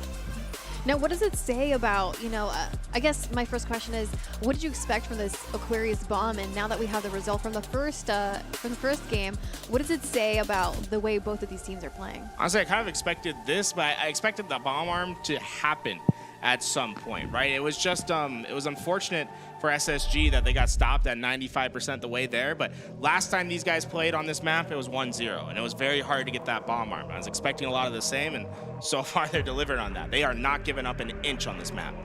Well, retry of Aquarius bomb is getting ready to begin. Who will take the first game of this second series of the day? We're about to find out. Oh, you talked about Aliak. I think a warm-up is exactly what we saw right there, but that just means both these teams are going to come to play in this reset. I'm excited to see what happens here. Will Envy continue to be that aggressive roster, or will we start to see the slays out of the Slayers on SSG? Very slow beginning for Suppress. Has that BR in the back window, but he just got perfected from the top base. Envy has 2 players swarming in. They got 3 down with no trades. This is a recipe for disaster for Space Station. Stellar did get a forward spawn, but they need to get a kill here and now. That's the thing about blocking all those spawns, but Piggy delayed that camo. Ooh, he's taking so much damage. Out of here. He's out of there. That's all 4 dead. Another defensive hold. And like you talked about, right? They blocked too many of those spawns. Stellar got a spawn forward up on the map. The key to successful bomb arms on Aqua is to simplify the game state. Block 2 of the primary spawns, leave one open so that you can funnel all the action into one lane. Guess who's starting to slay? I mean, it's the first kill, but I mean, you can see it in his reticle. 4 down for NV once again. SSG now on the attack. And look, they're getting themselves into positions. Players in util, one in the back base. They're funneling the action to one lane. Lots of damage going to multiple players. There's help on the flag side, but Stellar goes down. It's the isolation. Descendant playing that perfect. Envy playing really well off each other. Every kill there's assisted. They're working together. As the young folks say these days, they're aimbot in the corners. They're not letting them out past those reticles. And there's the accident once again. Look how aggressive he is. He's trying to play defense on his side still, but able to get that kill cleanly. Now he'll move towards the prize, and that's going to be util of SSG. Yeah, I would like to see a player from Envy get a little risky with this. Try to get forward and behind the players of Space Station. Yeah, he's pulling towards the B side. There's a lot of forces on that side of the map, but maybe didn't think that util was free. Regardless of that, Bomb's going to be down. There's going to be slays once again on Envy side, but Precision trying to trade. Look at Piggy and Descendant on the other side there. They already have the util blocked. Precision's going to try to wrap this to help alongside them. They're getting these opening kills. This is looking great for Envy. 2 spawns, though, happen in the back of base, and now it's going to be more slays that have to go down, and he's got to watch that fridge side as well. Now the aggression happens. This is it. Suppress, the only one alive, gets traded out right away. Util and base are blocked. There's nowhere for Space Station to come from. Bomb in. Envy takes game 1. Oh my word. What a way to come out and fire. We saw it at the beginning. Wow, Envy securing that first score. For a second there, I was like, wait, where's the rest of the game? it's a first score to win. Wow, so it looks like Envy really took the learnings from the last game and just really exploded and just got that score. I want to talk about Envy's start here on this map. I mean, it was perfect, right? They got all those kills. They had everything they wanted. In fact, it was almost like they had too much of a good thing there, right? Because they won all those gunfights, everyone's just like, hey, let's hit our lanes. And this is what Envy's known for, right? They like to fill the map. They take space. So once they got those 4 kills, they went through P side, they went through the middle, they went through util, and they blocked one too many spots. So you saw that Stellar spawn out, and that was what SSG had a chance to get back. But what we saw, and that's crazy, this map was what, 2 minutes long? We had like 3 premium opportunities for those bomb arms there. It was a very aggressive map, but strong defenses. Envy, though, finally able to break the walls down to Space Station. And it's again a successful shot. What started it all? Descendant with that battle rifle, perfect across the map. That player at the very beginning of we talk about the beginning of games. The beginning of these games is so important. You see that it really slides the momentum in the team's favor that wins that opening break. And we saw Descendant hitting that perfect right at the start, and that's what changed everything. They sprung through the middle, and it was over. I'm looking at the stats here for Envy, and I'm just looking at the accuracy because you mentioned, you know, the first shot at the very beginning. We see Precision with a 67% accuracy. Man, almost a little bit less than 3 minutes left, and so much. These stats tell so much of the story. Yeah, I mean, really, that beginning was so important to like setting that tone early on, and the perfect in the feed was a big part of that, right? So what we saw was a very similar start to both teams where that player, it was Descendant for Envy and it was Suppressed for Space Station. They both stayed in the top of their base with a BR out. The problem for Space Station is Suppress is looking to help his teammates on the front lines. Descendant had one idea, and his idea is I'm going to BR. I'm going to 4-shot you across the map. I am going to take this cross-map fight. More times than not, that doesn't usually work, but Suppress clearly wasn't anticipating that style. Yeah, I love the start, though. You start like that, you're like, you got every fight, you have to have confidence in that fight. Right? We all play Halo. We all understand. If you have a shred of doubt in your mind in those fights, it's over. You saw the confidence in Descendant. That opens everything up, and they spiral that into a win. Well, looking ahead, we have Street Slayer as our second game, our second map and game mode of this series. Envy with a start there. What are you expecting from this game too?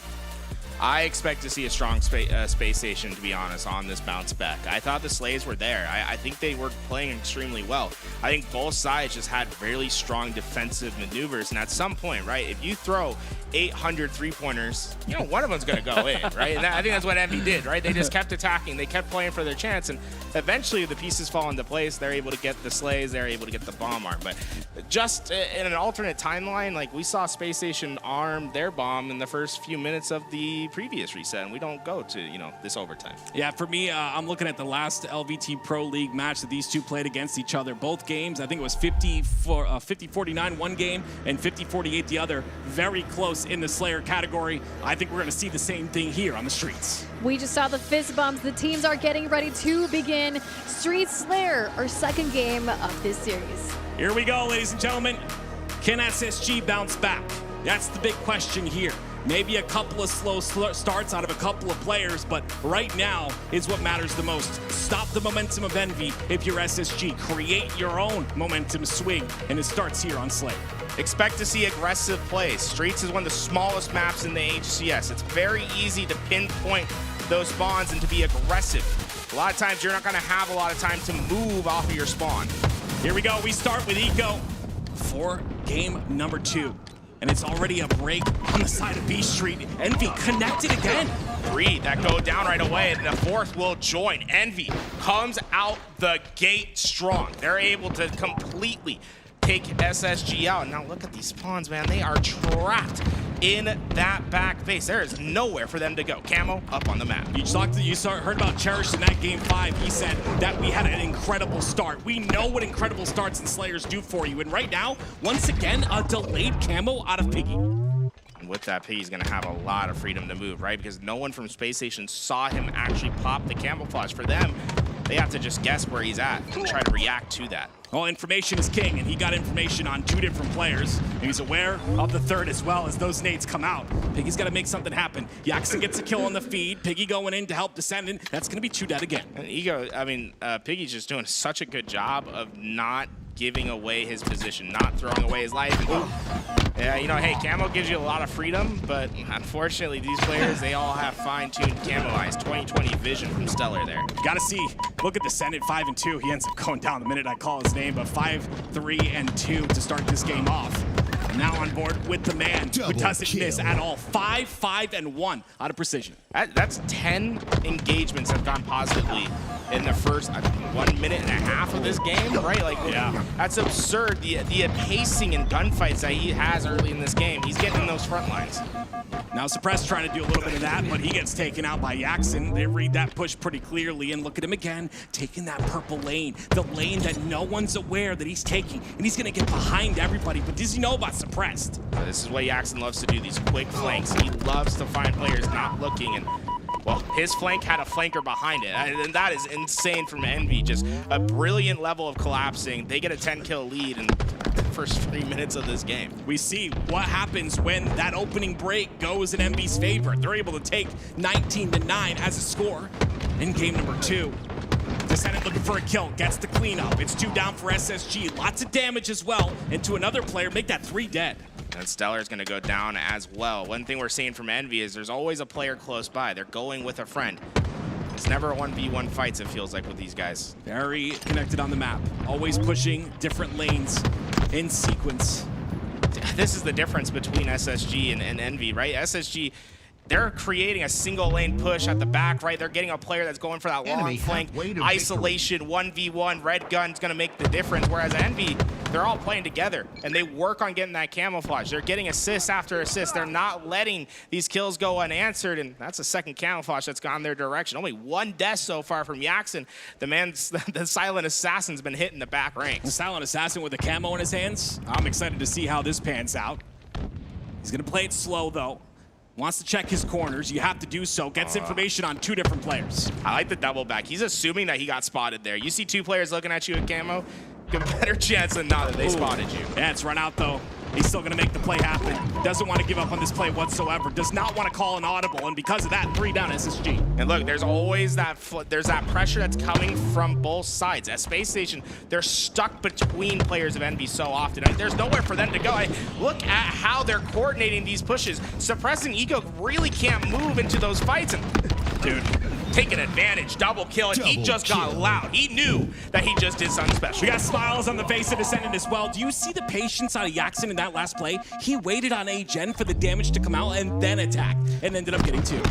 with that good trade out here from Precision. At this point for Envy, you just have to go 1 for 1. Don't try to do anything too special. Don't try to give Space Station any life in this game. An 18 kill lead when you only need 12 to finish. This looks impossible to give up. It all comes down to that start, and they're able to spiral that. You can have that start, but you have to have the experience in what to do with that. And Envy do. 41-21, a 20 kill lead out of Envy. Okay, if there's going to be an opening to get back into it, that might just be what causes it. With that 2 down, they're going to force Envy potentially into 1 spot on the map. You see at least 3 here, and it looks all 4, but just... Wow. That's some good timing, right? You throw the nade at the right time, player decides to take a peek, they instantly go down. Descendant making his home on the seaside, putting down a fire. Can he stay alive, though? There's going to be a lot of information towards him. That camo's coming up. He is prioritizing that camo, and now pushing forward. Gets the kill like a snap, and now the camo, with 1 more kill, is theirs. Yeah, look, they're able to win that one, and what's big about it is they don't even need the camo. That's what's scary. It's like they can spend all the time they want. They wait for those nades to come out. Camo's in their hands. They just need 2 more kills. Wow. This game was never in question. Envy have been dominating from the start. And it's a steak on the menu, ladies and gentlemen. Oh my word, Envy coming through. Come on, boys. My goodness. Let's go, baby. Let's go, baby. Come here, piggy. Ooh, I was looking at the smiles. You guys hear the Yeah, we all hear them. Okay, that. they're so excited to have been taking another win against Space Station Gaming. Envy so connected, so in control of this map. It never felt like it could have gone the other way. What was Space Station Gaming missing? That camo in the beginning. I think that was everything. You end up getting a 3-kill swing right at the start, then camo. When it comes to Slayer games, and this might be simple for some, but not for others, it's about staggering the spawns, right? You set up 2, you kill 2, you push the other 2. In that beginning play, that's not what happened. They killed all 4, and it was 4 players trapped on the seaside. And what I noticed is on the stat sheet, the assists were bleak for Space Station Gaming. There really wasn't a lot of play in which they're able to work together to get that opening kill. Whereas for Envy, it's plentiful, right? They're always roaming around, and what's so special about Envy is their coordination as to how they push together, right? Because they're taking a lot of space on the map, right? They're individually in their lane. You think they're alone, but they're always trying to find those connections, right? When you are looking at that play when they're fighting over at a pistol, right? And they have a player stuck in cafe, they have Eco stuck over at pistol. And although, Yaxon's playing isolated over on the A side and the teammates playing isolated in tires, their angles are connecting, right? Whereas for Space Station, they're in the same lane, they're looking down the same thing, but they're not able to deal with the multiple points of pressure, the double dilemma that Envy is so often giving other teams. And that's so difficult too, right? You teach someone Halo and you tell them, hey, stick with a buddy, push behind someone, make sure you team shot. This is like 3 levels ahead of that, 3 levels forward, where you're taking those different lanes, but you've got angles to help your teammates. That's what makes Envy so good. Attacking those lanes together, getting angles, and they're able to, obviously have a numbers advantage the entire time. Well, looking ahead, we have Strongholds Recharge, and this is a map and game mode that has been here on Halo Infinite from the very, very beginning. And it's a game mode that Space Station Gaming knows very, very well. Considering how good both of these teams are at both of these maps, which way do you think this could potentially go, or what skills could they put in to make sure they get that? All right, what way do I think it'll go and what way I want it to go might be 2 different things right now, because Envy, they look like a well-oiled machine. Like they look like they've been to 4 grand finals in a row. They look like what we've been seeing online is translating to LAN. Yeah. What I want to see is some life from the Space Station team, because I'm a big fan of all 4 of these players. I know what they're capable of. And that man that's closest to you on screen right there, Suppress, I want him to really step up into that slaying role. I feel like he needs to be the X factor for this team and just do what very few can do in the game of Halo. If you're SSG and you're obviously you're down 0-2, just look at the previous series. It's not over till it's over. At any moment, this could flip on its head. And we saw that game 4, once again, is Lattice. And we know that obviously Envy are prominent in Lattice, but at the end of the day, maybe SSG have more reps. Maybe they've been watching VOD on Lattice. Maybe they can kind of, you know, pull something out that surprises Envy. So it's not over till it's over, but I agree with you, Tools. I gotta see something out of SSG. Some sort of life. Show me a Stellar popping off. Show me a Stellar moving like I know he can. And this SSG roster has a chance. Absolutely. Recharge Strongholds is up next. Who will take game number 3? Will it be not Stellar? Will it be Space Station Gaming? Or will it be Envy? Maybe Stellar will be the one who the key player for them this game. It's gonna be Stellar, I think. There's one man to pop off. It's that shock rifle in Stellar's hands. He starts swinging. We could see a different series here today. Like I said, year 4. Individual players matter a ton. Individual plays matter a ton. But right now, Envy as a team look great. Can SSG put one on the board? From SSG, I'm abiding by the rule of the shark. Always be moving. Death if you stand still. I'm going to be trying to hit these rotations. Play for the trip cap at all points in time. He looks angry. I'm going to be honest right off the bat. Eco gets a double kill on the feed. Don't count this team out. It's a triple for Eco. Challenge is descended. All for dead Envy. And that's brilliant, right? Eco baits those players in. He gets the triple.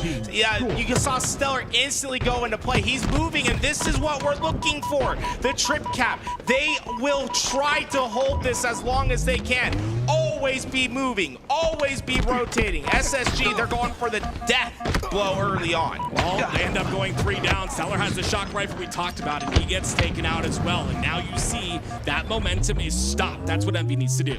And finally able to get those points back in their possession. BC hold. But look at how fast Suppress is getting out of there. He is on a trek to give some space for Space Station, but as players go down, things look dangerous. Falcon, the only player back in that A side. This could be a trip cap answer for Envy. But you see what just happened there? Suppress pushes bottom by himself. Then another player tries to push pipes by himself, and there's Falcon stuck on the bottom elevator. That's what's happening time and time again. Yeah, it feels like Space Station sometimes has trouble playing with intention, right? When there's a lot of moving pieces on the board and you can't really move until something breaks, they like to just move. They like to create chaos, and sometimes that works against them. Well, 2 down for SSG. It's going to be Precision that ends up trying to take B here.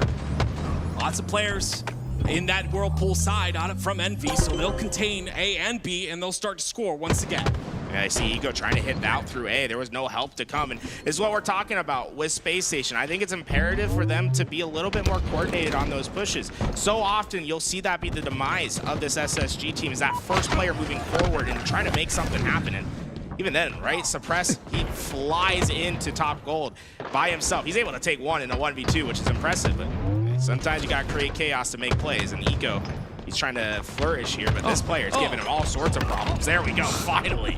Takes him down. Descendant had that grapple. He almost got out. Yeah, if he got through that door, he was gone. That grapple was unfortunately missed on his part. But it will be SSG that answer back. They've got a triple cap locked in for now. And with this, 2 points for every second, they're able to lock it in. And you can see Eco and Stellar trying to work together to push into those spawns, and it's working perfectly. 3 go down for Envy. This is where Space Station is dangerous. When they're able to be in the advantage, they can take it a mile. This is exactly what SSG need. They've got control now, but Falcated pushes up a bit too aggressively. Ends up fighting a Descendant who now has the camo due to that Shroud screen. And he'll get away cleanly with this. No one even looking at him. Stellar's going to take damage, and he'll get that info to push forward. This is dangerous. Stellar is going to think this is clear. It's not. I love that, though. Waits for him to reset. Just gets the perfect onto him anyway. And now he's got Falcated pushing. But look how much resources are pushed towards his way. This is what we're talking about. Envies, they're connected. All of these kills that are happening on the map, it's from players from completely across. But they're connecting their shot. They're creating their team shot together. That stick for Descendant just short, but not able to get away. That camo goes down. That's a massive pick by Suppress. That skill jump almost worked out, but like you said, Suppress with that pick now going to get C. He's going to be pushed by 2 players of Envy, though, and immediately gets taken out. It's a big win. Out of Precision, he gets the stick. Great trade. Yeah, that's scary when you see Precision running at you and he starts giving you the wiggles while sprinting. I don't know what you're supposed to do in that situation. He gets the stick, and 2 cap in for Envy, but this could be short-lived. So Stellar has a premium opportunity here, and I love that. Look how aggressive he's trying to be here. But Piggy, he must have heard the grapple, or Yaxon, because he just completely was expecting that push. Yeah, he was prepared, and now prepared to put more damage into the 2 players stuck on the batteries from SSG. Falcated, ooh, that stick work? No, Falcated's gonna stay alive for another moment, but Stellar once again finds his hands on this shock rifle. Can he make something happen? They shut him down again. But from the back brink, Envy able to find that kill. And I think right now the difference between this game already being over for Space Station and what we're seeing right now has been them shutting Stellar down in those opportunities. So far, he has not been able to use that shock rifle to its full effect. If Stellar's able to get himself back into that main slaying mentality, I think Envy might be in trouble on this map. But so far, they're surviving. Suppress waiting. It's gonna be 2 dead for Space Station Gaming. Suppress! Oh my word! Precision comes in, wins a massive 1v1. And with that 3 down, Falcade's in trouble. Piggy's pushing. He's not gonna let him go. Piggy, he's hunting down the big bad wolf. Look at him hunt. Piggy's gonna get that kill with this, an important opportunity for Envy. Let's hop in with our Envy listening as they get them 3 down. He's not gonna peek. Should be free. Yeah, I'm playing for red. He's just holding. Just make plays. Camera here, guys. I spawned right. Top Azel. Hop B. Stacks. Hop to me. That's one Bellage. I can't, Piggy. I can't. I can play Needles killing me. Deal's weak. Can we play C? Yeah, I got it. I got B. What am I? Suitcases. One of the guys. D jump. On C. Yeah, turbine coming. I spawned right. Good Piggy. Play C, Piggy. Come back. It should be Ballage. Another one here. Yeah, it's Donnie. It's Needles. Trade. Nice. One shot. Bottom right, not hurt. Bottom right, weak. He went main pit. He got it. He backed up. One shot bottom right. Bottom right one. I got shot from like he's bottom white still. Bottom white. I'm trying to get back to you. You're long red. Live red forever. He played this. He played like front. Alright, come back to red. Another one top red. He's Ballage, I think. Ballage. You're in a 1, Jason. You're in a 1. And what's Ballage? I can B, R1. Stop fast as well. R1? I can't. L2. L2 one shot? Go C. That one. Nice. And C-Pot killing me. Last one sniping. Stacks. And Stacks. Bottom right. Stacks and Ballage. Yeah, he's Ballage. Nice. I got sniped. Bottom tower crossing A, I think. I wanted to do good. And as I said time and time again, it's gonna be Stellar who finally gets the shock rifle and is able to connect with 2 shots. You talked about it. Shoot as many 3-pointers as you can until you make it. Yeah, I mean, he's been having a tough game, but that might be what gets him back into it. For the head. Oh my goodness gracious. That was such a difficult shot. He ends up going down though. But still, all the stuff we saw out of Envy and Space Station Gaming still lead.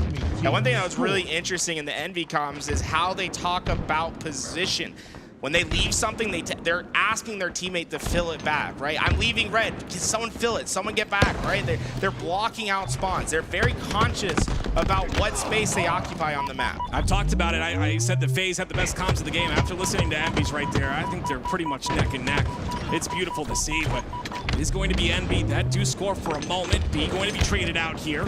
And it's up to Stellar to make something happen. Suppress gonna get one, still is alive, and they just continue to swarm. It is chaos over at B, though. Every player has their reticle trained on it. Envy's gonna go 3 down during the process, and SSG, they could take this one a mile. This camo play by Stellar to take down C is gonna be vital to their success in Yaxin. Wow. Yaxin, are you kidding me? They don't get camo, but they just got a massive capture at C. That keeps them 1 step ahead. They control the tempo. Yeah, and they'll get the lead here very shortly, but looks like SSG are getting A. Descendant not going to expect Stellar in that scenario. He still has a lot of camo to work with. Remember, it was buffed to 45 seconds, and he gets another. Back-to-back perfects in the feed for Stellar. Camo, that 45 seconds making a big difference, right? Once the first push failed, he knows he has plenty of time to make sure the second one's successful, and he's not missing shots anymore. He's right back into the slays with the rest of them. It took him a while to come, but here he is. Stellar has arrived in game 3. All 3 players of Envy, a little bit too much to deal with, but Stellar definitely stepping it up here in this game number 3, and that's exactly what SSG need. But Piggy, he's going to be the one defending onto A here. Multiple players out of SSG trying to push through the pipe side, and look at Envy. They take him out 1 by 1. Yeah, swarming to the attack right now. Precision just trying his best, but there's nothing you can do there. There's too many players. Piggy gonna clean up the rest. They have A, C control, and B is switching hands. Envy staying one step ahead. They have an advantage in the tempo. They're the ones controlling where these plays are happening from. Yeah, you talk about SSG's pace and how fast-paced the team they are, but it doesn't work out here. Look how slow they are. They have Space Station stuck at C. What does Envy do? They just stand still. They create tension. They say, you will be the one that needs to break this.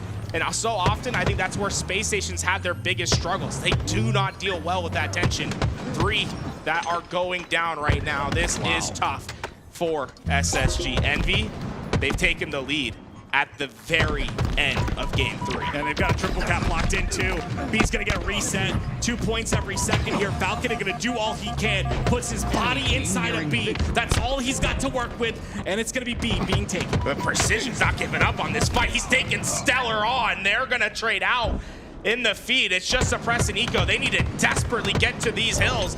And Eco's down to 1 shot, nowhere for him to go. Yaxon, the silent assassin from the back, double kill. The flanks in, the game might have just been won. Envy are putting on the heat. 244, it's stopped though. SSG end up getting C. It's gonna be a player Yaxon wasn't expecting. It's Stellar that gets the kill. It's a trade.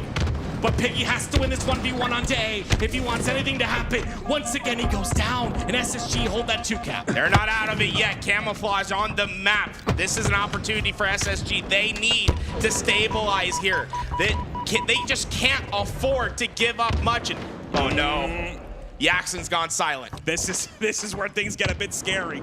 It's a triple cap for now. Double cap, actually, as C is being taken. Yaxon has a job, 1 job, to close out this game. Can he do so? Oh my gosh, the melee's gonna miss, and there it is. Falcon wins the fight. That might just win them the game. The camo's gone. Envy has to run to a hill. They're going to B, but all the players of SSG have arrived. 249, 250, and it's SSG. Oh my word, they take the game. Space Station Gaming wins 1 game against Envy. What an incredible end of that game. Wow. What a costly mistake there from the side of Envy. It's tough, right? Because you have that camo, you want to make a play. He looks at it, he's like, I can maybe get a back smack here, but Falcon turns around. Falcon wins the biggest part of the game. Like, look at this thing, right? So many opportunities here. He gets a miss punch and gives him the wiggles. Let's rewind that for a second. Take a look at how Falcon gets in these fights. This is tough to hit, right? Boom, boom, boom. You see those? Oh, damn, that man's hitting crouches. He did not expect that lunge out of Falcon, and because of that, he's going to win that fight. And like you said, it was the fight that allowed SSG to get that win, and finally they find themselves at the top center of the screen. I told you it wasn't over. I do want to bring it back though. It almost felt like Envy was playing catch up most of the game, although they were doing a lot of things right. They were preventing Stellar from getting the sniper, but at the end of the day, they weren't able to close this out. Yeah, I truly think that SSG's pace is what allows them to stay on top of those caps. And Tools mentioned it at one point, right?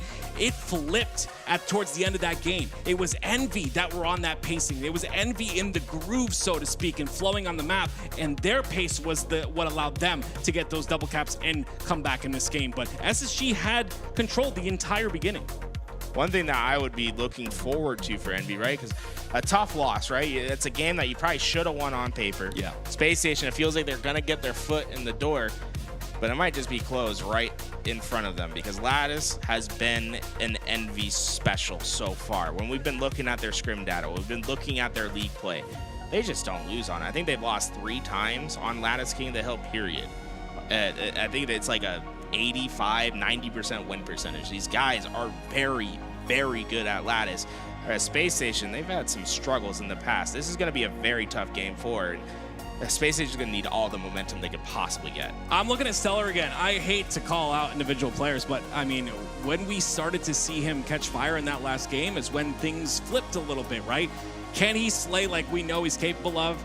I think it starts here. You know, although on paper, Envy are the better Lattice team, if you can just pop off, if you're Stellar and you can just hit those snipe shots, I mean, we have a different game on our hands. I mean, this is the LAN, right? This is not the online event, right. And anything can really happen. Everything changes now. Let's take a look at some of the replays from the last match. I love this opening start, right? Because you see Eco get those first 2 kills.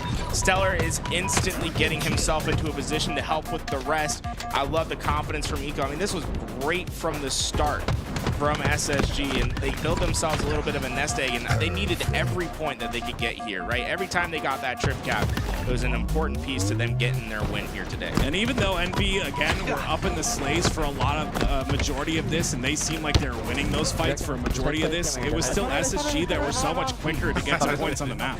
I forgot about this. Sometimes it pays to be lucky, right? Piggy, he got away with one here, and he tried to make the most of it and made some great plays with this camo. You hear that dead on that one, right? They knew what he was getting away with there, and that was their key to getting back, but it was Stellar that shut it down when he started hitting snipe shots. He had 2 off screen when we were in that listening, and they were back. I mean, they were really, really bad for the case of Envy, right? They letting Stellar get that sniper. That's really a big piece to them coming back into this game. We'll see if he can continue to do that. I think that's the big factor here. Active, you called Piggy one of the best camos in the game. Yeah, I know it's like a misconception, and we constantly will say, Eco the best camo player in the game. I think Piggy's a very high Halo IQ player. All right, our game number 4. I've lost track because of the bomb. Lattice will be our next game. King of the Hill, our game mode. Will it be Envy? Will it be Space Station Gaming? Who takes game number 4? Very important game here for both of these rosters. Envy, on paper, we know they are the better Lattice team, at least if you count all the LVT Pro League games and scrims. But have SSG put in the work in order to understand this map at a higher level? They got to make sure everyone's doing their part. Everyone needs to be rowing the boat here. Everyone needs to be playing their crucial piece. This is where Envy's so dangerous, right? On this map with all these open lanes and all these free flanks. They love to maneuver on this. Well, very important to watch this start. Of course, it's going to be 3 down for SSG immediately. With that, I mean, they get right into the hill, and this is what Envy loves to do on the opening start. They'll be very early into this hill. If Space Station doesn't deal with it in time, they could be halfway through this capture before they even know it. And pay attention to the lanes being taken here. What we had talked about pre-series. Ascendant gonna miss a really easy one. Ends up getting the body shot, though. It's all 4 Hey, you can be forgiven when you get 4 down like that. You can see he was eyeing those red room spawns, but look at everything that they're blocking out right now. And I love that Descend's creeping back towards blue room. You want to make sure no one's here. There's like 5 spawns in that room. He clears it out. He knows everyone's coming through red in the middle lane now. And that's so impressive too, because even just watching those spawns can block the spawns from happening. They spawn way across the map now. They've got a long trek to get here, and it allows Envy to get a lot of time. Descendant yet to get a kill on the map, but that sniper always being in play is going to be dangerous. I like that as SSG hunt him down, and they just got the bad man, the sniper. Yeah, I mean, we'll see if he can pop off with it. There's the first kill that goes in. He starts this game 4-2. He's got 2 bullets to work with here. Piggy, you see how he's setting that up too on the right-hand side. I'm going to tell you right now, I think this man's going to be dangerous this game. He's going to go down with that sniper, but you can see he's feeling confident with it. So far, this hill, it's in the open, but it's deceptively close. These little environmental, that ice block and that submarine, they give you a lot of cover. It's very easy to milk your life in this hill. Oh, Suppress now has the snipe in his hands, 2 bullets to work with and a QT to relocate if he so chooses. Gets the body shot onto Yaxin. Gonna take some big damage from that bottom tunnel. He's got Shroud to stay alive as well, and look at him trying to be aggressive still. Envy only has 1 player alive. Suppress knows he's nearby. Piggy, though. Man, when Piggy needs to get something to go his way, he oftentimes finds his ability to just make something happen.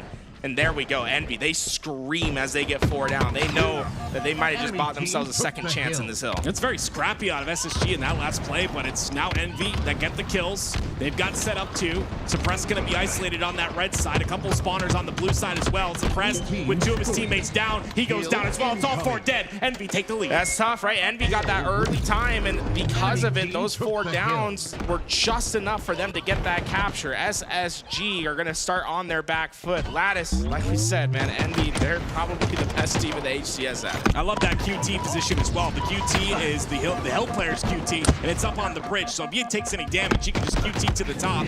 Stellar's gonna lose another fight. Yaxin gets a double. He's still alive too as the last player. Yaxin can win the spawns here, though. If he just plays into the back, Let's take a look where Piggy and his teammates are spawning. Jackson just wants to maintain this red side. They want to be able to push through here, but those kills might just close that door. SSG, impressive that they came back and did not let those spawns come to fruition. That's unfortunately what's a little bit frustrating about this map too. The blue spawns are so heavy, right? And although you want those ice block spawns, unfortunately, those are the blue spawns that you get instead. Eco gonna have a chance with the snipe. He gets taken out. And now Descendant to try and push in. Look how confident. Look at the flank. Look at the flank. They're occupying lanes. Piggy's coming through the back rank. He was able to find one. Valkyrie knows this is mission critical, and here comes the rest of Envy. They take him down. Systematic break by Envy. Oh no! My goodness gracious! 3 go down. Precision's got the snipe, and he's got 5 bullets to work with. Yeah, we're gonna see some people hit a little bit of a backflip here. Body shot goes in. That's going to be Falcated down to no shields. Precision still alive, though. Still maintaining the spawns for his team. Stellar barely. A little bit of aerial direction there is going to dodge that bullet. We'll see if Precision can potentially get another kill. 1 kill could open things up, and he gets it onto Suppressed. Goes in for the body, gets the double onto Vico. And now it's just Falcated that's trying to work with Stellar to win these spawns. This 2-on-2 is going to be massively important. The insta-split didn't work, but the help is there. Stellar, double kill. Space Station, they break the spawns. That's what Stellar needs, though. 12-8 to start this game. They're looking for him to start to pop off. And they can continue to pressure this map. This is dangerous. I'd be very cautious about making a push here, but with that first kill, they're going to try to go for it. What's dangerous is that if this fails, SSG will have a tempo on the rotation. It's not failing. 3 go down. The last one goes down as well. It's a perfect out of Precision. What more do you think the man can do? High risk, high reward, right? It's dangerous to go for that break. If it doesn't work out, you're not only losing that hill, you're losing the rotation, but when it does, it feels so good. 2-0 lead for Envy. It's got to be devastating for the side of SSG. We're so close, and the slays continue to go through. Jackson getting loud as well. Another kill goes in. 3 down for SSG. Falcated, watch your face. You're going to get collapsed on. Now you see those spawns coming in the blue room, though. SSG, they're still filling through. Precision knows that, able to wrap back, and Envy, once again, occupying all the lanes, right? They're collapsing at all points in time. It's so tough to play against this team. It's such a difficult hill to take there on the Crystal. That glass being so wide, you can just play ring around the rosy, and you can see right here, it's Suppressed that has to throw some beautiful nades, ends up getting the damage in. Jackson goes down, and now Suppressed uses that shroud screen, but he still has to deal with the player on the Crystal. And Piggy's doing a good job of just playing through the middle lane, right? When you're a middle player, your job is to be listening and helping wherever it's needed. He was doing a fantastic job of that, just getting back towards his teammates, helping out in those gunfights. Great collapse here by SSG and Stellar. They're gonna get the first one. And Stellar stay alive. No, once again, it's traded out. And that's what we see, right? SSG do such a good job of winning the fights, but they're constantly traded. Oh, well, now SSG goes 3 down, and with this hill going in, 3-0. SSG, the only reprieve for them is 2 minutes and 30 seconds is enough time. Right. But Envy, you are seeing them. They look next level. Falcated, hey, open a door, open a path, charge forward for your team. Open a door, get a battering ram. That's exactly what he did there. 3 go down for the side of Envy. Stellar's got the snipe. This is where things change. Hey, you say Stellar's got a snipe, sometimes things start to get scary. Envy need to deal with this right away. Whoa, and wow. No hesitation. Descendant not only takes care of that, he takes care of the next. Oh, if that sniper went to the hands, yeah, there we go. I mean, Envy, they just broke that like it was nothing. That is a hot butter through knife. It really was. It really was. Descendant now with the snipe inside a hill. In a great position to do so, right? He's got angles on everybody. Watch your head, Stellar. He's the first one to go down. Still 4 bullets to utilize. Precision can play his life, but he gets a trade instead. Hey, we like to talk about Stellar. We like to talk about the Frosties of the world. Descendant. Wow. I was wanting to talk about you, but you just threw that off because he knew that his teammates were going down. You know, hey, that's a man playing for the win, not the clip, I guess, but I would like to see him go for a 360. You know? 360 off the map. Regardless, though, that snipe no longer in play, and you got to look at that neutral clock. Only 2 minutes left to play with. Yeah, Envy, it's interesting, right? Because they win that hill. They tried to play for the 4th capture, but at this point, they're probably thinking, hey, we don't really need to step in. Let's get a little suspect here and vent our way into these niche positions and try to win on this time. That's exactly what it looks like they're going to do. Potentially set up here to Senate. Playing very aggressive, though. He goes down to suppress. A lot of fights being won on the Space Station Gaming side, and this is exactly what they're looking for. Another kill goes in. Piggy. Envy's not giving up on his hill whatsoever. They're 3 down and still pushing suppressed. Yeah, this is tough for Suppress because he wants to get that time right. Every second that goes off the neutral clock feels just horrendous for SSG, but they need this kill on Yaxon. He's not making it easy. Oh, there's the spawns, though. That come out. 3 go down. Suppress the last player alive. He's going to try and do all he can, but he gets taken out as well. And now you see, with 1:25 a neutral clock, it'll be Descendant getting hill time. Yeah, I think they need to give up on getting this hill time. To me, it's just play the clock, right? 1:19 seconds, the whole 3 hills in a row, just get aggressive. Stat pad your way to victory. No. Dude. Oh my goodness gracious. He's gonna, okay, I was gonna say, he takes that challenge. You see it go back, he's like, I might have overheated there for a second. That's insane. It's been a big story here in this series. Envy individually winning out on so many of these engagements. You look on the side of SSG and a couple players in the positive, but it's not enough.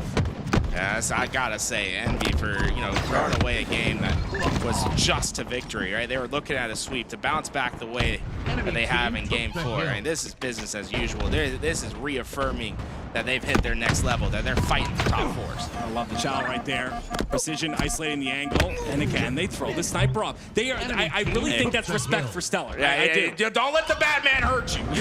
Just keep it off the map. That's really just the win condition. It's the way back into the game. Just don't let him have it. It's a simple problem to fix when there's a big dam to throw it off. I mean, he's really heating up too. I mean, 19 and 21 with 10 assists, gets another one. 20 kills for him. Okay. Where's the hill? 22 seconds, folks. That's not a lot of time, man. I mean, that would be incredible, wouldn't it? I mean, we've seen crazier things today. How do you fight when your back's against the wall? Like, right? When you're getting pushed, how do you respond? You got 22 seconds to give up. SSG, it's time to be perfect. Well, 2 go down, and there goes Eco as well. So it's up to Suppressed, and he ends up going down as well. It'll be 18 seconds and counting with QT coming up. Don't think it's going to matter too much. I think Descendant's just going to play his life here. 3 go down for SSG, and this should be it. Every second it's going to count here, right? Every second that goes off the clock is just one step closer. And Envy, I think they know they've done it. I mean, look at the stats across the board. They just outslayed. We've got to talk about it's just so insane. What was that? There you go. You called it, Tools. You said Envy. I don't know, bro. Okay, just trying to catch a little bit more from that voice chat. Tools, you called it. You said that Envy this was their map, and they showed it from the very beginning, and they kept Space Station Gaming on that 4 down most of the game, giving Space Station no chance. What makes Envy so good at this map? So we talk about their ability to fill lanes, right? So for Envy, they're a team that likes to spread their net wide. They don't like to just double up, push out a lane, and try to out-muscle their way. They're a finesse team. They like to fill in every lane on the map and just be aware of what their teammates are doing. And this map is well suited for that type of game style, right? Because you have 3 lanes that run vertically and horizontally, and they all connect to each other. So there's so many sight lines that can help in those gunfights. And with that, they just stay connected all the time. They do not let players get away. They are so efficient as a team. And to me, I think that makes the difference. I mean, to be honest, that was never in question. Envy just came out. They won that one. Yeah, it's so beautiful. If you were to look at a top-down of that game in a VOD, you will see like the way they activate together, and it's just it's poetry in motion, honestly. And it's time and time again, they took SSG out of their hills, and they having that lead in the very beginning, it was just easy from there. Actor, throwing another question at you. There was something at the end that you wanted to talk about. I'm really old, Alex, so I don't remember exactly what it was. His memory's failing. Yeah, it really is. I'm gonna be honest, trust me. But I think the big thing there was the respect for Stellar's snipe ability, right? Like Tools had said, that was the one thing that kept SSG in that game, and he was starting to heat up. He ended up with 20 kills, I think, at the very end of that. The respect shown, to me, even with a lead like that, is awesome.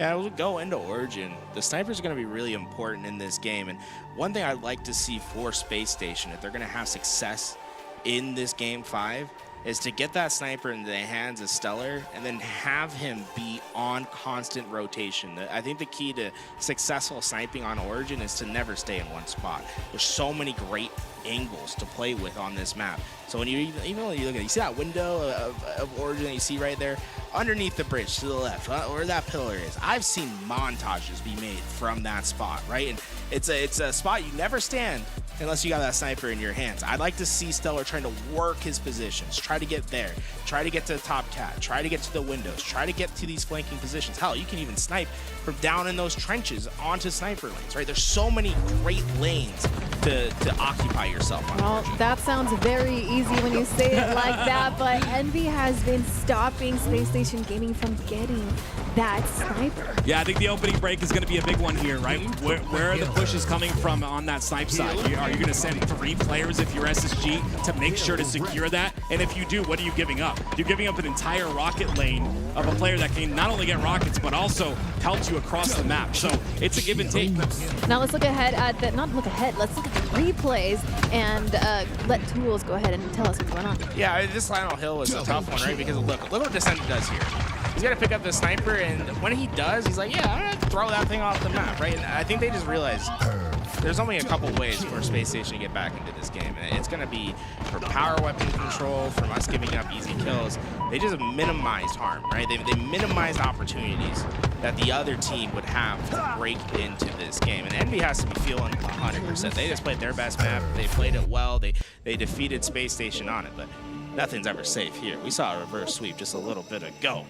Things go crazy at LAN. That is true. Origin Slayer. Will this be the moment where Space Station Gaming is able to get Stellar to get those montage shots, or will Envy continue to put a stop to Space Station Gaming?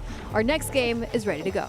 All it takes is a couple of players that are having a little bit of a rough start to the day to turn up, and everything changes. This is not over yet, ladies and gentlemen, but we did see that game number 2 Slayer Tools. It was 50-26. I don't know if we're going to see that again here. This is the chance for SSG to bring this series back. Yeah, it felt like when Envy struck first blood on that bomb game that went for so long, they opened up just a path forward, and it hasn't really been close since then. They've been really dominant in the games that they've won. Well, here we go. That's going to be Falcated on your screen. One of the most underrated players in the game, in my opinion. We'll see if they can get sniped. Look how all the players are playing around the sniper. No one going right for it. Instead, trying to find the kills around. Space Station win those fights. Sniper goes into their possession. Envy being stuck on rotation. This is a good start for SSG. It's a really good start. 5-1 off the rip here. What do they do off of this, though, is the question. It's going to be Stellar. Oh! There it is. The first snipe goes in, locked and loaded. Flowing like water. Can he get another one? Yes, he does. It's all 4 dead. With that Space Station heating up in this game, all the spawners don't peek the head. Oh, you should have thrown the sniper off. Valkid's got the rockets as well. What are you supposed to do? To your right, you have a sniper trying to take you off spawn. To the left, you have rockets pushing you in the face. 10-kill lead for SSG. It's crazy how things change when the backs are against the wall. Another snipe goes in. Piggy, it's Fry. He's teaching new tricks to the pig, making him do backflips in his spawn. Get the barbecue ready, because Stellar's not missing. Another one! Another one! Yaxin, you better run! He's coming for you. Yaxin down to no shields. The no-scope's gonna miss, but he gets taken out once again. 17-4. Hey, he spawned in. 6-1 to start this game. 17-5. Envy are reeling at the start. Descendant gets a kill as well. Don't forget about him on the other end of things. This is where things could really stop here. Stellar, there he is. There's the shutdown he was looking for. That 3 down for Space Station. The big thing for Envy, there's no power weapons on the map right now. You know what happens when you give both them up. It's mission critical to be aware of those snipe rocket spawns when they come. Great patience out of Descendant. Uses the thrust in an aggressive fashion. He ends up going down, though, and it's this man that takes him out. 7-2 to start this game. Goes immediately towards rockets, and he's pushing forward to clean up another kill. For Space Station, they want to try to control both elbows here. Stellar wants to work his way back towards that elbow that Piggy got the spawn at, but that's not going to be happening anytime soon. They need to win these fights. If Envy wins this, that's their chance to get to those rockets, something they desperately need in this game to get back. They're funneling Envy towards those rockets, and they're just putting damage into them, but the aimbot works. Descended, I mean, he got out. He's in isolation on the snipe side, but he might have just got one of the most important kills of the game. That gives Envy a chance. Envy can now get these rockets. They're getting a couple kills. Hey, it's still a massive lead for SSG, but with 4 down, rockets in hand, and Sniper that could be joining it soon. This is Envy's play back into the game. I love this play by Jackson. He's gonna get spotted though. I would assume they see the rockets on his back. Descended just got Sniper as well. This is dangerous for Space Station. They were able to put up a double-digit lead with this combination. Envy's got everything in their hands. Falcated gonna chow onto Jackson. Descendant takes out Falcated with the snipe. I talked about him being the answer to Stellar, and he takes the first one out. Descendant's still in isolation. He wants those rockets to come help him. He knows he has a couple too many on him. That Sniper that just went down, Stellar's there. Stellar might have just got that Sniper into his hands. Yeah, Suppress and Eco get a kill in the feed. Suppress gets another one. That's 2 for him. And now Stellar's got the snipe in his hands. Look at the chow. Look at the aggression on him. I think Envy spread themselves too thin, right? They want to be everywhere at once, but they left their Sniper in isolation. Stellar hunted it down, and you had your way back into it, but when we look at what happens at the end, it's still a double-digit lead for SSG. They recover nicely. What's the over-under on the 3 shots remaining? He hits 1. Can he hit these 3 shots? I think it would change everything here. Yeah, let's do a handshake. All right, we're going to do something crazy here because I don't think he's going to miss one of these. 20-30, the 10-kill lead. Stellar pushing forward. He wants to get aggressive with this Sniper. He wants to use it as a shotgun. Watch your face. He doesn't miss that one. Doesn't miss that one either, but he gets taken out. Yeah, it took a lot of effort. I thought the ricochet was going to hit someone too. I mean, that's just how the Sniper's been feeling right now. 4 down for Envy once again. And this is exactly what Envy tried to stop in that Lattice game. They threw that Sniper off the map time and time again. This time, they haven't done a great job of that. Envy has good spacing here. Oh no, boy. Moment of silence. Stellar, that's unfortunate. That's a tough death there. That is unfortunate. Stellar, like you said, back on the side of Snipe. A lot of pressure still from SSG. Another kill goes in. He tries to slide into Piggy. Somehow Piggy gets away. Poor Envy there. You know, it's like you expect us to be on SSG POV. We swap over right when he gets thrown off the map. I mean, I feel bad for the man. Suppress gets another kill, though, onto Precision. Jackson takes out Stellar. Piggy gets another one. This is not over just yet. When they cross that 40-kill mark is when I think things will change, but Eco's starting to pop off as well, 11-7. But I'd love to hear the comms of Space Station in this position. They're in such a dominant spot. I want to hear how they're going to close this one out. Team nearing victory. One elbow, one shot. After on the pillar. One shot blue elbow. And I died by top here, I think. One shot blue elbow. One shot right next. One up rockets, top rockets now. Yeah, he's weak. Nice. You're blue window? Left there. One just spawn, Piggy. Triple kill. I think he's spawning blue. I'm getting the blue elbow, I'm getting the blue elbow. Yeah. You're blue elbow on me? Blue elbow. Back right. Yo, blue window. Back right, weak. I'm blue elbow, guys. Yeah, blue one. Red elbow probably kill me. Red elbow probably kill me. Elbow, come here. Sniper 15. Blue elbow, telling anybody. Blue elbow. Yeah. Nothing there. I'll see it. Sniper 10. Blue elbow, wait. One shot blue elbow. Yeah. See that. No one blue flex spawn. Blue flex spawn. Piggy. Sniper 3. Rocks are up. Nice. Blue sniper ramp. Yeah, blue elbow too. Two blue elbow. One's going up. Red sniper. Blue sniper. Blue elbow weak. Blue elbow going up. Or blue window. Yeah. Blue elbow as well. Blue elbow. End window. Blue bear. Blue elbow. No targets. He's sitting there with his elbow still. The blue bear, blue silver weak as well. Defeat. I'll ball that far. All right, everybody, Space Station Gaming with a win on this series. That's our second win this series. I feel like Space Station Gaming is almost starting to heat up. And Tools, you said Stellar was going to be waking up here on Origin, and not only did he do that, but Space Station also had the Rockets at start. Yeah, I mean, they just played it perfectly off the start, right? So they didn't go for Sniper right away. They played around the Sniper, but they won the important kills. They won the pressuring players of Envy that could stop a Sniper grab. Once they did that, I mean, Stellar got it. And, didn't take him long to start making people. He was teaching tricks. I mean, he's making people backflip left and right. I mean, look at it. The man wasn't missing shots. Snipe. Absolutely love to see that out of Stellar. I am impressed by Stellar. But I'm a little bit more impressed out of Eco, right? We went double positive in that game. In this series, before that game, he had a .70 KD. So obviously having a little bit of a rough series, but again, when it matters the most, he comes to play. And I'm excited to see Stellar and Eco really hitting their stride here, because that's how this series will change. Well, Space Station is just one game from tying it up, but let's focus up and talk about what's going on here on this replay.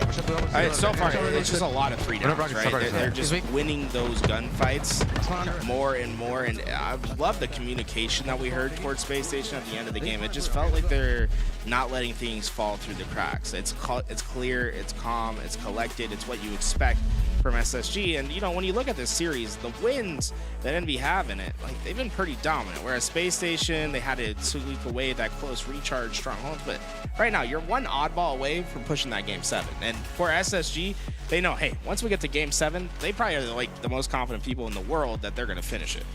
I almost feel like Space Station Gaming, I'm looking at both of these Slayers and what power weapons exist in both of these. The key for this Origin map for Space Station Gaming was those power weapons and thinking ahead, live fire. We have a sniper. What do we expect to see here from Space Station? I'm gonna have to see Stellar continue that slaying prowess, right? I think that's what makes him so incredible on this roster. Everyone's got to do their 25%, and if people are not doing their 25%, it takes you as a roster to kind of pick up the pieces. And I think in that game, Eco was doing his part and a little more. Stellar was doing his part and a little more. Like you had mentioned, that sniper is so important for both these teams. On the side of SSG, it's obviously Stellar, but on the side of Envy, it's about Descendant. And I think that's going to be the battle that we're going to see. Yeah, I'm thinking live fire. We have Sniper, Aquarius. We have a Slayer. There's no snipers. There's no rockets. So how important is it for Space Station to win this? Well, I mean, if Envy wins one more, they're done. I mean, so it's for very Space important. Station, it's like, it's do or die at this point. Yeah. And when you look at Oddball, it's an interesting game type for both these teams, because Envy, I mean, there's a tale of two types of teams, right? Envy's a team that's grinding it out. They scrim every day. They'll double scrim. I mean, when we came here, right? Envy they started playing Shopify at like 1 p.m. and they played for 4 hours. Like, they're well practiced. They just play the game a ton. Whereas SSG, for them, it's about concentration of practice. They like to make sure their scrims are high quality. They only play the best teams. They do not. It's not necessarily about games in. So for them, they are very much focused on making sure that every time they play the map, it's at the highest level. That they do not have like a lazy attitude when they're in the game. Like, it's do or die when they're in. And I'm curious, like, which path is going to be the correct version, because it's two very different strategies for preparing for tournaments, for preparing for competition. Which one is better? And I think when it comes down to these Game 6s, these Game 7s, the end of the series, that's where we're going to learn that answer. Yeah, you talk about the end of the series. I got to talk with Piggy a little bit right before this series even started, and he's like, yeah, we just scrimmed Shopify. I'm tired. So we'll see if his energy lasts. Yeah, is there such a thing as too much Halo, too much practice before a tournament? Yeah. I mean, on the same day, we'll have to see. Oddball live fire, our next game. This will be, if Envy wins this, they move on ahead to the semifinals. They're just one game away, and SSG is looking to pull a reverse sweep. Yeah, excited to see, like you said, moves on to the semifinals to play OpTic Gaming tomorrow. So very important to see what happens here. Envy, if they can break what just happened in the last game, if they can start anew, they can close out this series. But it all starts here with Piggy. Look at that. Immediately down to the sniper lane. Piggy not going to pick it up. Instead, wants to clear some space for his team to get away with it. Envy put all their resources into getting this man the sniper rifle. Yeah, know your role. It's exactly what I say here, right? You know your player in Descendant is proficient with his snipe. Let him get it while you create space for him. We'll see what he's able to do with Camo coming up here. Yeah, he's going to go hunting, too. You know, they want to get spacing towards that camo. That's the first one into the knee. Oh! My goodness gracious! The spawns come from behind. He was getting pressured from multiple angles there, but now things get a bit interesting. It's Stellar. Not sure where to rotate this ball. Gonna bring it towards the back of tower, and that's a camo for them as well. They just caught him, but at the end of the day, I mean, camo and sniper went back to SSG. That sniper shot didn't do enough. Suppress, what can he do? Oh, they're gonna, ooh, no melee comes out. Wait, the repulse still gets him, but he takes a lot of damage, and that's the most important part. He's the last player alive. But look, Envy's getting the ball time. Despite SSG having everything, Envy, they just took it into the back of mud. They say, hey, come push us. Like, force me to play this. Suppress, aggressive. Gets the spawns from his teammates onto B. Piggy's in trouble. You just leave Piggy there, correct? Yep. The assist comes in. Now he's able to help his other teammate on the tower side. That goes into an assist. Cleans up that one. Suppress is on fire. And look at this, early on the rotation. Good job by Suppress just getting there. You don't want to waste any time when you have that 3 down. Don't let Envy get into position. Make the game easy for yourself. And there's still 4 bullets in this snipe. Oh, Eco's got it this time, and he can shoot too, but he ends up going down there at the end of the day. It'll be SSG, though, getting that time for themselves as they approach the 20-point mark. 6-point differential now, and this fight could force a play. Suppress knows that he doesn't necessarily have immediate help until Eco gets back into the fight, but Envy didn't want to necessarily push their advantage there. Instead, they want to coordinate their push. I like the idea of no playing the ball there. Senat's now in trouble. He repulses the nade and a player back, but Suppress just sitting comfortable on the tower. This is interesting. Piggy is going to try to make a play, but he's isolated, and he goes down as his teammates spawn up. So now they're staggered. They're going to be in a 3v4, and what's coming up is that camouflage, right? This is a massive camo in the game, and SSG has a major advantage into the fight. I love the spot of Eco, too. Look at his aggression. Gonna get another kill there. He's got precision as well locked in. That's a double for him. Like we said, he started off 0.70. He is heating up here. Envy put all their eggs into this camo. They did not push ball. They wanted that camo to be into play, and it's immediately shut down. Space Station trying to keep this ball on the map. They want to hold this position. They're aware of Piggy's presence on the bottom of tower here, so he's got to do his best to stay alive. But there's a rotation of the ball towards that B side. With that kill on the precision, things are a bit safe. But Piggy has to win this 1v1. Can he do it? Falcon it down to no shield. They're both going to have to reload. Piggy ends up winning. Yeah, he gets that kill, but ball got away. Sniper's in the hands of Stellar, and as such, she still had 3 players alive. Like, the reality is they don't really care that Piggy got that kill because they're winning the game with what their current position is. Yeah, Stellar, current position on the top of tower. Sniper in hand as well. Reads the Piggy push. Piggy down to no shields. He gets taken out. It's going to be a kill for Stellar, and still a lot of ball time tools, 65-21. They're doing some interesting rotations as well. I mean, that ball went all the way to A while Stellar is creating some chaotic elements on the other side of the map. I mean, Space Station, a lot of free flow with this ball. Suppress, maybe it's just his style because he is quick on like just recognizing potential rotate spots. 5-7-2 out of Suppress with 64 points of ball time. You'd love to see it. Eco, and unfortunately go down there. That's 3 down SSG. Yeah, ball time for Piggy finally into this game. You see SSG have built themselves quite a lead, but this is the other side of the map, right? We've seen tower side holds up to this point. Now, the Piggy, he's playing it down into the open. SSG, they're going to have a chance at a fight to break this ball, but Envy winning the open engagements. Not going to get that repulse as he has the QT to work with, but he's still going to be able to pressure through here. Down to no shield, so he has an out if he needs it. That's why he's going to be aggressive. Has that QT on the B side, so can be aggressive from multiple angles. There's the first angle. Gets the second kill as well. A double kill for Stellar. Oh my word, 11-3. Yeah, so that's a double kill where I think he shot 4 bullets to get it. That might be the most impressive double kill I've seen all day. Like, that's a crazy one, right? The flick shot to get the first, the QT, and the aggressiveness to hold for the second. I mean, that's a crazy play from Stellar. And it might just be game winning. They just need 25 seconds from this position, and Stellar, even with him playing so far away from his team, he can really keep that camo in check if he needs to. He's not losing gunfights. What would you think? You think this is scripted as we're going on here today, Jules? I mean, this is phenomenal. SSG, Stellar stepping it up like we said he needs to do. 83 points for SSG here. Envy still trailing. They only have 40, but Yaxen has that camo. What can he do with it? Yeah, they're winning some key rotations still into this game. So SSG, they get to 83 by the time Yaxen gets over here with ball. And interesting strategy, right? You have camo, you can try to put it into play. Oh my gosh, I'm sorry. Yeah, I mean, it's scary. I will say it is scary when you get into the gunfight with Stellar. It doesn't feel like he's losing them anymore. Oh, man, I think I went up like 5 octaves right there. Didn't know I could get that range, but it's still Envy. They're bringing this back just a bit. 57 points and counting for them. It's not over here in round number 1. I mean, they're clawing their way back in. A couple more slays that go their way. This is scary for SSG. You just can't throw away lives here. Stellar gonna take a life from Envy. 2 minutes of neutral time to work with. Plenty of time for both these teams to close out round number 1. But Envy doing a better job of maybe being more reluctant to play that ball and just rotating instead. He is 65. He is triple positive in round 1. I mean, He's icing up when his team needs it the most. Goodness me, 3 down for Envy. Suppressed, has to reload. The patience out of him. Yeah, I like that. They pushed that ball into the gunfight because they had just overwhelming numbers. They're playing as if we cannot lose from this position. 10 seconds. Envy will be desperate off their spawns. Desperate into a sniper of Stellar. Does Stellar know the spawn on the big door? Yeah, he knows. No, he knows that player. And that's 3 down, just like that. 7 points left to get, and Stellar will get him as 4 down. Yeah, he knows that no one's going to get there in time. In fact, let's just get it. Go. Oh, I thought he threw it out a little too early there for a second. I was like, oh. Yeah, let's watch this again. I love this. The QT back repositions, aggressive fight, and just wins it. That's a tough kill that he gets, and a massive double for his team. Oh, that's round number 1 for SSG. 18-5 out of Stellar, ladies and gentlemen. He flipped the switch, and the lights are bright now. We can see you, Stellar. We see what you're capable of.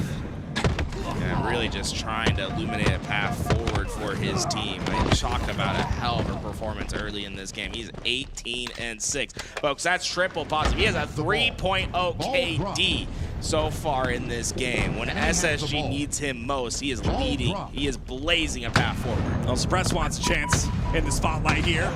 Jackson, though, unfortunately, those are going to miss. He gets the body shot onto Juan, but that's at least... Ball drop. Well, potentially it was Camo, but Piggy ends up taking it up, and he gets the first kill with a 3 down go SSG. Yeah, give a Camo here. Eco maybe a little bit early on that play. I would have liked to see him force the play to finish that collapse. Instead, when he plays it early, Envy can now be early on their rotation 2-ball, and they don't waste any time picking it up. I think SSG probably needed to wait a little bit longer on that play ball. We'll see what Piggy does with his Camo here. Gonna just get information as he waits. Gets the first information onto Stellar. That ball is dropped immediately as he gets that info, and he pushes through. Get the kill onto Eco. 3 go down SSG. This break is phenomenal, and Piggy gets a double. Yeah, that's a big 4 down. Envy, they are starting to score in spades. And Piggy, he's been quietly having himself a game. 19-12 in this game so far. Precision, usually the main slayer for this team, taking over that ball responsibility. He has 90 seconds about that ball time. It's the ability to adapt for a lot of these rosters, and you see every player able to play any role that they need to. That's interesting, right? Throw that ball into the open. You want to create an easy sniper shot, but just a little bit to the side. He had Falcon dead to rights, had exactly what he needed for that kill. Shot just a little bit off. Falcon gonna opt to rotate this towards the Camo side. Camo is up right now, so these fights are imperative for the side of SSG. They get the first one, another one there as well. Precision goes down, Suppressed, a little bit overwhelmed. And with this, they should be able to get this setup. Eco gets that kill. That's going to force Jackson to think about playing this ball, or at least trying to rotate to his teammate's position to safety on the map. But now you see how Space Station, they're forming their lanes, they're collapsing. That one kill from Eco turns into a play ball and a second chance for SSG. And a Camo for SSG as well, in the hands of Suppressed. You see the rotation coming out on the tower side. Piggy going to stay alive here on the key door. And slow play as Jackson opting to push towards that nest side. This is an important push, and Suppressed gonna read it. The QT though comes out. Yeah, big QT to get out of there. I mean, SSG fighting for their lives in this game, and so far have come to play well. A 3 down, and with that, let's dive in to the comms of Space Station Gaming as they hold this ball. One's us. He's there now. I'm checking fighting this. One's gonna go guts, I think. We go nest. Yeah, He's got something. I died. Sniper's got 3 low. He garage. One shot, Keto. There's Keto with snipe somewhere. Do not get sniped. Just don't get sniped. He sniped me. He's cuts. He's one cuts. No, he's one dummy ramp. One shot on A, one shot on A. 2 dummy ramp. So tower, now you hit him with that. I can aid you, Brady. One shot elbow. We top tower, sniper. Elbow, 1 shot. 2 dead. Yo, once I get plat. I'm going B. I'm running straight at the ball. Ready? I'm your big. Dummy door. Yo, rat on ball. 2 guys on rat. I needed it. Yo, rat on me. On the pillar. 1 A dump. Piggy. I'm here. He's gonna wrap in small. Back small. Back small. Back small. Piggy somewhere. TT and 3. Enemy has the ball. And rat me. Okay, stop pushing. Pushing out. Okay, they're walking out. He's pushing. That hit. One green. I spawned. I'm on. Yeah, I think they're Joe. Big portal. I'm coming in now. There's two. One doesn't have portal there.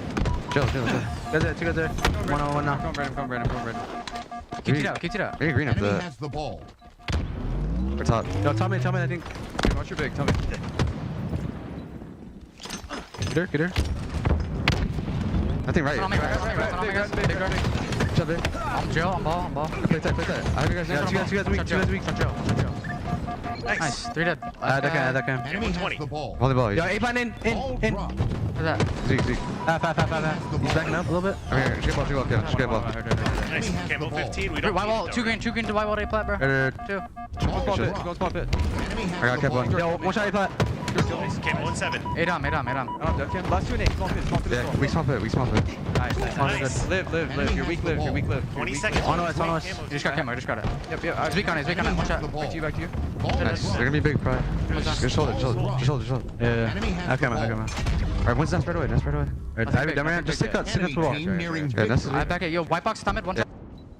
And with the spawns that come out on the back of C, it's a setup for Space Station Gaming. 13 points, and they will close this game out. And they'll bring us to the second game 7 of the day, and it's suppressed with that triple that potentially closes things out.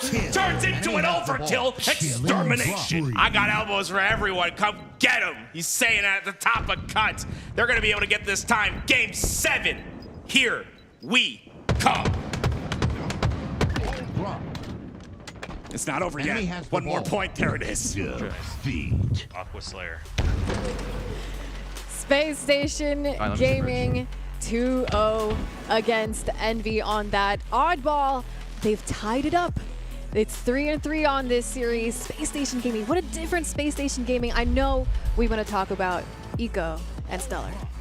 Yeah, I mean, look, when they had to go big in the game, they did, right? 29 kills for Stellar, 26 for Eco in this game. I mean, these two, they are the duo. They've been playing with each other for so long now. They've won championship after championship. They both have multiple rings on those fingers. They are a story duo, and when the history books talk about Halo, they will have a chapter written about them, and it's for these moments when they need to clutch up. They took responsibility. They main slayed for the roster. They've earned themselves a game 7, a second chance here in a series that looked so heavily in Envy's favor just moments ago. It's the players that flip the switch when it's necessary, when their backs are against the wall. And I talked about Stellar a lot. Eco, 0.7, and I'd love to see the stats, but a 0.7 KD to start this series in the first 2 or 3 games. And then, again, comes through when it matters. But we still have one more game, and it's Aquarius. You heard Elamite right at the end of that, right? Aquarius Slayer next. There's no time for celebrating. We move on to the next game. That's right, Surprise. Doesn't matter. You just got an overkill to close out the map. Let's move on. You know what's funny? He got the overkill and then he pinged the ball. Like, I did all the work. Get it. Go get it. I mean, yeah, fair. He's like, all right, guys. Your turn.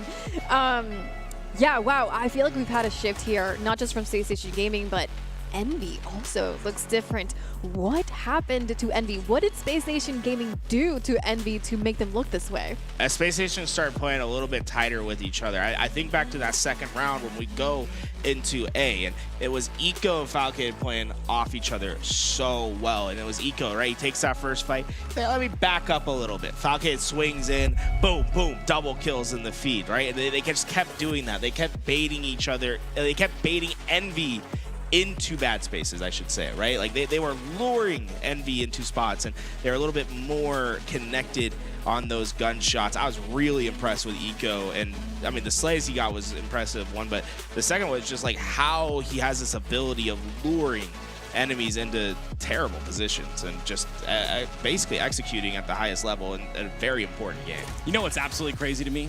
How many best sevens went to a game 7 online? We didn't have a lot, right? The first 2 matches of the LAN tournament go to a game 7. It's almost like it's scripted. This is beautiful. I love it. I shout out to all these players. Here we go. Here's the nasty snipe out of Descendant. That's a really difficult snipe to hit because that player is coming from the right-hand side and you have to move from the left to the right. But, man, I'm just glad to be able to see some beautiful Halo team.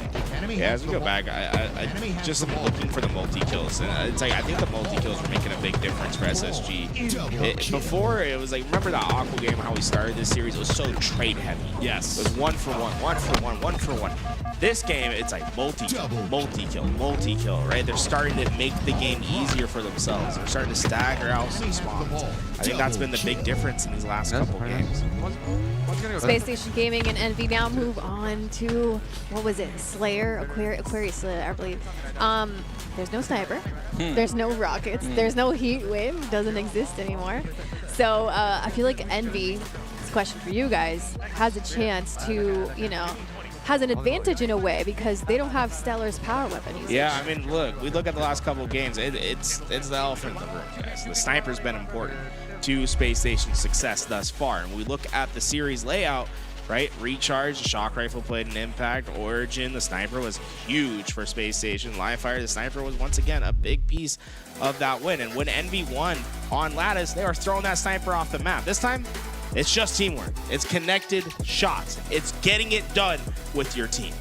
Aquarius Slayer is our final game of the day. It's either going to be Space Station Gaming or Envy, who move on ahead to the semifinals to face off against OpTic tomorrow. Who will be the winner of this Slayer? We'll find out. It has been a pleasure all day, ladies and gentlemen, and now you are ushered in to this Game 7. I am so happy that we got 2 best of 7s that went to a Game 7 here, but the teamwork, Alex said it so well, right? Will this teamwork be here without the power weapons in the hands of SSG? And right off the rip, I don't think they need any teamwork. They've got some great nades. That nade was perfect, but Yaxit got away with camo, but not with his life. Great job by SSG hunting him down. It's imperative that you do not let those camos roam free. 3-1 lead. We talk about starts and how important they are. Love that by Precision, by the way. That's a Gears of War thing you see out of Precision. Always holding those corners, and it makes him such a difficult kill a lot of the time. And so far, though, trade heavy. It's 4-4 into this game. SSG, though, a couple players down. They won't have the support necessary. Envy with 4 players up, trying to hunt them down, but Eco, I feel like Eco's getting massive kills this series. Big kill out of Yaxin, though. Oh, no, the jab step comes in. Suppress gonna win out in that fight. Ended the last game with an overkill. So far, only 1 kill on the stat sheet. Now with this, you see the game has been very slow in a way that hasn't been in previous games. Players are trying to bait spots, and that was perfect by Precision. You just let Station run past him, and he hunts them down. Double kill. Great use of just letting players run past you. I think Eli said it earlier, flowing like water. You're seeing Envy do that, and although it is a very close game, look at the way Precision is moving around the map. 2 shots into Eco. Can anyone clean him up? No, it's still tied at 11. Still trade heavy, but you gotta feel like something will break that trend. Something is going to change at some point. It's so hard to keep up this trade for trade style play. Trade for trade. There's been a trade in the Slayers in this series, this being the tiebreaker. It's been SSG who look really solid to start this game. It's gonna be Falcon at 6-3.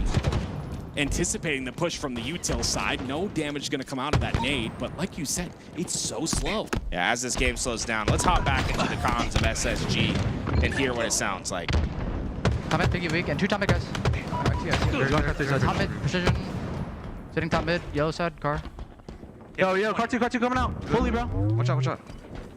And blue connected, on you. Watch out for yellow brick. Blue gen weak, blue gen shooms. Camo in 12. I'm coming. Blue gen down, blue gen car 2. Piggy. Looking bottom mid, Car 1 and car 2, car 1 and car 2. He's probably car 2, Nothing car 2. Kill me. Where you go? Blue flag, shoot it. Blue flag to gen probably. I'm playing for gen. Can we play for gen? Up. No help, Donnie. Yeah, blue flag again.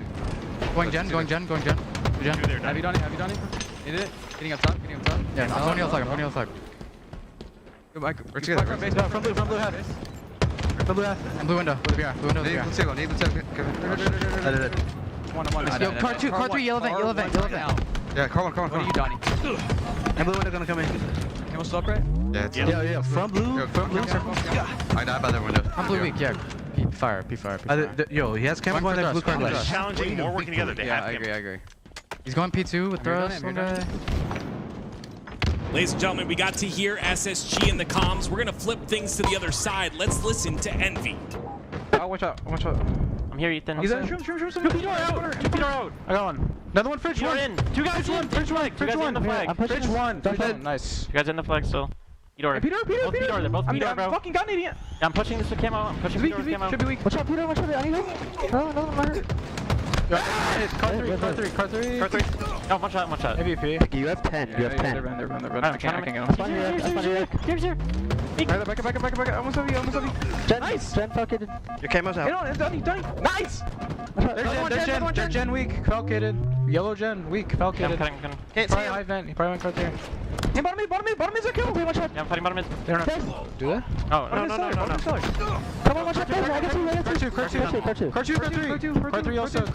You're alone. Just live. Car 3 now. Nice live, dude. Nice, Jason. We're spawn here. We're 3 here. We're 1 P. Yeah, let's move, though. Let's move. Make sure we can't get collapsed. I'm looking P for you guys.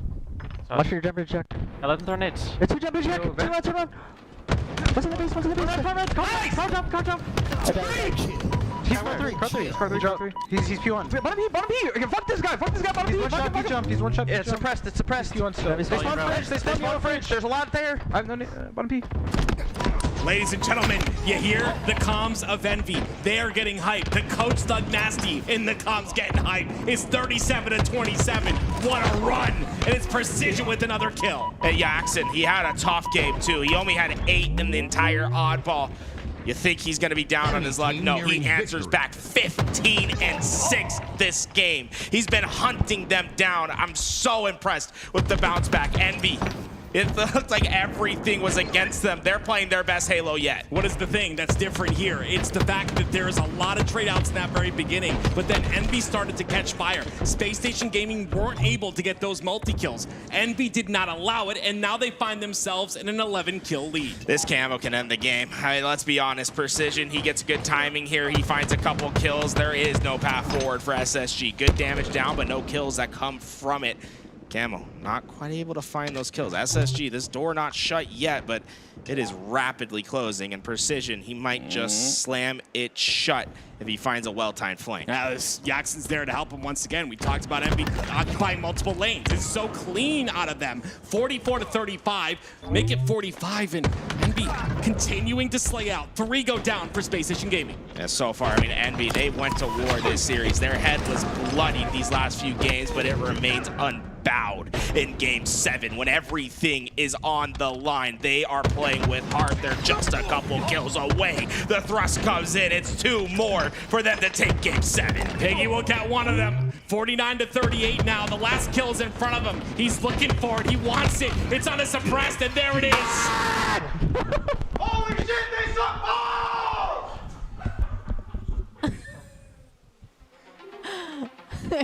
And there you have it, everybody.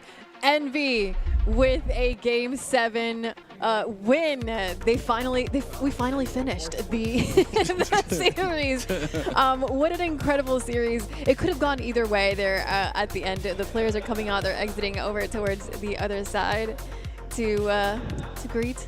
It's like they couldn't hear him in the other room. You know, it's like anything you say in the team room stays in the team room. You know, it's like you gotta go back in, you give those fist bumps out, and so far, I mean, the Game 7 ice up. I mean, that is impressive from Envy, especially when you think about the momentum going into that Game 7. Yes. I mean, they had none of it. Hey, Big Yak, get over here, bro. Get on this mic. Oh my, that momentum shift was crazy. Dude, that was crazy. That really was. I'll say, I just gotta say, Game 7 Reaper over here, bro. What happened in that one? Do or die. That's all. There's a theme. There's a theme today happening. Like back against the wall, like. Yeah, I mean, it's just like that oddball game, nothing really going your way, and then you're like, yeah, you know what, I'm done with this. That's just like. Bad timing. You said that. You're like, yeah, man, I just won this Game 7. First thing he brings up is like, yeah, you played that kind of dog water. Who cares about that game? It don't matter, right? It don't matter. Well, it was a hard-fought series against Space Station Gaming. There was a moment where you guys were just one game away, and Space Station Gaming just really did not let you guys take that Game 4, and just really gave it their all. What was going through your mind when you were just that one game away, and you couldn't just have that win? I mean, I talk about it all the time. Like, you expect to win series, but in the back of your head, you got to remember it's going to be a war. You know, you're playing another person, and they're going to go just as hard, and you have to fight, and it's going to be a war. Like, yeah, like you got to finish it out, knock them out. I have a question for you. I think it was Lattice game. You guys threw off snipe every chance you got. Like any chance. Oh yeah, I'm like, those snipe off. Those I snipe love off. that. What is it? What is it? Respect, just respect to the players on the other side. We're up 3 hills. Yeah. And there's a minute 40 left. If we throw the snipe off, no chance. They can't come back. I like that. That's cool. That's cool. Chess. We're playing chess. I like that. You said respect, but it was strategy. Yeah. I was really impressed with your guys' Slayers. I mean, the 2 that you won, you guys kind of blew them out. Like, what's been the work process for that? Because it's kind of hard to scrim Slayers in the first place. Like, how do you prepare yourself to come into LAN and being able to execute on those plans? Because the 2 Slayers you guys won, it wasn't close. Just trusting each other, you know, and like not dying averagely, not being selfish. If you have help, then live, you know, to steal. I always talk about stealing lives away, right? So it's like, if they're in a 1v2, they're going to try and trade you, but we can just walk backwards and both shoot them, you know. Any way you can steal a life, like, you're winning. I love that. Just keep doing that. Obviously, the collapses spawn them in one place, you know, OG Halo shit. So just playing good Halo. That's all Slayer is, really.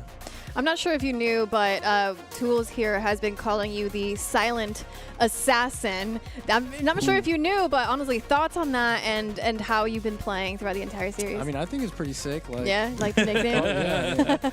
I kind of am the silent assassin, you know, like in practice, I like to talk a lot, but honestly, when it gets time for the tournament on LAN, like, I am kind of quiet. I can't lie. I'm just locked. I even go a step further. I think it's like gameplay wise, man. It's like, it feels like you're always hunting for the flank, man. It's like when they don't even expect you, bro, it's like the amount of times you just see someone's back and you're like, let me get a little 5 shot here. Yeah, that's kind of always been my play style. Like, find the opening, find the timing. Always been like a timing player. So when the timings are on, they're on, and when they're off, I go triple back. So. I think on that Aqua game, right? You're like hiding over at Shrooms. Dude, you guys played it so well. You guys are like, okay, like, we're going to sit here. Okay, like, ready? It's like, dude, they drop down. You like come in, you got boom, back smack, the double kill, triple kill. And it's like, it's like you just like, you're sitting in your spot and you're like lurking. You're letting them come in. It's like, it's fun to watch, man. I love the way that you're playing around your teammates and how you're able to pull away kills in like very tight, tensiony spots.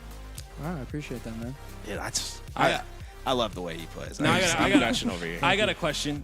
What's the preparation for tomorrow for OpTic? Like, what do you guys like looking at? We just got to bring the energy, man. That's like the thing with us. If we have a lot of energy and, you know, we're talking to each other, our communication's on point, then we're going to play good. So just the communication and the energy and, like, having no fear, obviously, like, no fear at all. Every single one of you guys can get hype, and then Thug gets hype too. It's so sick. It's so hype, dude. Shout out it's awesome, man. I love Thug, man. He's a good guy. He's a good guy. If you had one word to describe your team, right? If you had to do it in one, you'd distill it down to just icy, bro. Icy. I like that, man. That's icy. Like, the amount of game 5s we've won and like reverse sweeps, and it's just like a journey. And Icy's been there the whole time, so. Yeah, well, it's been 4 grand finals in a row. You trying to make it 5 this tournament? 3, but 3? Okay. Yeah, we're trying to make it 4. Yeah. Okay. I like that. You guys have been getting better and better, or at least it appears so, to everybody watching you guys play. And a lot of it has been attributed to you guys being so connected and you guys appearing to have such great chemistry in game. What makes you guys be so connected and play that way? Honestly, probably the out of game stuff, like just hanging out with each other, and we like each other and we want to win for each other. That's really what it comes down to, in my opinion. I've always said it, like, you gotta want to win for the person next to you, because it's gonna be hard and it's easy to give up, you know, but you'll never give up if, you know, it's not for you. It's all in there. Yeah. So, yeah. Well, it looks like you guys are super passionate. I can't wait to see what ends up being, what story lies ahead in the next 3. You know, this is, I don't want to call it out again. Oh my gosh, there's 2 more LANs after this. But what story lies ahead for you guys in this LAN? Is there anything that you want to share with us, or anything you want to say to your teammates? Just shout out my team, man. Like, I love those guys. They're icy, and yeah, that's about it. Love it. Icy, envy, icy. I like it. Thank you so much for joining us, and I hope you guys have an amazing rest of your day. See you later, man. Jackson. There goes my hero. You barely had your questions were like, actually, I just have a lot Actually, of good. I just want to. I just want to compliment you. Like, Did I just compliment you? You're just like kind of good at the game. You're all nervous, like. Well, there you go, guys. There you go. Envy with the Game 7 win against Space Station Gaming. It was close. Like Space Station Gaming gave it their all, and Yaxon coming in and saying that Envy's just icy, guys. I'll say, like, look at that best of 7. Yeah, like, that it's thing is crazy. That thing is hot, all yeah. over the place. Like, That's what I'm saying. Like 2 in the first, then the SSG end with 2. It's back and forth in the middle. It's nuts. And for those that don't know, that Aqua game took like 30 minutes. Like, we're like we went through a journey, and like we had 2 series today. They both went to Game 7. Dude, they it's both so went crazy, crazy. man. Hey, Envy. I guess Envy was the higher seed this tournament, but a lot of people put SSG as that 4th spot. All right, guys. Well, that was your day number 1 of the LVT Halo Pro League. Looking ahead, day 2 tomorrow. Look at this list right here that's starting to populate the semifinals, the winner semifinals. We have OpTic Gaming versus Envy, who we just watched, and then we also have Shopify Rebellion versus Complexity. On the lower bracket, we have Space Station Gaming and FaZe. Is this what you expected to see? Yeah, 100%. I predicted Game 7. No, I submitted my bracket. Like, I just knew. Where is it? Show me your paper. Yeah, no, it's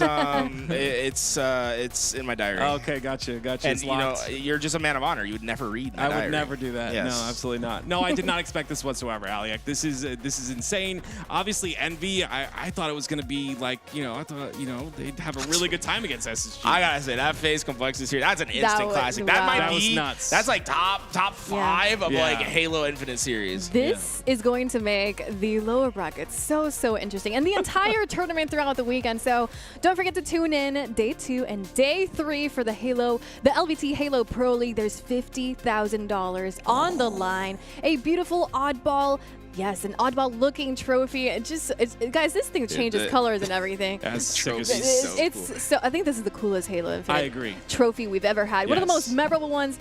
Shout out to Shopify Rebellion for partnering with LVT to make this event happen. I cannot believe we finally made it here, and it's the LAN already. What an incredible time. I cannot wait to see what happens tomorrow. So don't forget to tune in. What's the time for tomorrow's stream? 12 p.m. right there, 12 guys. p.m. OpTic Envy, right at the top. We're top to bottom. There you go, OpTic. Tune in first thing tomorrow to see OpTic versus Envy. OpTic at the start of the day. Thank you so much for joining, everybody. We'll see you guys tomorrow at 12 p.m. for our first series.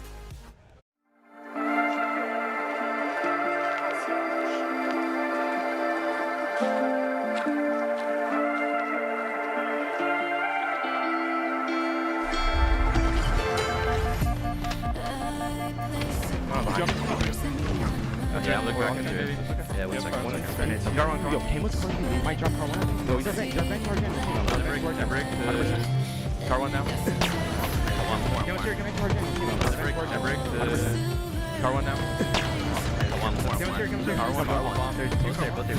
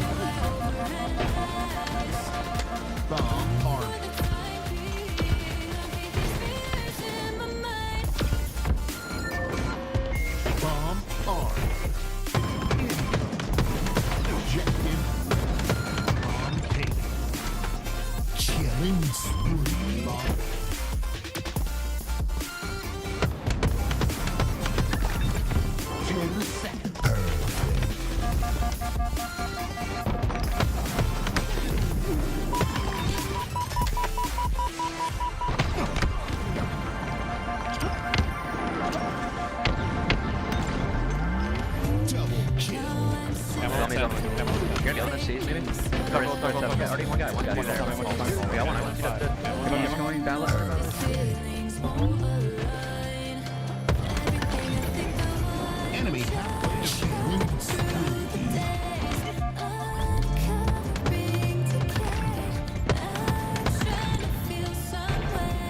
double kill.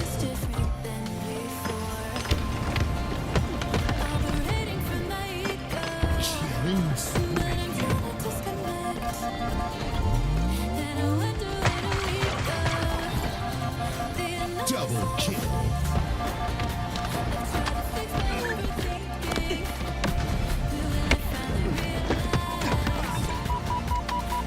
Double kill.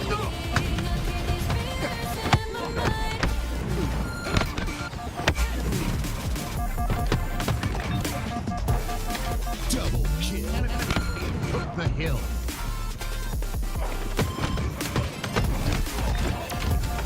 Double kill.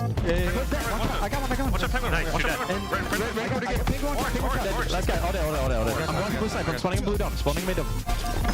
Enemy team took the hill.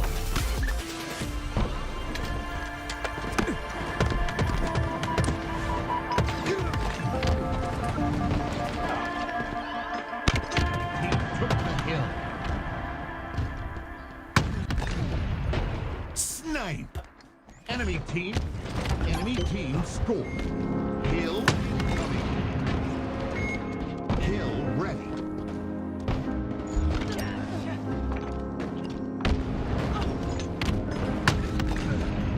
Snipe. I'm tired of hollow hearts. I'm tired of fixing scars that don't belong to me. You're all I need. I don't wanna fight, I don't wanna fall. Standing on the edge of it all. Tether me to reality. I feel it in my body. It's you. Double kill.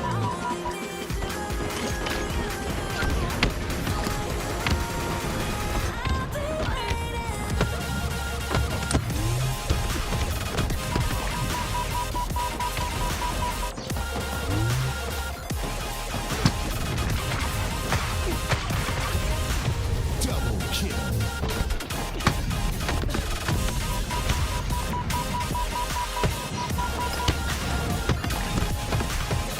Killing spree.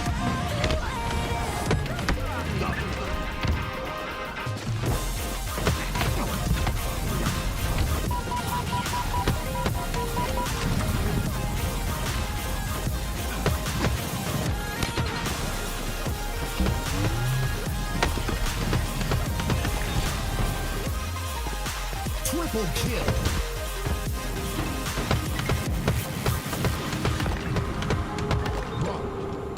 Double kill. Enemy has the ball. Snipe. Enemy has the ball.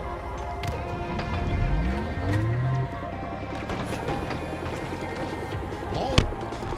Enemy has the ball.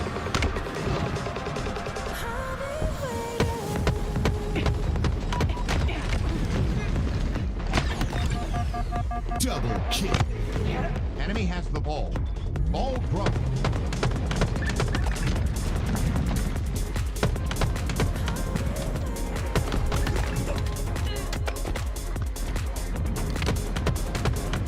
Enemy has the ball. Ball dropped.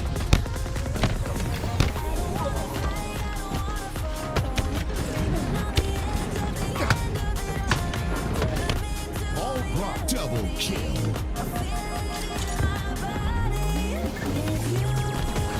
Killing spree. Double kill. Enemy has the ball. Ball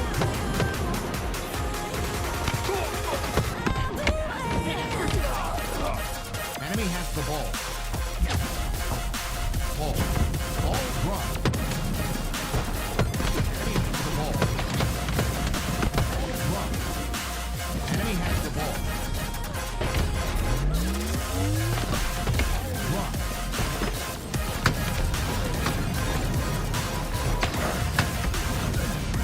Double kill.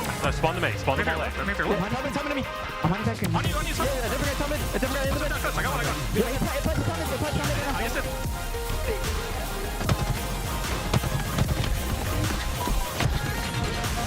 Double kill. Just fire on me. Nice, right in fire. Left side of fire. Watch out. Ape this guy.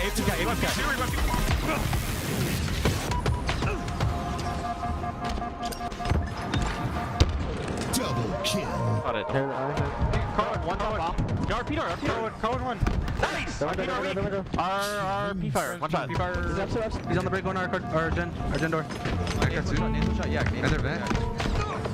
Kill one. So car two. Perfect.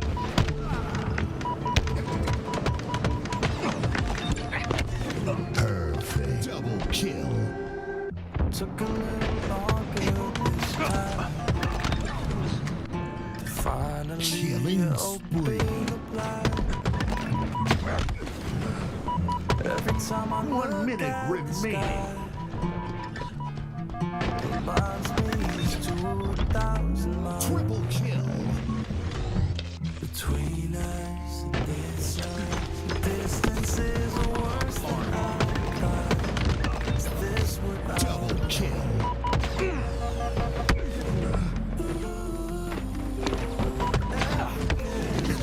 Bomb army.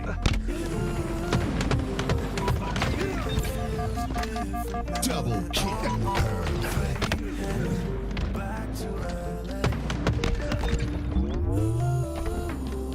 Double kill.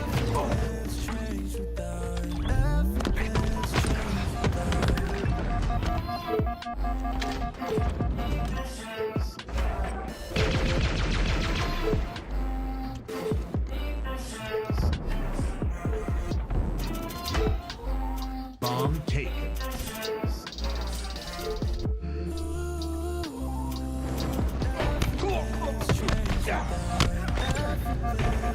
Double kill. Killing spree.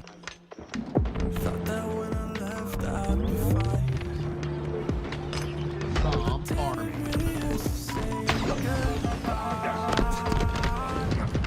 Growing up, it's getting tough. My face Double kill. between us and this house. The distance is worse than I thought. Is this what I want? Double kill. Everything's changed Double kill. I'm on a plane heading back to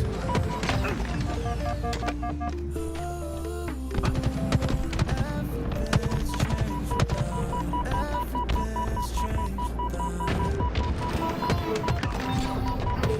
Triple kill.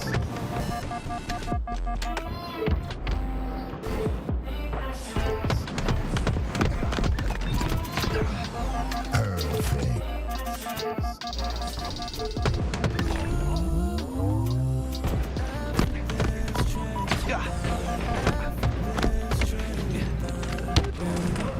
Just make plays, get my hair. Just Teams. Hop missile. Hop B. Hop to B. Hop to B. Chase me. I can't. Yeah, I can't. Another one here. Who's down? He's Vito. Trade. Watch that. Bottom lane, not hurt. Bottom lane, read.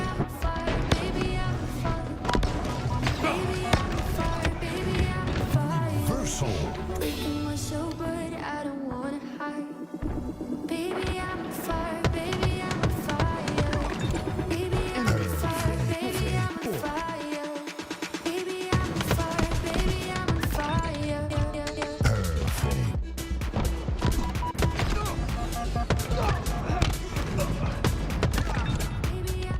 Double kill.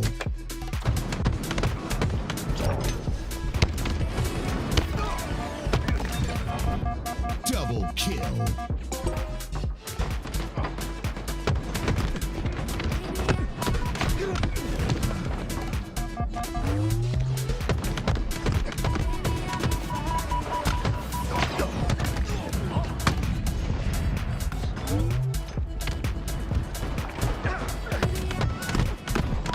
Team took the hill. Perfect. Hill incoming. Hill ready.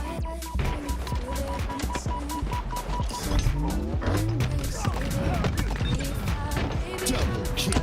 Killing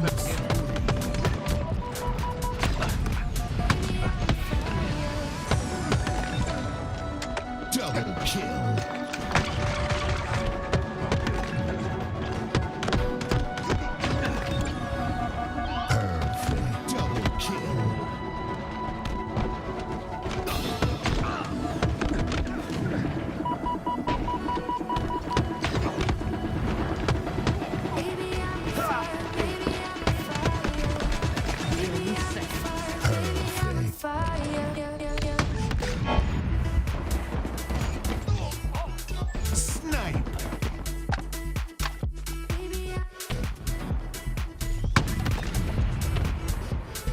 snipe.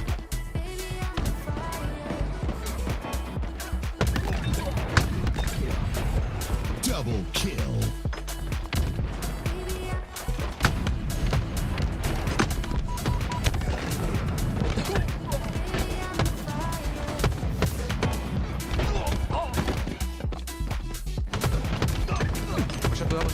Watch out, right next to it.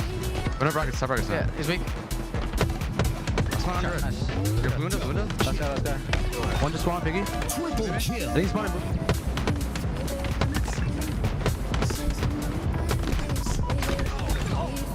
Double kill. Enemy has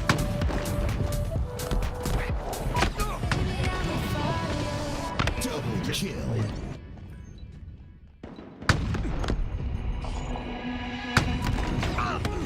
Snipe. Enemy has the ball. Enemy has the ball. Double kill.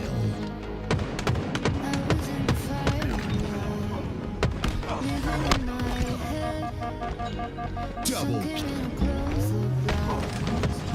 All right. Enemy has the ball. Double kill. That's fine. One's gonna go defense, I think. Do that. We go next. Yeah, this he's got to me. Nothing right. I'm Joe, I'm ball. Nice. Nice. 3 dead. That guy. Enemy 20. Hold the ball. Yo, A-Ball in. He's backing up a little bit. I'm here. Get ball. Get ball. Nice. Camo 15. We don't White wall, 2 green to white wall, A flat, bro. 2. Ball drop. Double kill. Triple kill. Overkill. Enemy has the ball. Killing.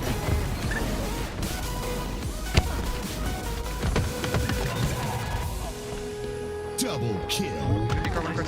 He's probably car 2. Nothing car 2. Kill me.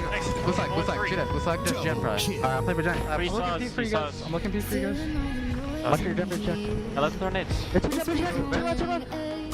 What's the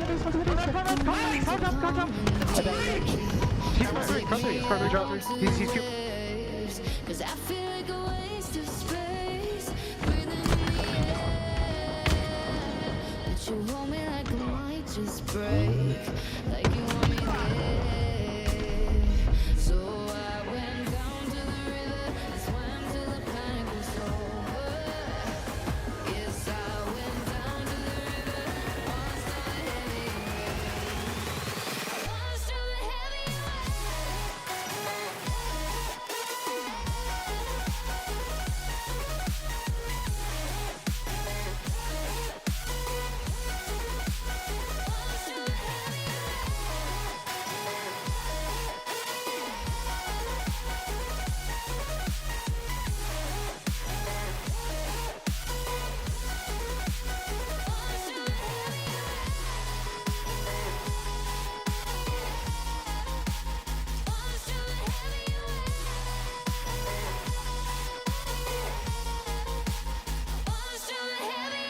Washed all the heavy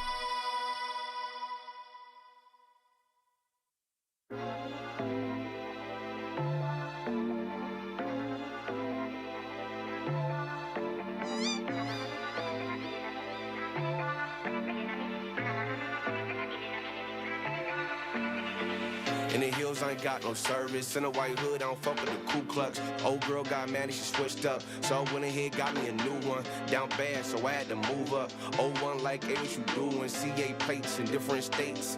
Okay, she like how I'm moving. Step to a bag, better get with the movement. When I move, you move like that. Do more, get more, say less. So fall low, don't miss no step. Speed up now, catch your breath. Good vibe, good drink, no stress. Out of town, no GPS. In the hills, can't call, can't tag. In the hills, I ain't got no service. Too high up, I don't think I heard you. Head high where the birds be chirping. Going full speed in the freeway, swerving.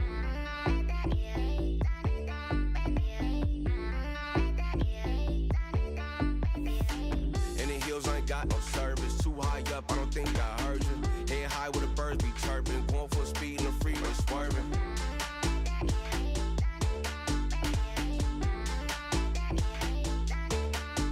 Swerving.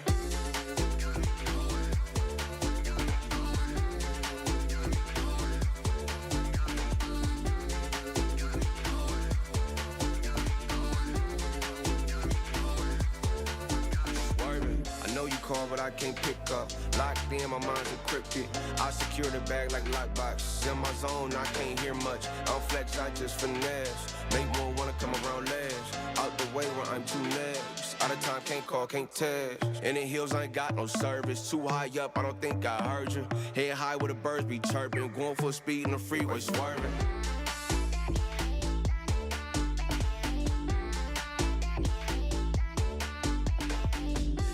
I ain't got no service. Too high up, I don't think I heard you. Head high where the birds be chirping. Going full speed in the freeway, swerving.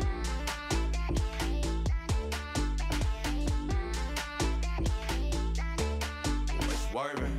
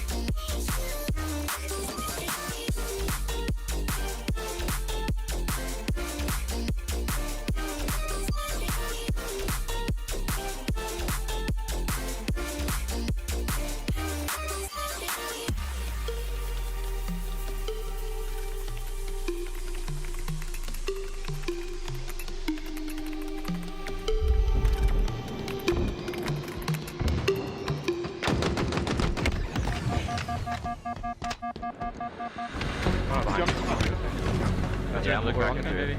Yeah, 1 second. You got one. Yo, Camo's car He might drop car 1. Yo, he's our bench car Camo. That brick to car 1 now. One more. Camo's here, Camo's car Camo. That brick to car 1 now. One more. Camo's here, car 1.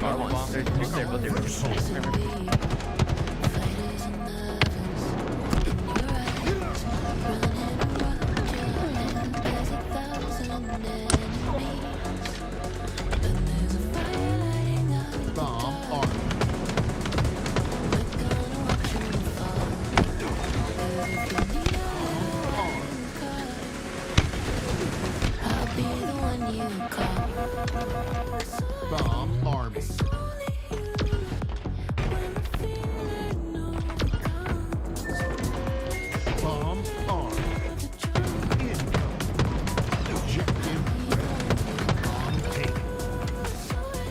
Killing spree.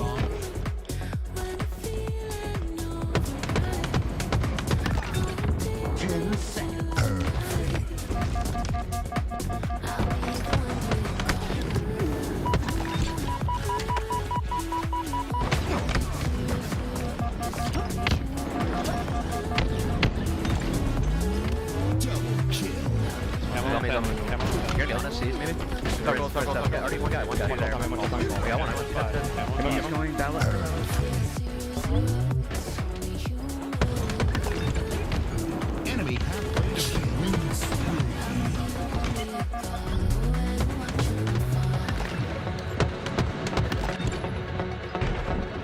Double kill.